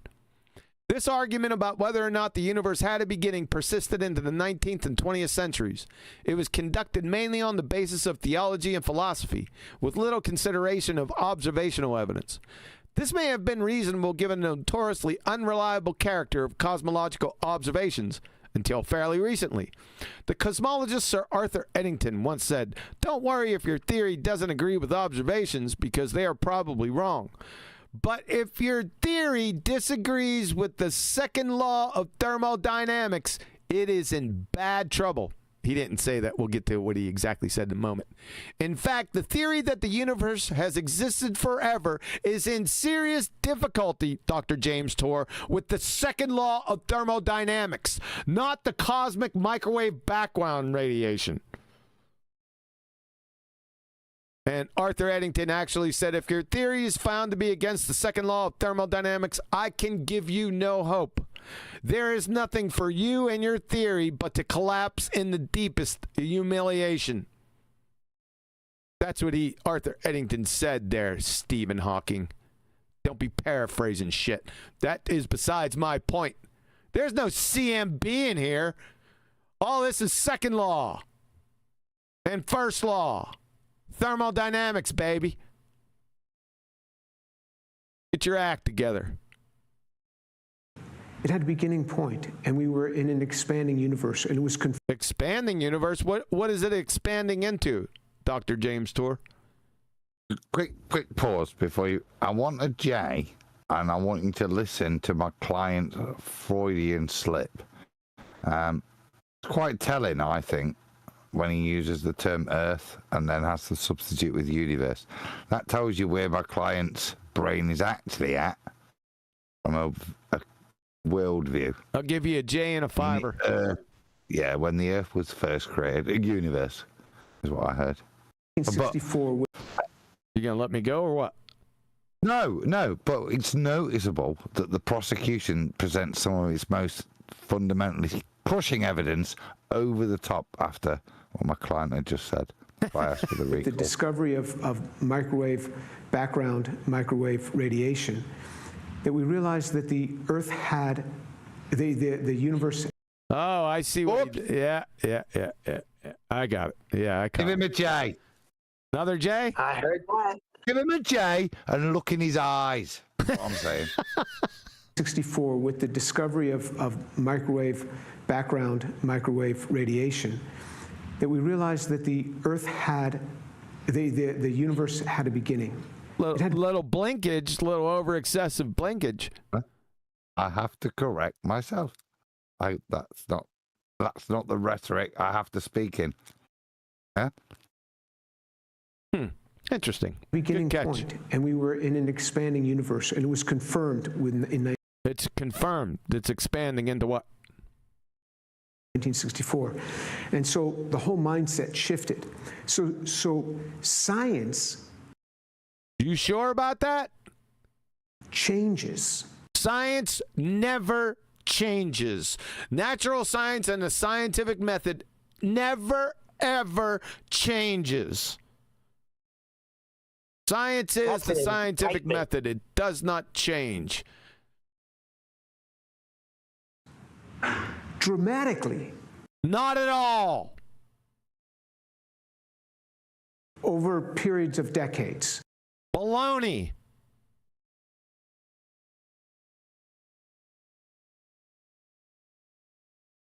It changes. It does not change. What killed off the dinosaurs? It was. Oh, God. Believed that climate change. Well, no. The Alvarez hypothesis, 1980. Alvarez hypothesis, what was that? Let's see if it was an actual scientific hypothesis. The Alvarez hypothesis. Let's check that out. Alvarez.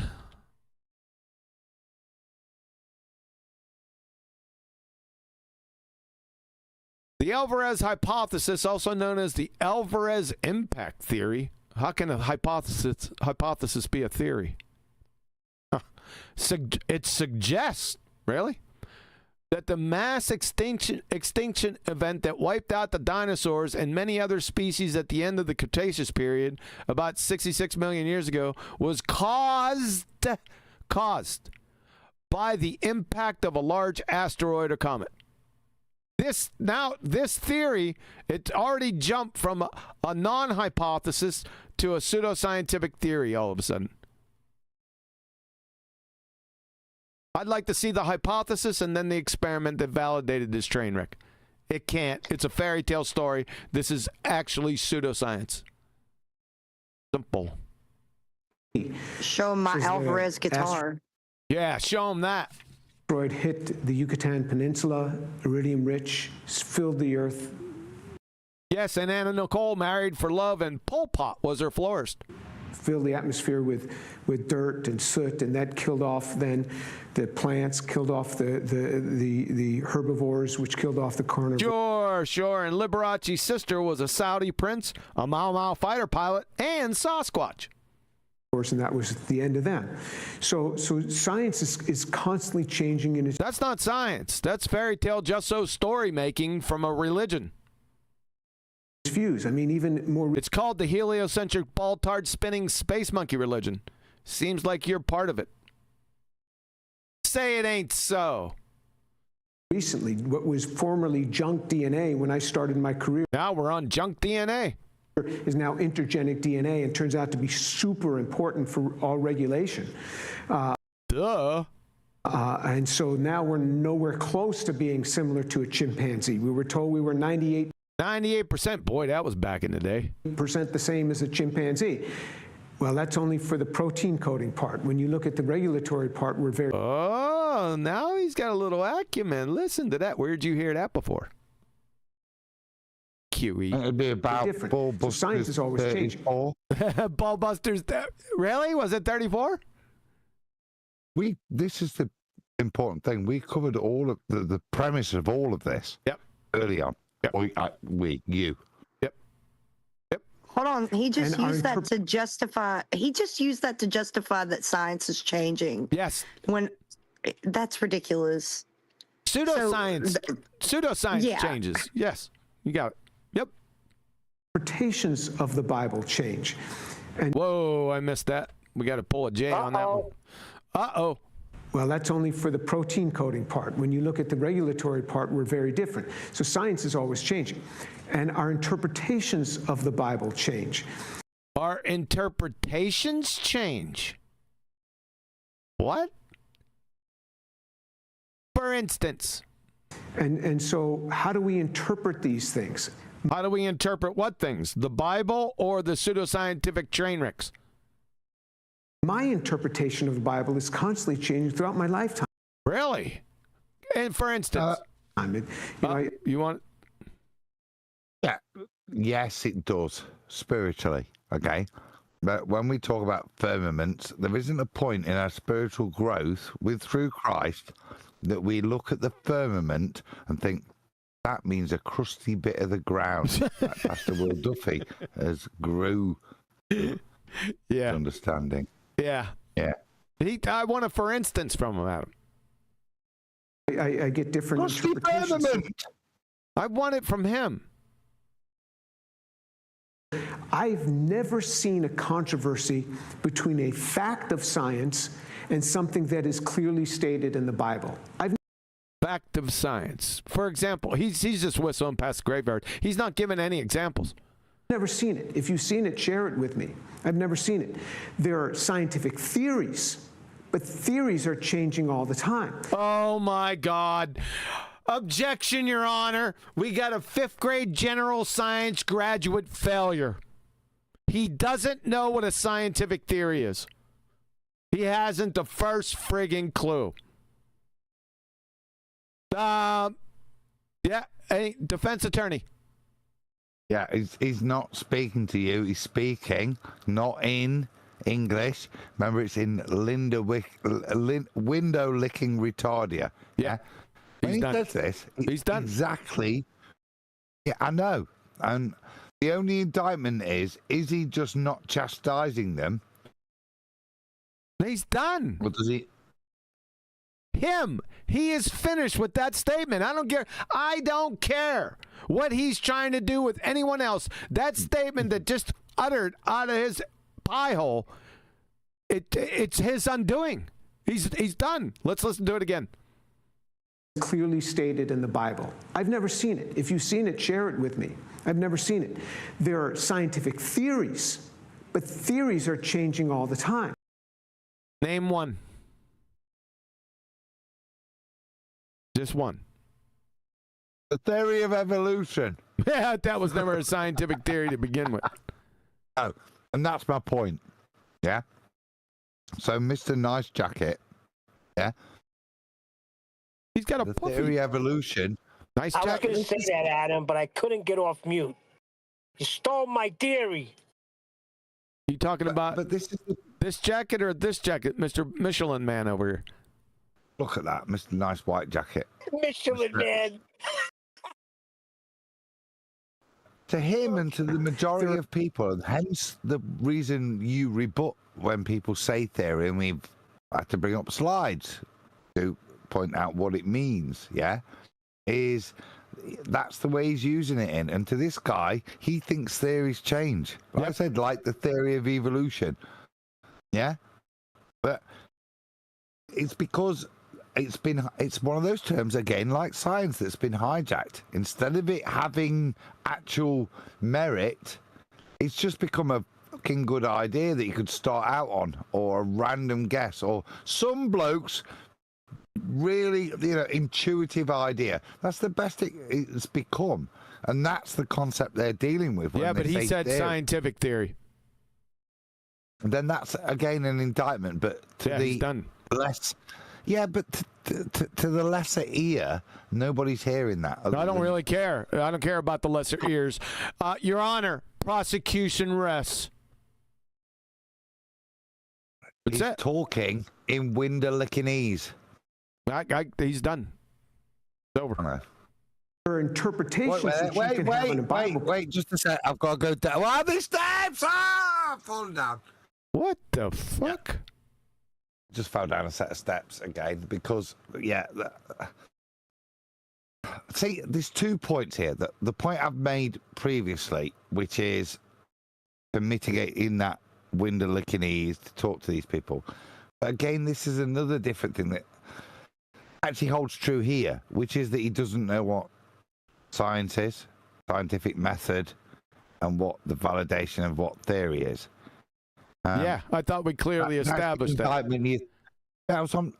don't know if we did. I think that was worth just point. That is the indictment here, and to me the differentiator. Yeah, I know I threw myself down the stairs, but that's why. Because there's a difference between the two bits of shit. That's terrible that we have to wait that all of academia up to that last bit. Yeah. Yep. You idiots. Yeah. They all need a wet fish, dude. Yep. Yep. Huh? But just let him speak. He's dug himself his own grave. Portion, but another person can have another interpretation. There are other portions of the Bible that are. Well, then everyone can have their own interpretation, rendering it utterly meaningless. Utterly meaningless. With your fuckwit interpretation horse shit. It's friggin' pathetic. Absolutely pathetic, Dr. James Tor. You sound like a babbling idiot. Science acumen is a train wreck, and your biblical acumen isn't far behind. You understand me, sir? That's what I've been waiting for. That's what cowbell. Words out of your own pie hole. It's got cowbell, and I just demonstrated it. Are not nearly as subject to interpretation because they're said multiple times over and over again. Touch me and see. I have flesh and bones, as you see. Oh my God. I have. And he just walks us through it, puts his hands on our cheeks and says, you hear me? What does that mean? He's an anvil? What if somebody has an interpretation that means he's an anvil? Clown. Those things are very clear. And so can you put out something that's not clear as a juxtaposition? You have both aspects of those changing. Both aspects of what changing? But there's some things in science that will never. In science. Change. Water is H2O. Two hydrogens. That's not science. Objection, Your Honor. That's not science. Oxygen. You can have different isotopes. Different isotopes. That's not science, Your Honor. Where you go in the universe, that's going to be the same. But there. What universe? Define universe. Can he this universe he keeps naming? What exactly is this thing? Yeah, exactly. Yep. Other things that are sometimes taught as facts that are just theories. Scientific theories? A scientific theory is a fact, sir.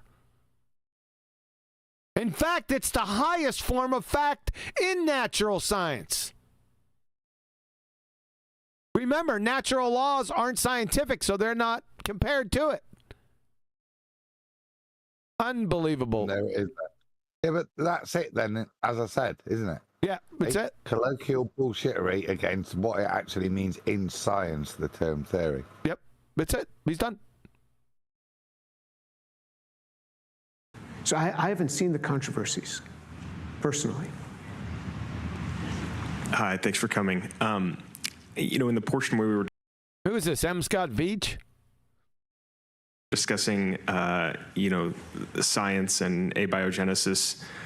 Yeah, those are two wormhole warp galaxies apart. Never the twain shall meet. Why?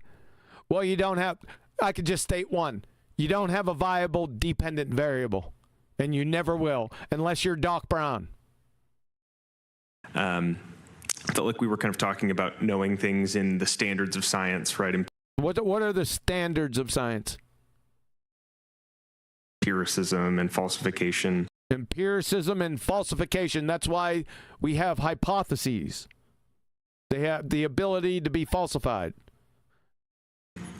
Whereas when we were talking, when you were talking about Jesus, we were kind of reasoning from principles about here's how humans operate, here's how they would do things. And I'd be curious just your thoughts generally on like reasoning under uncertainty, how those reasoning under uncertainty. What uncertainty? Things are different, and what things are different? And how you just confront knowing things in the world. How do we confront knowing? Holy shit, man. So, you know, I took the piss out of Cafe Latte guy.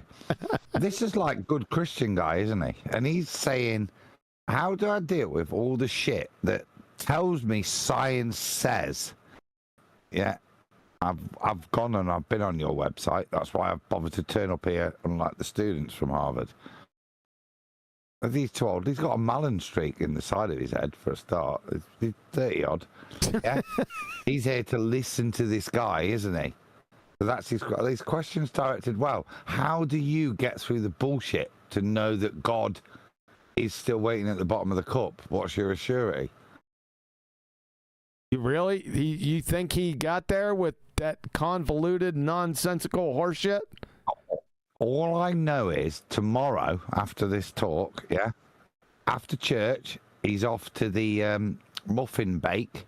He'll be raising money for the local community. The muffin bake. No, that's fair. You know, there's some things we can put under a microscope and we can look at. Is that science? The only reason I said muffin bake, right, is because it says March 29. Now, if it had been after the summer, I'm thinking the chili off. Historically, we don't do that much with things from that are 1,000 years old. Why not? Because you're not Doc Brown? Why were you commenting on that science stuff with the cosmic microwave background radiation? Yeah. We look at historical documents and we look at the testimony. We look at the what historical document that we have any timeline to? There's only one that could even get close to what they pretend radiocarbon dating can be validated by, even though there's nothing to check it against, other than the timeline. There's only one document that has any historicity. Guess what that is, Dr. James Torr? The human testimony at those times, were those credible sources, and how much of them do we have? And that's what we do all the time. And then we go based on that. And what I gave you for Jesus and his resurrection was an historical proof, not a scientific proof. Correct. Boom. I like that. And historical proofs, I mean, we put people to death. And a common sense proof. But I got other proofs on my website. They're right here. You really don't need the other ones. Right. Now, this is just based on a creator. This is establishing a creator. Now, you have to go one small step after this to Jesus Christ. That's it. It's very easy. You can use the first and second laws of thermodynamics. I'm not going to give it up now. I've given up many years ago and explained it. In fact, it's part of this presentation. It was at the end, right here. Now, I didn't write it. I spoke it. But you have to go back and see that video. What do you want, Adam? Oh, two things now. And because of that, I forgot the first. Good. I want a full I'll shut my shit up presentation on exactly that. Yeah? That's what yeah. I think that's perfect. Finish it. But not tonight, because it deserves focus. Sure. Being the only subject at hand. And the other one, like I said, when you said that, I kind of forgot. So. Oh, that's good. I'll try to say more. Based on historical proofs. I mean, you find people guilty of things and you put them based on human testimony. Pause, crap. He reminded you of it. Yeah, it's come back. And historical proofs. And this is the really important thing. We all know that it was a load of lunatic Islamists that learned to fly a plane and then hijacked a 747, something like that. And to this. We all know Hitler did this. We all know that Napoleon did this. Why do we know that? What proof? Because we've been told it. We know that man went to the moon. Why? Because we've been told it. I think this is nice to lay this out. I didn't. Yeah? I wasn't told it. I watched it. What did you watch? The moon landing. The only vacuum you were looking at was the one in the cathode ray tube, son. That's exactly right. And course, I didn't know that at the time. I was only 6. You got to cut me some slack. And historical proof. And that's what I used. Again, thank you, Doctor, for coming. Oh, he's back again, Mr. Tweed. So I wanted to revisit my question in a slightly more refined way. I've had a chat with me handler, and he's asked me to restructure it because I made a twat of myself. Carry on. Not speaking to the makeup of my jacket. So earlier, I maybe did a little bit of a bait and switch by mentioning hydrothermal vents. See? I'd also mentioned. Stop. Just pause. If this guy hasn't left, check with somebody. No, you did a bait and switch. Really? He's that cognizant of his own words that he made that much of an arse of himself prior to I don't think he equivocated. I don't think he equivocated anything just yet, unless he points it out, and I missed it. I'm not looking at detail. I'm looking at the man that will profess self-analysis at this level after giving the complete pile of bollocks that fell out of his mouth beforehand. You can't be that cognizant of shit and say that shit, can you? All right. After such a short amount of time. All right. Maybe he's trying to get Dr. James Tour. Maybe it's sort of a relationable. Is that a word? A relatable type of thing. He's trying to relate to Dr. Tor. Maybe Dr. Tor will have, some mercy on him this time. Maybe he'll just allow a little bit more to squeak by. Maybe. That's what conspiratard, the Irishman up there would say. Deep sea pools, which is to the people. Oh, Brian's still here. The guy in the white shirt never gave me mic time properly. Yeah. Didn't identify me correctly, used the correct pronouns, and now they've had to bring another guy in with like purple bands who holds the mic. Yeah, purple bands. They got it wrapped around. See, below it was beneath this, but there's been too many occasions where people have grabbed that mic up top. Now, if they try to do that shit, they'll grab his hand. And that's not kosher. Maybe did a little bit of a bait and switch by mentioning Just want to point out what this fella's doing. Why? He didn't do anything yet. Oh, I know what he's doing. He tried the first time and he failed. He wasn't happy about that, right? And now he's going to come in trying to be the nice guy again the second time around. And in the hope that he gets one over Dr. James Tor. And if he does, he's going to turn into a small a-hole, right? Thinking he's won something. So that's what's wrong with him. His ego is the problem here. Not that he's interested in the answer to the question. Do you think he's bringing out the big guns this time? Oh, he doesn't have any big guns. That's the problem. The guns in Navarone.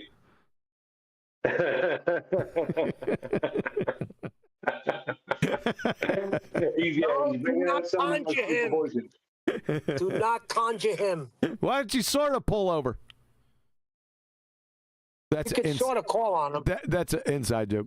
Thermal vents. I'd also mentioned deep sea pools, which is in reference specifically to brine pools, which are brine pools. Ooh. High pressure and low temperature environments on the bottom of ocean floors and so. Let's see one. Is that really dense one?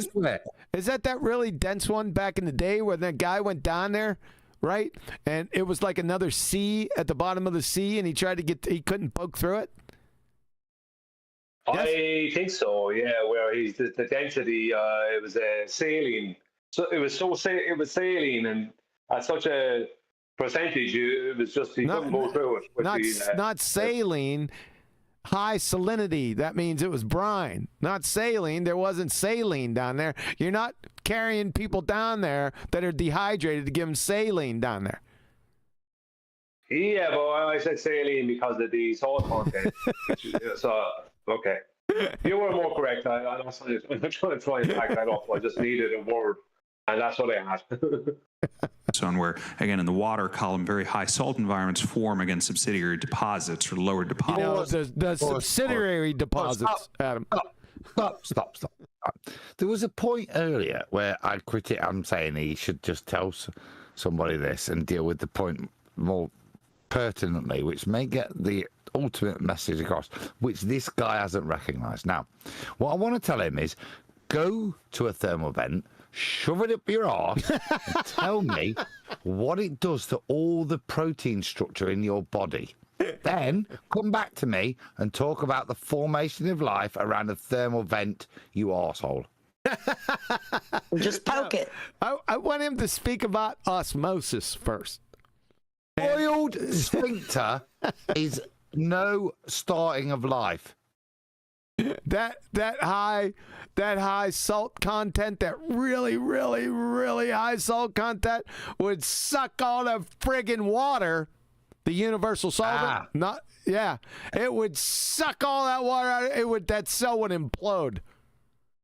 Yeah, he's just invoked that, hasn't he? So the osmotic process within the cell. Yeah, screwed. So cellular structure at the most fundamental level could not operate under high salinity.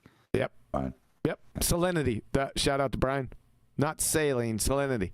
Deposits. And my understanding of biochemical systems, which is very limited. Which is really crap. By the sentence I've used so far.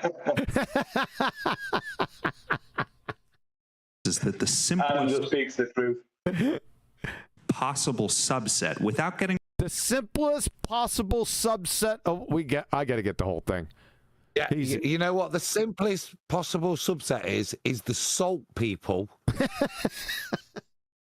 Of the abyssal plane. Yeah. Again, subsidiary deposits or lower deposits. And my understanding of biochemical systems is that the simplest possible subset, without getting to a cell, I appreciate there's the greater mountain of reaching Why would a cell. you want pause? And why, when you're talking about life, why would you want to get to that thing called a cell? Cell? I don't know why you would want to. Why would you want to reach that kind of crazy ass height when you're talking about life? Why not just what the bums? This guy is a baller. Listen to him. Yeah. He's a plant. He's a stooge. He's a wanker. Let's see where I can't wait to hear where this ends. But the lesser hill before that. The lesser hill. What is that? Proteins? Is reaching RNA. Shut up! He said RNA. I thought it was going to be proteins, but it wasn't. But the lesser hill before that is reaching RNA and protein. I was right. I was half right. Simply reproducing each other. Reproducing each other? Are you think that proteins and RNA at the bottom of the ocean depths are sexual deviants? What the hell is wrong with you? Flatsy, tell him. Have you ever seen me at the bottom of the ocean replicating myself? See? She's been sleeping. That was funny, Huey. I couldn't get off mute. I knew where you were sleeping. I knew where you were going. This is so stupid. RNA is not protein. Proteins are not RNA. You get me, sunshine? And I appreciate the protein folding space is protein folding space. What? Where'd you get proteins from? Where did you get the 20 essential alphas? Holmes. Wanker liar. Wanker liar. Yep. Right. Listen to the sentence. I appreciate the protein fold. No, you don't. Otherwise, you wouldn't move past it, you dick. Massive, but within that there may be selection because there's an energetic selection. What's selecting? A gradient to choose. What? Gradient. Every Evotard loves a gradient, don't they? Yeah. The most efficient pathway at which the most efficient pathway for sexual deviancy. Right, so we're talking about molecules, and that language means you screwed, son. Efficient pathway is exactly what he's been outlining, and that's why it makes this molecule formation impossible, because any efficient pathway doesn't allow that molecule formation. You numpty dipshit, listen to the lecture. Which a protein will interact with an RNA. So now you got protein and RNA. What RNA? What's the damn sugar doing down there? The Sleeping Warrior gave him. Oh, boy. That seems to define a tremendously smaller subset. A tremendously smaller subset. Well, right. The one that Tony gave him, yeah. Listen to what this shithouse is doing. If I give you all the building blocks of life, including the mechanism for building future stuff, what's the problem then? Why can't you have life? What is that? Is that really a question, son? Nope. He wasn't listening to the lecture. In an organic molecule. A what? A genuine? Did you say genuine? To define a tremendously smaller subset in an organic molecule-rich brine pool. That seems. Or let's see this organic molecule-rich brine pool. To be a far smaller. This guy, you like him, don't you, Brian? He's definitely from making shit up university, without a doubt. Yeah. This guy. Yeah, MSU. Interactome. He's a recent transfer. Then the 10 to the 10 to the 90 or 10 to the No, 10 to the 79 billion. 10 to the 90 is the amount of elementary particles in their fairy tale universe they can't define. 90 million or 90 billion, however many zeros. 79 billion. That's exponential 79 billion, by the way. A little Look bit at the different. way tosses that number off. Yeah. This is the way, he's actually having to wave his hand at this point because it's the only way to deal with that number. Yeah. Zeros we care to add on to the end. What do you think about that? Yeah, I think that I would have to agree. We think that you should be institutionalized, and your knowledge of biochemical systems are hanging out right around Mr. Magoo. That's what we think. Pause again. Wanker, what do you think about that? Nathan, what do you think about gravity? Yeah? Listen to it. Yeah? It's the same kind of you've not made a point, son. You haven't got a point. Yep. Yeah? You kind of spurted out of some spurious, dubious facts based on your worldview, and then go, what do you think about that? I think you don't know what you're on about. Let's see if he says. Conclusion I can come to that sentence. Yeah? Let's see if he says it. Thank you so much to be able to even get there. You give me an RNA at the bottom of the ocean. Yeah. Is that a diss? Is that a diss? Yeah. To even get there? Yeah. That was this. I like him. About that. Yeah, I think that I would have to grant you so much to be able to even get there. You give me an RNA at the bottom of the ocean in a pool that's very cold. It's at 2 degrees in some brine pool, or even at -5 degrees centigrade in some brine pool. There's so many steps that you have to go from small molecule to a fructose to a sugar that now has a base on it and has 4 different bases, and how you put that pyrimidine, for example, on a fructose. Fructose, I'll give you a fructose. Where'd you get the pyrimidine? Get you the nucleotide to begin with. It right up his fructose right now. Now you got to get those nucleotides hooked together through the 3' 5' linkage without the. I'd like to see the 3' 5' linkage. I was on that one time. I was destroying abiogenesis believers with that, so it brings back memories. 2' 5' linkage. And now you want to also be able to do the polymerization to get those, also having all these amino acids available to you, say 20 amino acids. How do you get RNA to form in a condensation polymer in the presence of amino acids? Because those also participate in condensation polymerization. So condensation polymerizations have to have 99.99% purity in order to get a good condensation. And the second law, how's he driving it? Condensation polymer. So to even get to near where you're talking about, you'd have to be in Narnia. To be granted so much that I would say, I would give you $10 million. $10 million. Oh my God, he's a Witsit. If you could go in a laboratory today with. Why would he need to go in a laboratory? Shouldn't nature be doing this shit? All your modern tools and deal with the small molecules that would be available on Earth and make even a nucleotide. That's exactly right. Gotcha. Even a nucleotide. That's right. And a nucleotide, let alone a single nucleotide is what he's saying. 4 different nucleotides and polymerize them. Yeah. There's nowhere close to where you're going. So now you have set up a system for your own example. You've set up a system that has taken full advantage of biology, where you've said there is no biology. This is abiogenesis. You don't have any biology yet. I need to get really pure RNA, and that needs to be set up in line. And that ain't gonna happen. Ain't gonna happen. It's physically and chemically impossible. RNA can now react with amino acids, but RNA and amino acids doesn't do anything. Yeah, exactly. You gave it to these guys before. I told you about it. I stopped you.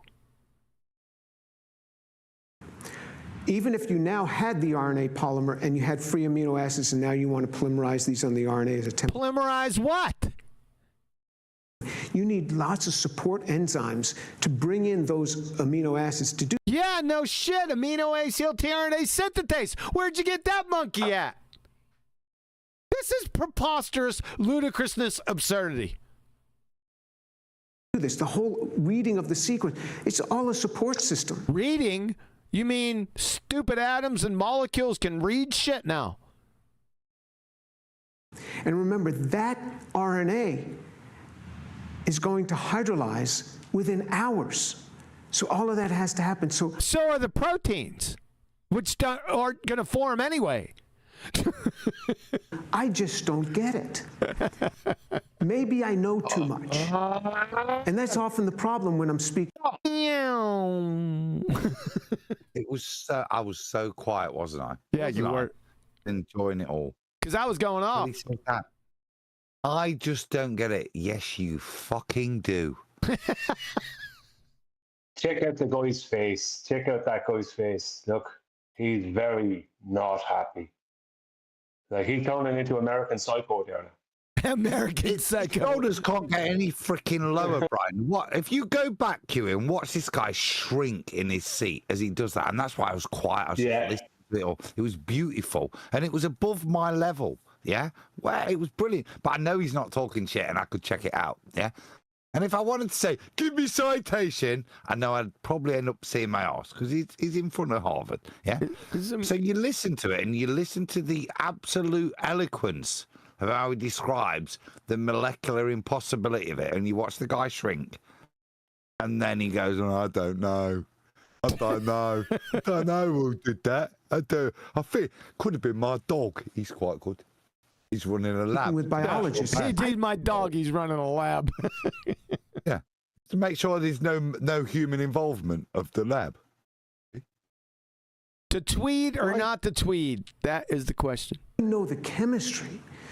Biologists don't do the chemistry. They buy kits. They really do. They buy kits. They're made by chemists. Mix this, mix this. And everything is predetermined there with all these human linking groups. They have no idea of the complexity of the chemistry. But the people that argue with me the least are organic chemists. That guy there, he looks like he smiled a second ago and he looked like he was going red. Now, was that from anger or embarrassment? Because he was still looking like he's a bit red. He doesn't look happy at all. This is uncomfortable for him. I reckon he's sweating. Oh, go check his mood ring. Because they see exactly what I see. And even the guys that I challenge. Shut up. I'm trying to get through this. I'm getting hungry. No. That's the entire. Give me a J. No, you ain't getting any J's. It deserves a J because this is the point of last the whole J. thing. Now shut up. Yeah. But before you press play, this is his indictment, right? His vernacular is the people that argue with me least are the organic chemists. Now, that in of itself is not very aggressive. If I put that into academic structure, the people that don't disagree with me are the people that know about how molecules form. Yep. Of the chemistry. But the people that argue with me the least are organic chemists. Because they see. Yeah, because they know. exactly what I see. And even the guys that I challenge, that I call out their names on the internet, they run from me. They will not deal with it. A year ago, November, I had a conversation here with Lee Cronin, and I put up a bunch of problems with origin. He wouldn't touch any of them. He just talked about his assembly theory, which is a causal history. He wouldn't touch any of them. He was right in front of me, and it was to the faculty in the faculty lounge area, and it was with the faculty from Harvard and MIT were there. He wouldn't touch it. And he's not an organic chemist, and that's the mistake that he made coming into a room with me. No organic chemist will get near me. And it's not because I'm like, such a big, awesome guy. No, that's not what it is. It's because they know exactly what I know. And they know I have the upper hand so much over them that they get creamed on this, so they don't get near it. Yeah. Some people have. And you should be the #1 advocate. You have so much, you got so much cowbell you don't realize, but you don't use it. You don't use it. And that's been my problem with you from the beginning. And still my problem, as evidenced throughout these past 2 presentations. That was just a sec. That was the mitigate. You remember when I said at the beginning in the comments, you, QE, with your degrees, and Adam with yours, you don't know shit to this guy, and never would I hold that, and I'd stand by the point. No, look how much more qualified and knowledgeable on these nuances he is. At no point have we questioned him on that. We're asking for his help and for him to stand up and espouse the truth boldly and proudly, not in this pussyfoot bullshit way, which it's almost ambiguous at points as to the point he's making. Oh, don't sell us short. Don't sell us short. We know enough to understand what he's saying. I do. I know enough to know that the points he keeps reiterating aren't the points that he knows he should be making. Yes. The chemistry isn't really that difficult. I mean, if you got a sound basis, if you understand, if you've taken organic chemistry, which both of us have, not making us experts, and that was many, many years ago, I would remind you. And I also entertained biochemistry. I can understand what he's saying. Maybe some of the nuances I would have to go back. It's a perishable skill. You got to go back, but I can relearn it really quick. Yeah, that's not the issue here. The issue is you've lost the plot. You've screwed yourself many times, which you didn't need to. You needed to take charge. You could have still been nice and just slaughtered them. But you didn't do it. You compromised yourself many occasions, and I pointed them out.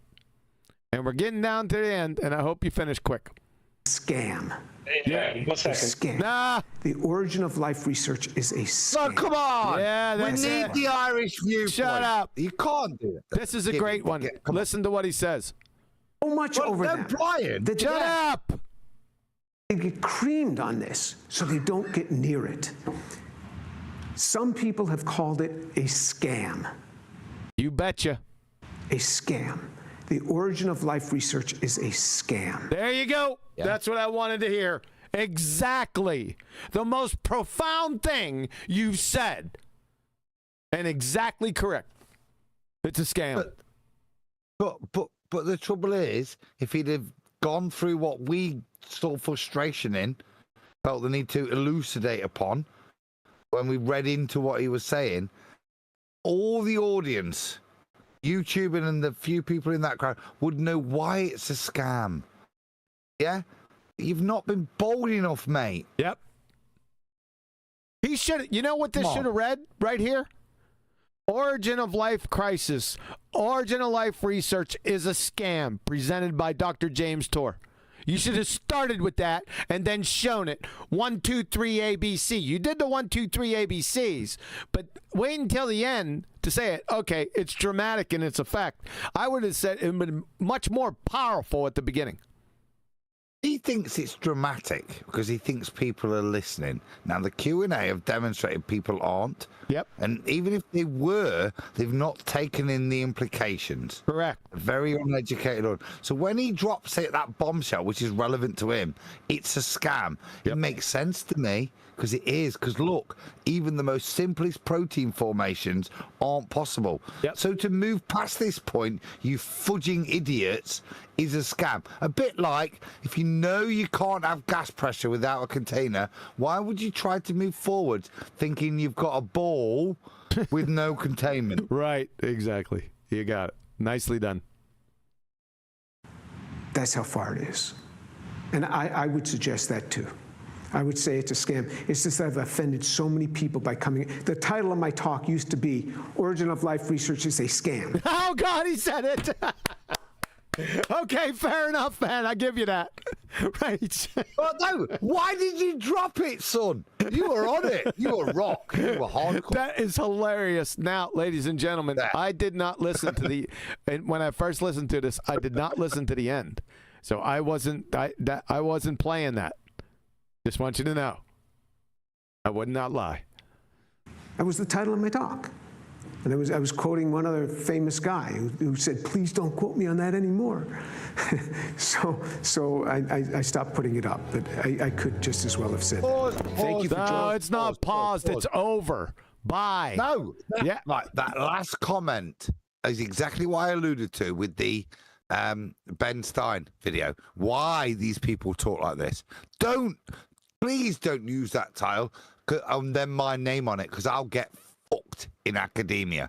That's the exact problem, ladies and gentlemen, we have. Just like with the ball earth, just like with the fact of creation versus evolution. When you point out the most basic salient facts, whether that's gas pressure without containment or protein formation, the second you point out and you take it back to that primitive implication where they can't proceed into Narnia to bullshit whether or not you can have a camera that works or how the gas lamp works, they'll shut you down. This is why we are so pissy with 70 watching. Even though we can critique a guy like this and hold our own with him.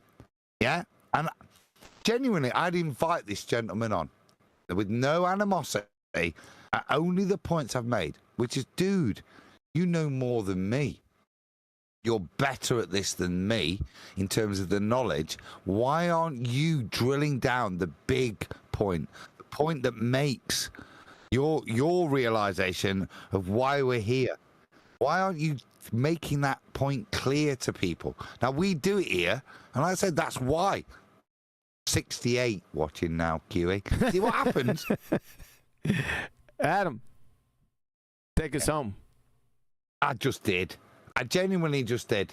I know you did. But on that, what would I know? Some of it might be like with Brian admit. It's like, what the fudge is going off here? This was so annoyingly complicated and nonsense, and I didn't understand off of why even these idiots were critiquing and what they're on about.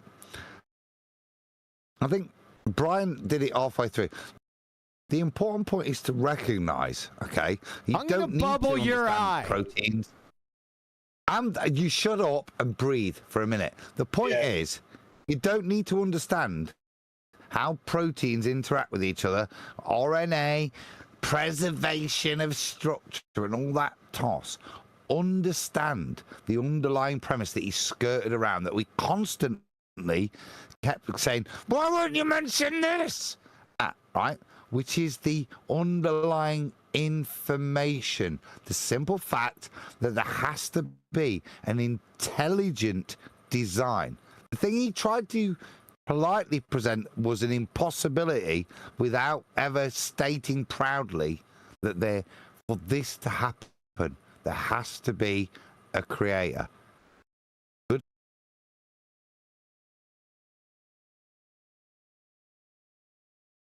All of your gullible idiot followers should be realizing right now that you are an idiot or you are a liar. You said you would get turned away at gunpoint. I did not get turned away at gunpoint. You lied, Nathan.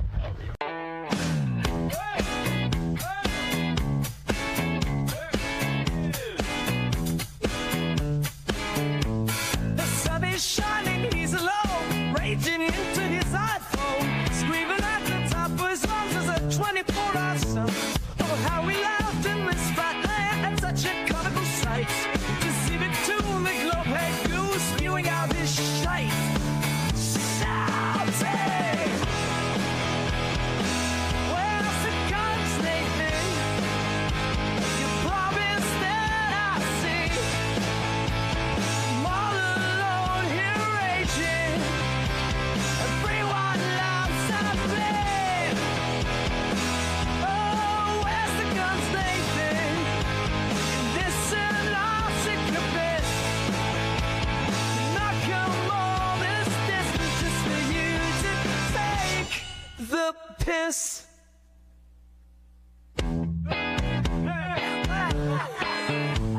The ice wind's blowing, here he goes, pacing like a lunatic, upside down on a spinning globe, but the best is yet to come. Oh, how we laughed in this flat land at such a comical sight. To see me tune, the globe-head goon spewing out his size, screaming. Where's the gun sleeping? You promised that I'd see. So I'm all alone here raging. Everyone loves me. Oh, where's the gun sleeping? And listen, I'm sick of this.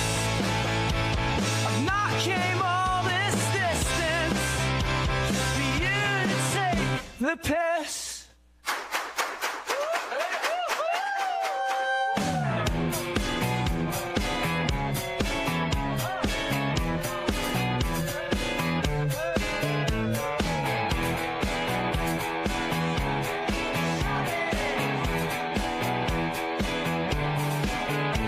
The sun is shining, he's alone, reaching into his iPhone, screaming at the top of his lungs as a 24-hour sun. Oh, how we laughed in this fat land at such a comical sight. The civic tune, the globe-head goose spewing out his shite.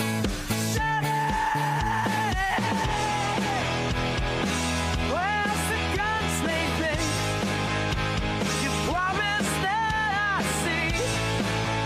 So I'm all alone here raging. Everyone loves me. Oh, where's the gun sleeping? And listen, I'm sick of this. I've not came all this distance for you to take the piss. Oh, where's the gun sleeping? And listen, I'm sick of this. I've not came all this distance for you to take the piss.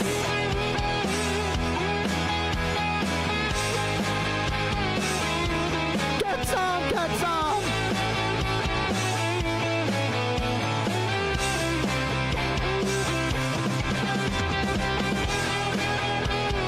That's it, that's it.